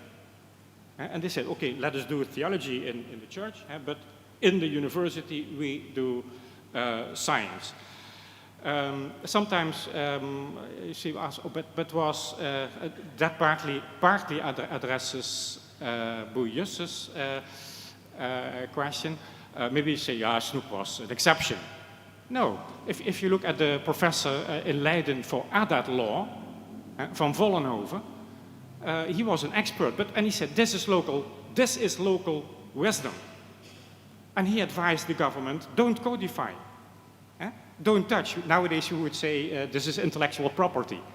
You know, this is the people's knowledge, so just leave it like that. Of course, the Dutch colonial government wanted to make a code book, and they also saw that as a weapon against the Sharia.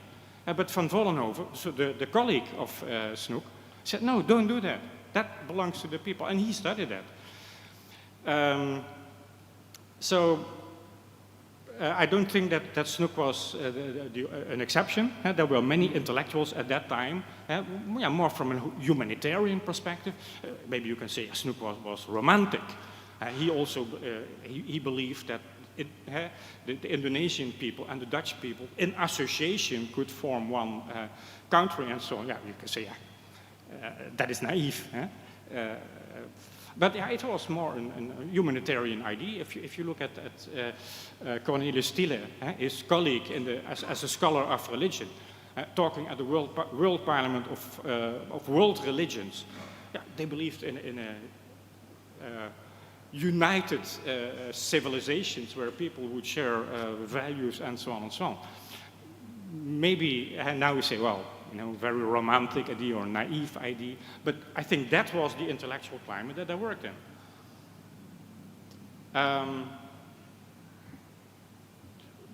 I spoke about the Netherlands. I cannot go into the French debate, but I think it is comparable, and Snoek wrote about it in his book Islam in Nederland. The British had the indirect rule, so they ruled through the local chiefs and so on and so on. And I think that is something that Snoek had in mind. So he really believed that the future of Indonesia would be with the Indonesian intellectuals. And yeah, also he gradually accepted that they should rule the country, not the Netherlands. Although he saw that in a kind of association with the Netherlands. Maybe I leave it at that. Yeah, it's 3 different questions, but I try to unite them. Is everybody satisfied with the answer? Well, not full satisfaction. No. We can go ahead later, but now we go to. But Dewi, are you ready to answer the question of Mas Ancu and Profesor Hansford and Ruard? Terima kasih Mas Ancu dan Pak Ruard Gansford. I think if we remember nutmeg is what your ancestor, bringing your ancestor to Indonesia, and then these hundreds of history of colonization, quote unquote. Thank you, Pak Ruard, for responding my presentation on cooking. I think what I experienced walking with the women and walking myself as a mother, as a cooker as well as a chef of my family, there is 2 experiences that we have. The first is in Kendeng Mountain. When one of the Kendeng Mountain was being destroyed at first, it is the males who are there. It is our husband, our father who are there defending the mountain. But then there is another several trucks coming, males in the trucks as well. We could say that's army or police or whatever. And then they caught our husband, our father, away. And then we have to think about it. How then we could defend our mountain? How then we could defend our water? How then we could defend our issue? There is a consolidation. The consolidation among mothers happened in the kitchen. So it is quite interesting, the way how the politics of resistance, the way of decolonization against capitalism is really there. And then the mothers is really talking to each other, and then they have meeting during the cooking. What should we do? Well, let's set up a blue tent in front of the cement mining. And then around 200 mothers setting up a blue tent in front of the cement minings. And then the green truck is coming. We could call it as an army or police coming to the site. Well, the mothers is cooking there, sleeping there, tending their children there. What should we do? Then they have to think, because they cannot caught us. They cannot put us in jail on what sort of issue. And then we go to the Pondok Pesantren in Rembang. We go to the Kiai Haji Maimun, or Mbah Mun, and then Mbah Mun asks us, you have to cover your hair. I will support you. Yes, we cover our hair so that you can support us. So this is a kind of negotiation, being asked, we are asking, and then being asked again, then negotiating all those asking, negotiating all those rules, those norms imposed upon our bodies, upon our houses, upon our children, upon our water. Within this case, then we learn that the story of the resilient is really connecting to religion. As Mas Ancu said, is religion an opportunity or a challenge? Most of the time, every time, I told to myself, 82% of the world is religious. I have to be optimistic. I have, quote unquote, yeah, I have to be optimistic. I think within the Christianity or within the Muslim, we have all sort of things to justify sort of action if we have the will, if we do have the will. And it relates to the second case that we walk together as well near the Bengawan Solo River because of the pollution of the biggest textile industry in Southeast Asia. So this group of community is mostly Muhammadiyah community. Since 2017, I recognize that the type of khutbah, the type of kultum, the type of congregation is really shifting. So they call themselves as mustadafin, those who are being marginalized.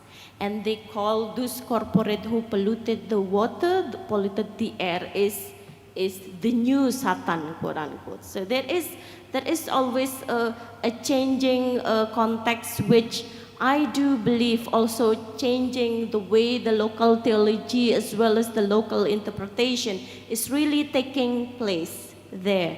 And the role of the women, the role of the sexual minorities, LGBTIQ, the roles of the young, the roles of the older people simply cannot be overlooked or undermined, because they are playing a significant role in fighting this issue.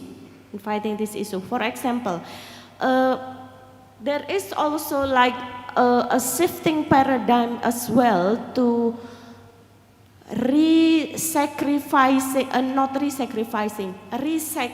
menyucikan kembali.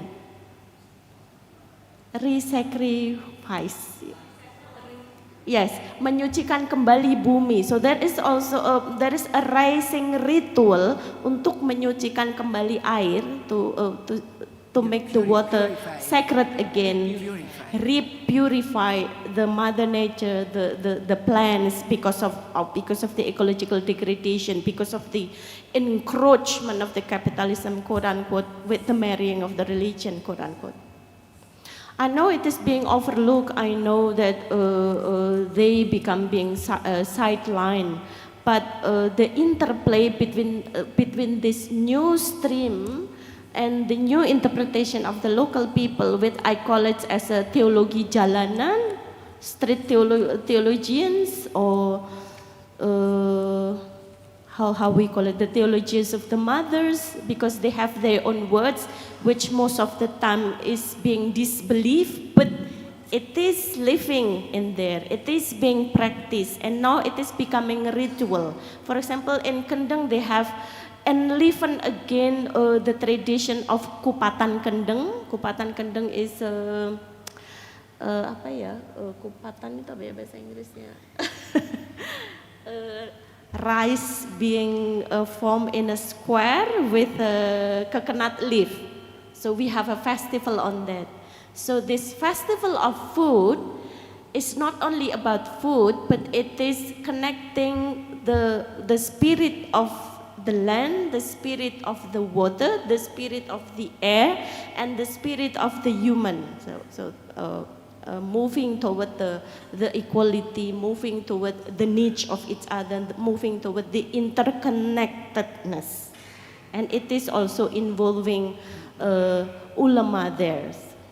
And in Solo, among the Muhammadiyah community, there is also a work between the Muhammadiyah University and the Muhammadiyah local leader to help the local issue by supporting from the law perspective.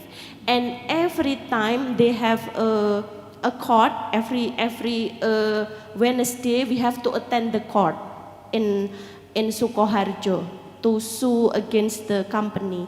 We have a feast, we have a lunch feast, and then during the lunch we pray together. We pray together, and then we also give this food to the owner of the corporate who pollute our land. That's also happened to Ibu-Ibu Kendeng, who also give the food to the governor, who also give the food to the president if they stage the protest in front of the palace and in front of the governor office.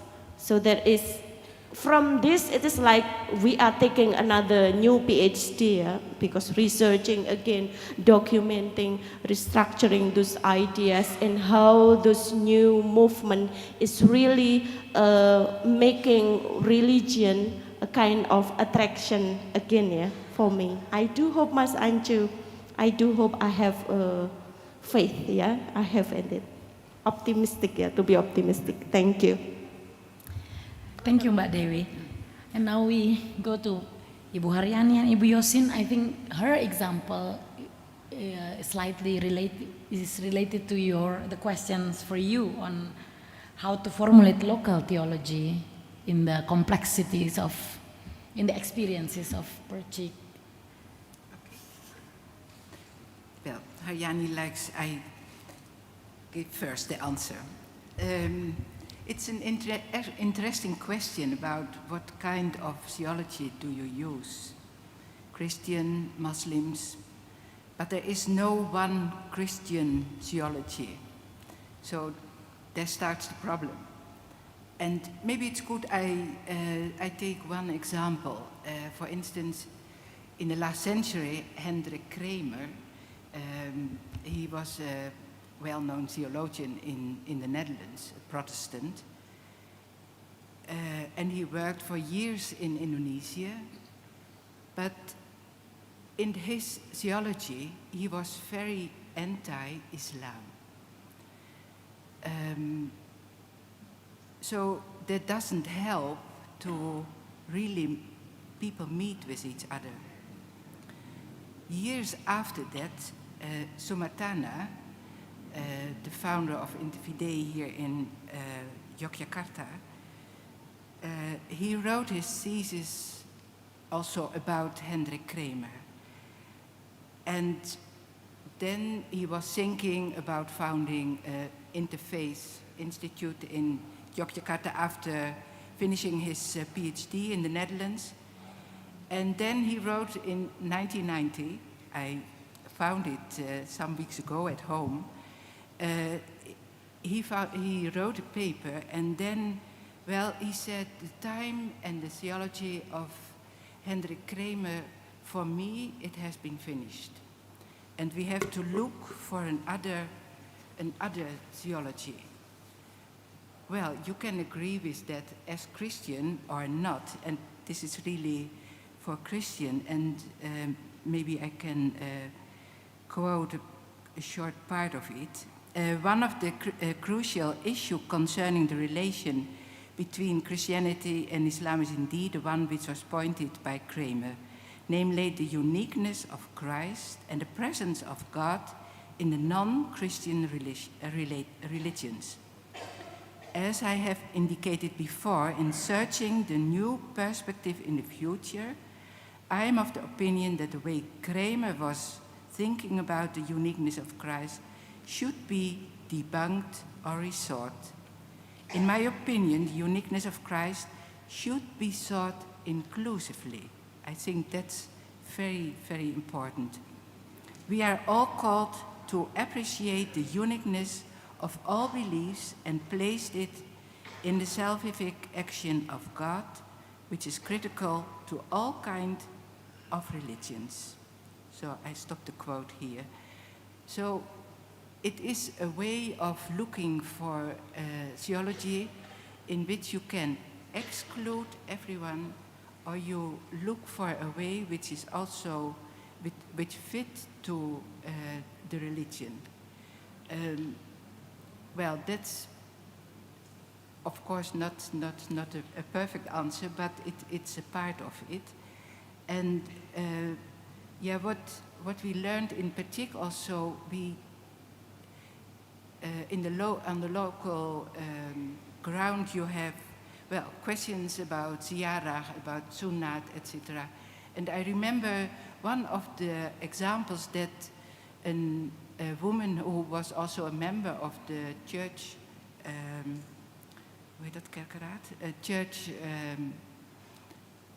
she was one of the leaders, and one of her sons want to have the sunnat, and that was in the KKJ forbidden. So, well, the people of the church said, well, she has to go out. She cannot be remained as an elderly. And then the pastor of that community was very, very wise, in my opinion. And he started to read again the Bible, about all the examples in the Bible about Sunnah. And at the end, all the members of that church, of that community, they agree about it. And she could stay as an elderly. Well, that's one of the way of dealing with local issues. And well, and nowadays we have other new problems, the ecology and well, the questions of Devi Duka also she. So it is a way of what Paprajarta always said is we have to look for space, for new insights, and that bring together and to reflect on it. And what is important in the reflection to see what is the dignity for human being, the dignity. I think that's one of the issues also. Well, we can talk a long time about it, but Hayani also, I think you will add a little bit. I will add what is related to my position as a Muslim, because when we discuss about local theology, we as a Muslim hardly use the word theology. Theology is how we as a Muslim understand and learning about the God, while the God itself goes beyond the imagination of the man. So this is the big question for the Muslim. But when we set up the project of local theology, then we understand that theology is more a process for having dialogue between orthopraxis and orthodoxis. And this is what finally we accepted as a Muslim to understand the process of local theology. Because if we only focus on our dominant to accept orthodoxis, almost no dialogue to understand about our experiences. But when we able to make it balance or negotiate between orthodoxis and orthopraxis, then there is a space for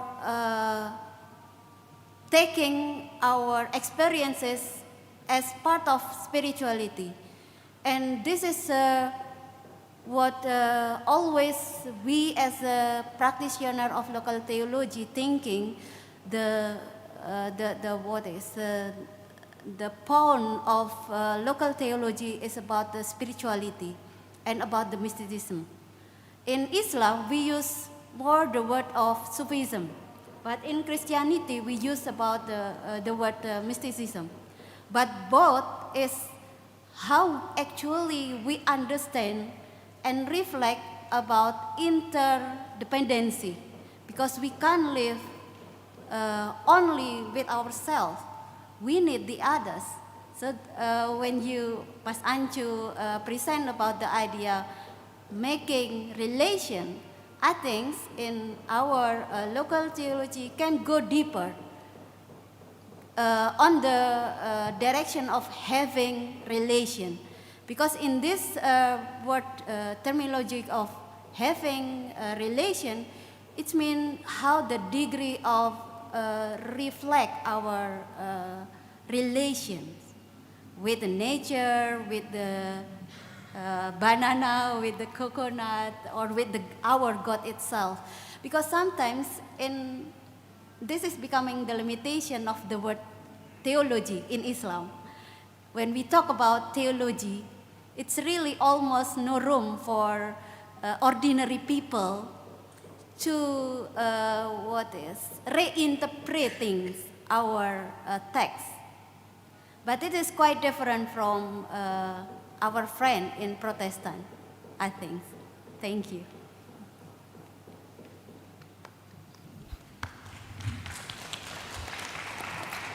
Thank you very much. Do we still have questions?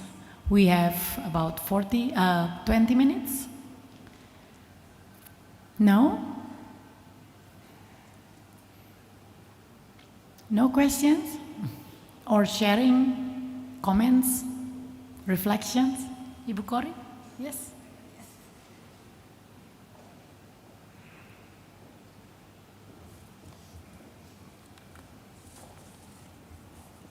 I only take the microphone because we have still a little bit of time. I like to share a story.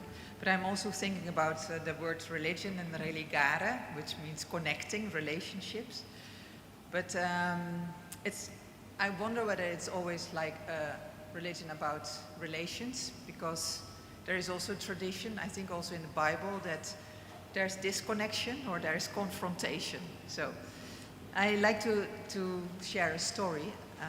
I happened to join a celebration in Sumatra recently, Hari Perayaan Masuk Injil, where the people in Sumatra celebrated the coming of the gospel. The story is that one of those planters, the sugar cane planters, a Dutch and a Christian, in the 19th century, 1890, faced rebellion. So the local Sumatra people were rebellious. Then they thought, well, then it's good to invite missionaries, Dutch missionaries, to domesticate those rebels. So then from Java, Hendrik Kruid came, paid by the Dutch sugar planter, and this Dutch missionary came and chose the side of the rebellious people, because in his opinion the gospel was a liberating gospel, and he was actually against the sugar planter. So he was fighting against the oppression of the Dutch, and after 2 years he had to give up. So he went to Europe back, and he studied medicines there, and worked in Paris in the slums, and died poorly in Paris.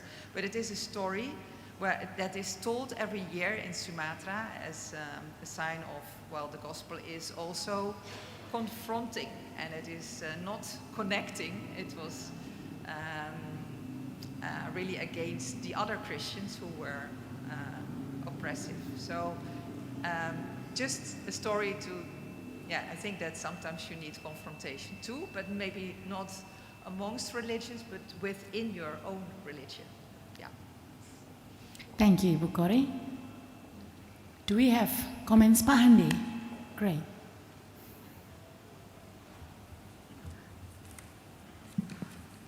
Thank you very much.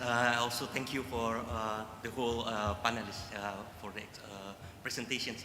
I like to give a response, maybe a bit negative response to Ibu Haryani. I mean, not negative, but when you talk that for Protestants, people maybe rethinking and reinterpretation is more okay. But I think actually the fact is not really like that. Yeah, I like to say that sometimes the problem is when people, even for young people now, is still like to be colonized by tradition, old tradition. I mean, it is difficult to ask them, to invite them to think freely, and then to think not only based on the old tradition, and to see the new paradigm.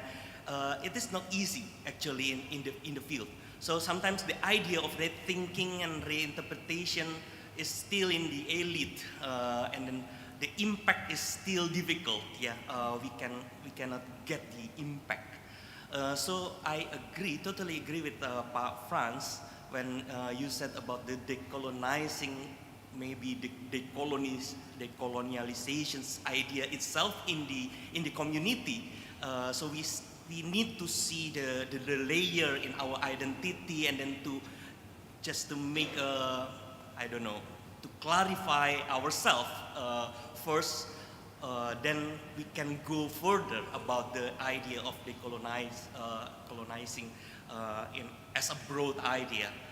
So maybe the question, if there is time, is if you can give some good experience about the impact, because I think what you did is just go to the experience, show the idea about the ecology, for instance, about the idea of women, how we live together.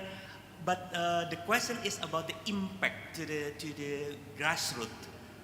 There is an impact, there is a change, and how to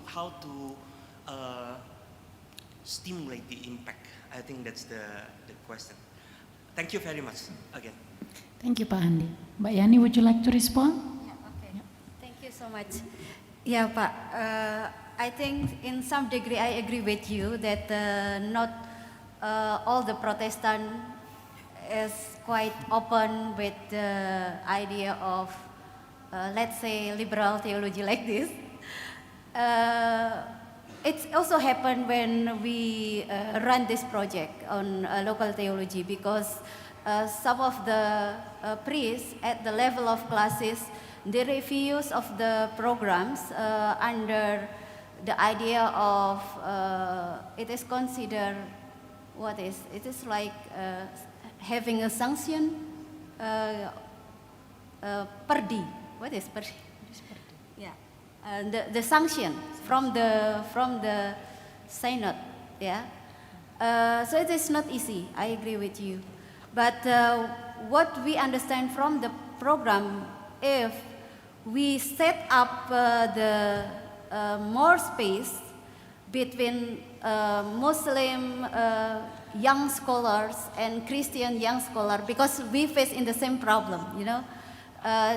The official authority at the religious institution is quite hard to change in the more progressive and moderate way of thinking. So what we try to set up is having interfaith forum to discuss about the alternative voices. And what we use actually is about the, it is kind of freedoms for the young scholars to understand more about the tradition. I think this is kind of alternative voices that we can use. And so far, it works. I mean, now I have a good communication with Pendeta Nani. She is also the priest in here. And we share a lot about what is the barrier in our own institution, religious institution. And we try to set up alternative voices, particularly when we together understand that in each religious institutions, they're more masculine, they're more pro to the elite, and less listen with the marginal people. So in this way, we're using lutisan. Lutisan is kind of cooking, but with the fresh salad, Javanese salad. And we discuss about that. We started from this very simple forum, Interfaith Forum for Women. And this is one of the example what we already done at the term of local theology. And the second thing is, what is the impact? I think the best thing for us is for each actor have their own relation, have their own circle. So by this own circle, we already influence to the others small circle in our networks. I think this is the best impact. But so far, we haven't yet studies about that. So maybe it is good to evaluate in terms of programs. Thank you. Ibu Yosif, would you like to add something? Sudah, Mbak Dewi? No? Yeah, you can add. You can add some. Would you like to add some? No. Ayo. Mm. Udah cukup. Okay. Pak Franz, would you like to add something? No. Okay.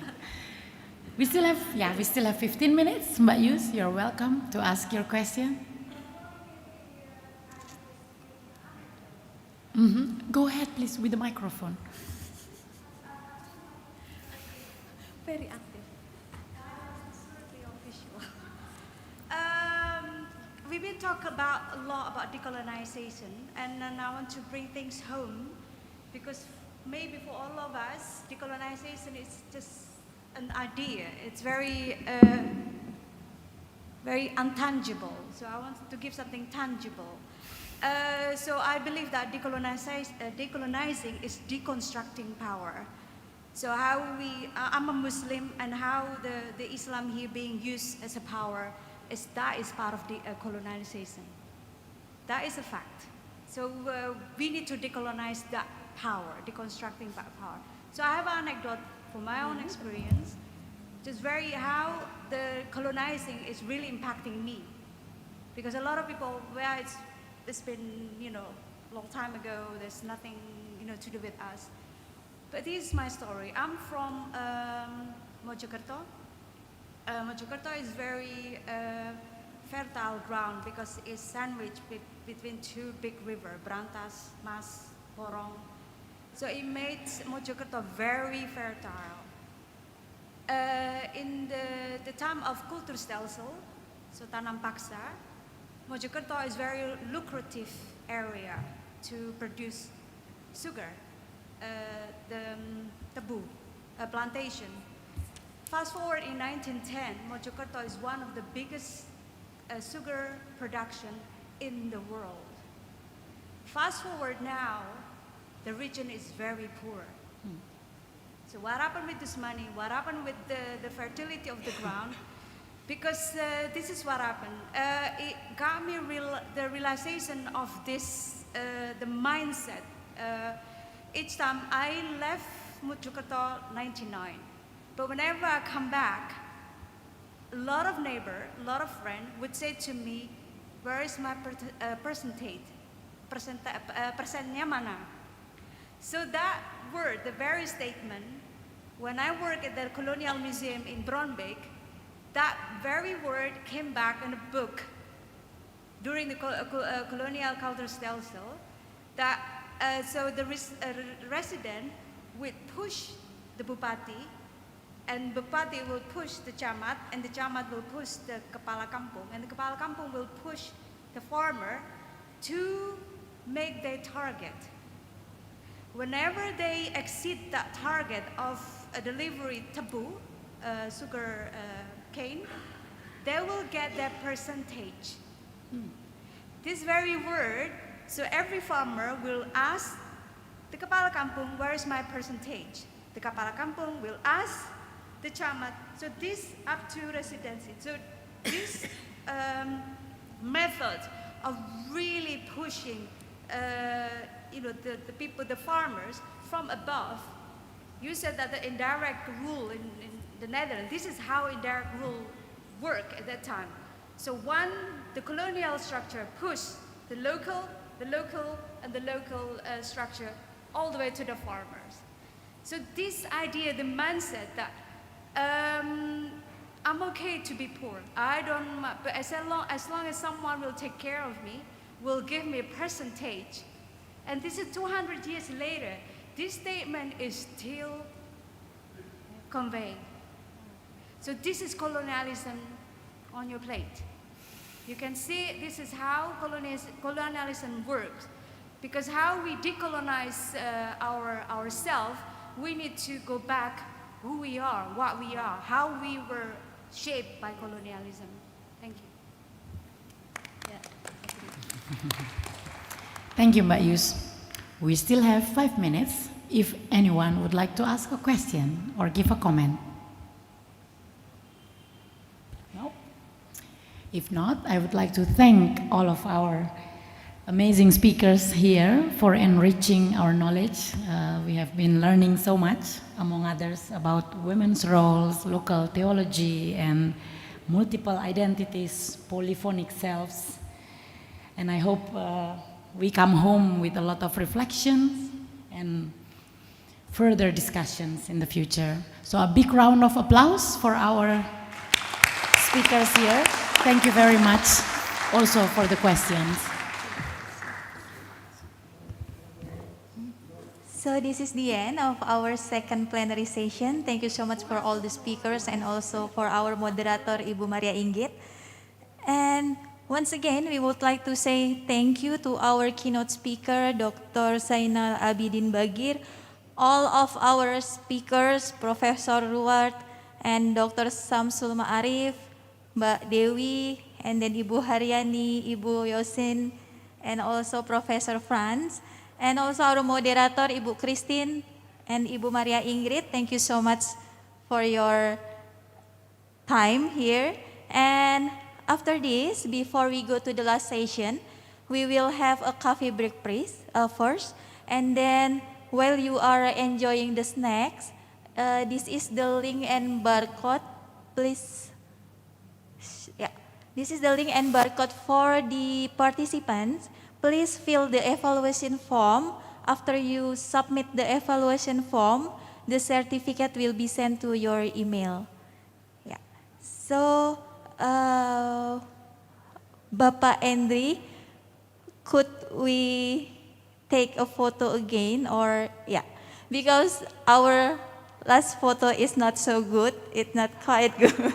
So we would like to invite all the guests and all the speakers to stand arise in the stage with the speaker's place, and then all the participants can join us in the big stage behind the speakers. And we will take a group photo first, okay?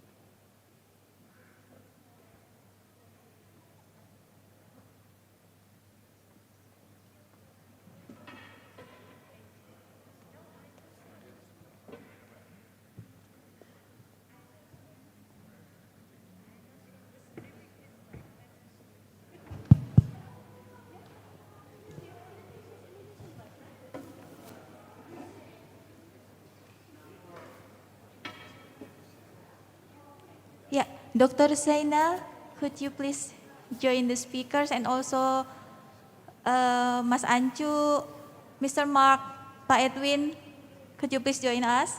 And Miss Corey also join us here.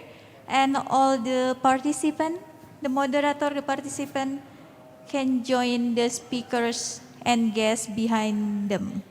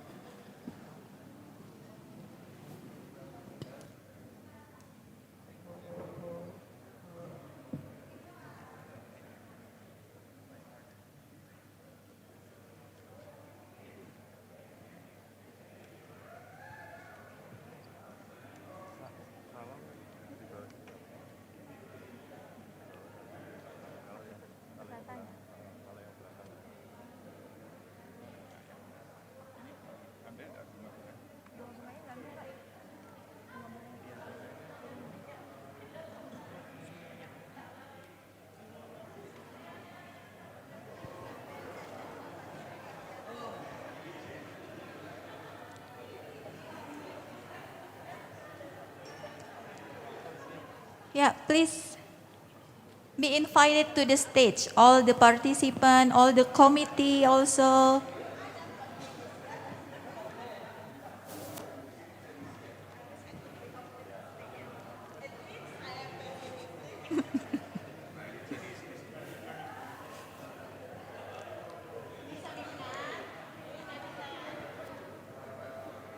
You can also stand here, yeah. Okay. Bu Jun, silakan.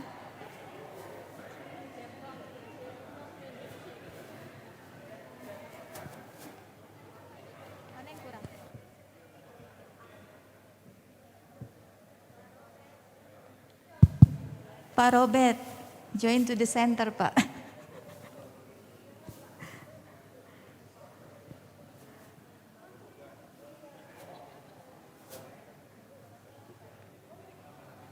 Kelihatan.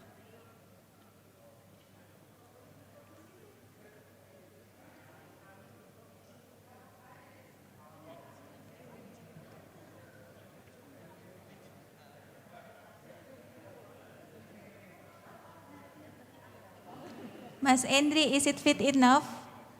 Mbak Eni, Ya.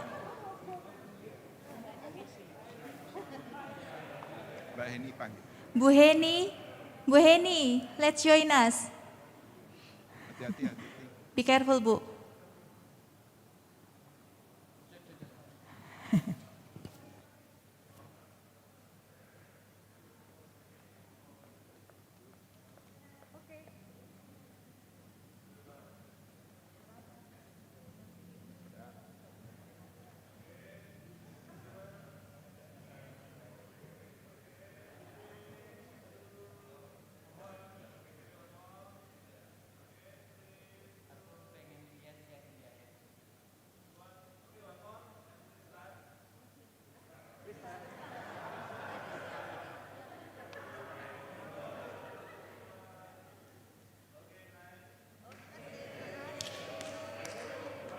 Thank you and enjoy your snacks.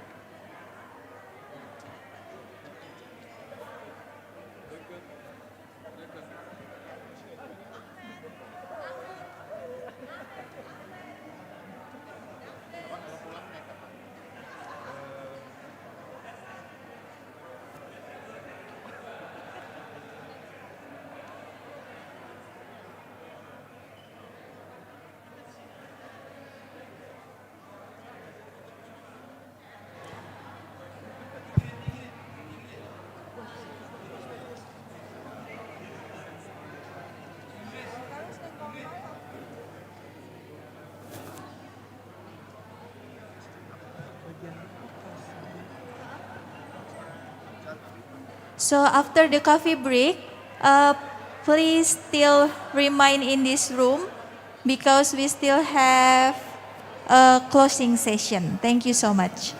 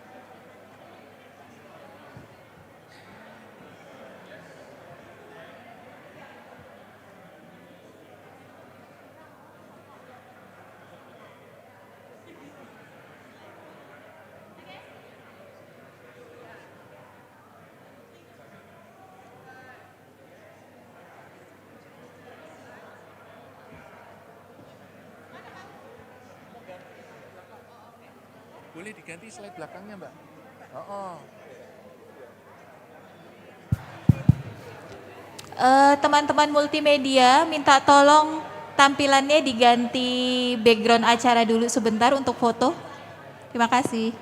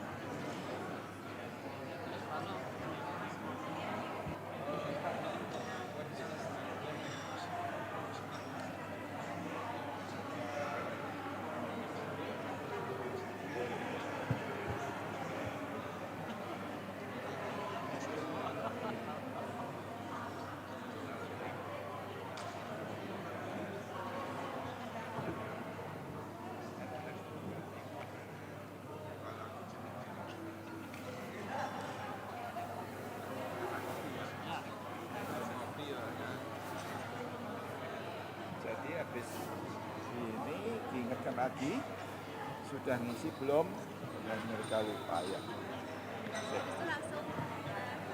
Saya.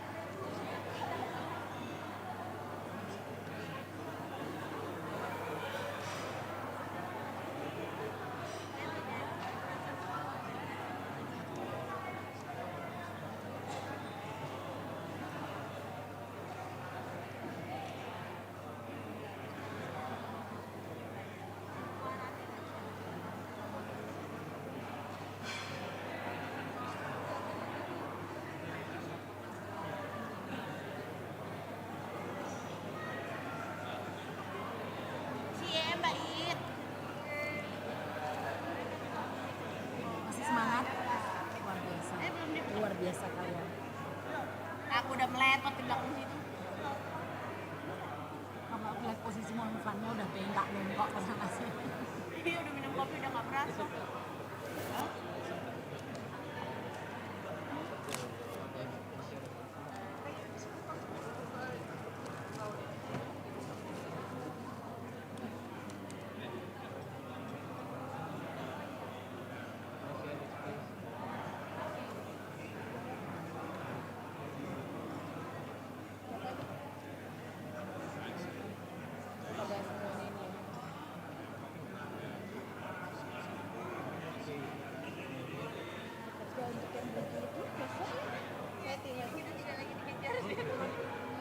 Semua udah aman, bin bag semua udah aman. Kasih pisan boleh kayak gitu. Abang aku pikir apa udah sewa.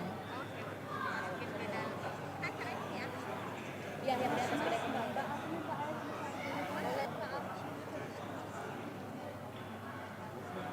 Senin ke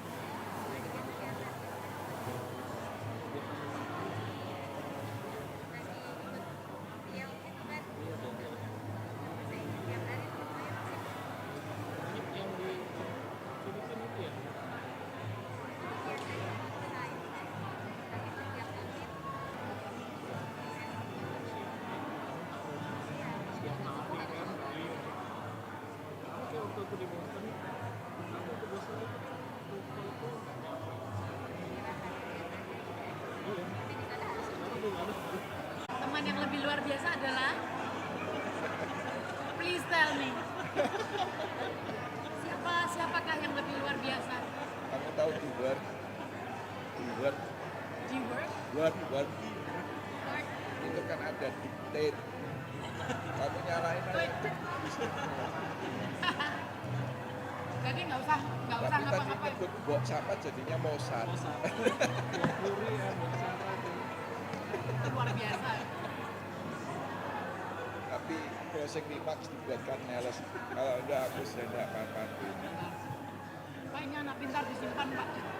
Disekolahkan terus disuruh pulang Jadi lagi. dosen. Hah? Pintar disekolahkan lalu. Iya, yang disekolahkan enggak pulang untuk Inggris. Disekolahkan enggak pulang.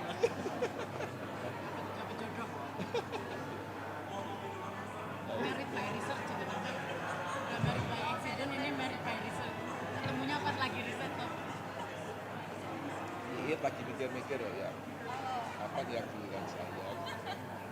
Sekolah apa merit? Merit udah tuh. Sudah. Nah, masalahnya aku enggak masalah kalau sudah di luar negeri merit enggak merit sama saja.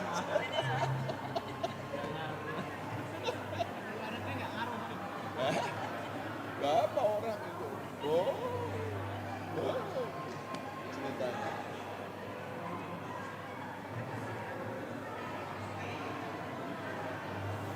Tujuannya di mana?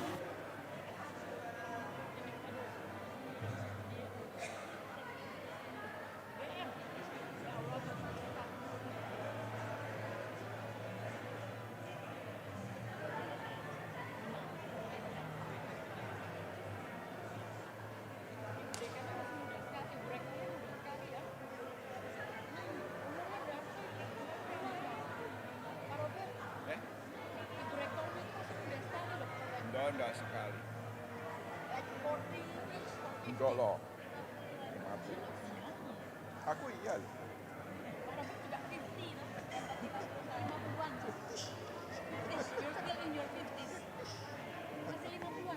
Udah 9.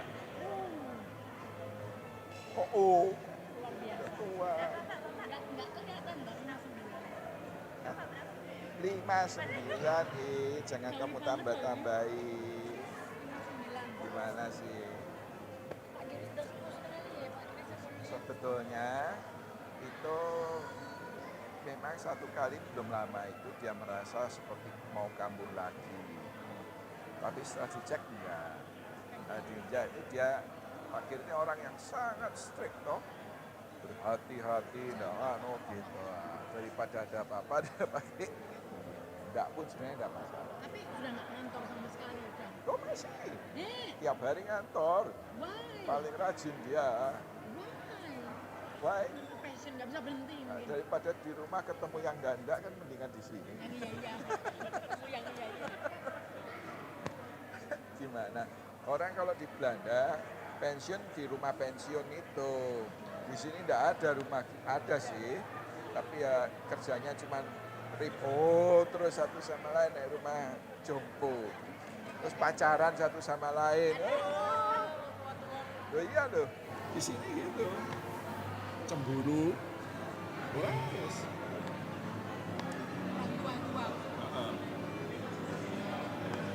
Itu sih Pak stay sampai habis loh. Orang dari kedutaan Belanda itu hebat loh dia. Dua sama Edwin. Iya, itu luar biasa. Pak Robert, jadi closing remark, habis itu diingatkan participants konsorsium stay di sini toh? Ya, tapi nanti habis aku Bukori. Aku tanya sama Franz, if I do the closing remarks, we will say thank you to UKDW. Masa aku ngomong thank you to myself. Dan KDW dan panitia. Ya. Universitasnya, tapi kalian ini yang kerja sangat keras. Besok bisnya besar. Besok Pak Robert Besok ikut 50. berangkat jam 8. 8 di Santikara ya? Ya. Aku di Hotel Karani Pengajaran Kasih. Apakah semua tahu yang Arjuna aku yang jemput? Ada lagi yang di luar. Oh Franz sudah ikut mungkin ya? Kan nggak ikut karena ada kelas ngajar. Baterai sudah nggak. Tapi Pak Beban audiensnya, they stay, I like it. Nggak pergi, ini jauh lebih baik dari yang tahun-tahun lalu tuh di Dana. Ya karena ya itulah aku bilang karena saya tuh di sana size yang precise gitu, jadi nggak terlalu besar, orang-orangnya komited. Kalau kita undang lebih banyak ya bisa, tapi ya nanti terus saya belum nyelamatin pribadi. Apa itu? Selamatin untuk profesi. Ayo, terima kasih Mas Dana. Banggakan ya. Ini Habis itu udah bikin potensial Facebook ya. Kita banyak dibantu. Jadi ceritanya, oh, tapi nanti nggak cinta nggak ya. Besok aja.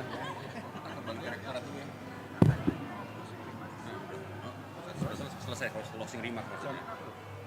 So for the all participant, while you are enjoying your snack, I want to remind you to fill the evaluation form to get your certificate.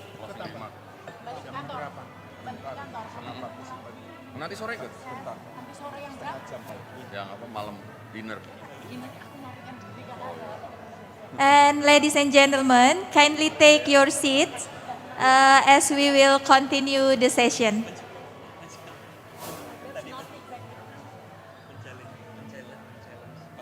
And please kindly take your seat back to our session to the closing statement. This meeting because this is a very good sign that we can think together and religions prevail. Let us continue our journey of decolonizing, guided by the knowledge and insights gained during this conference.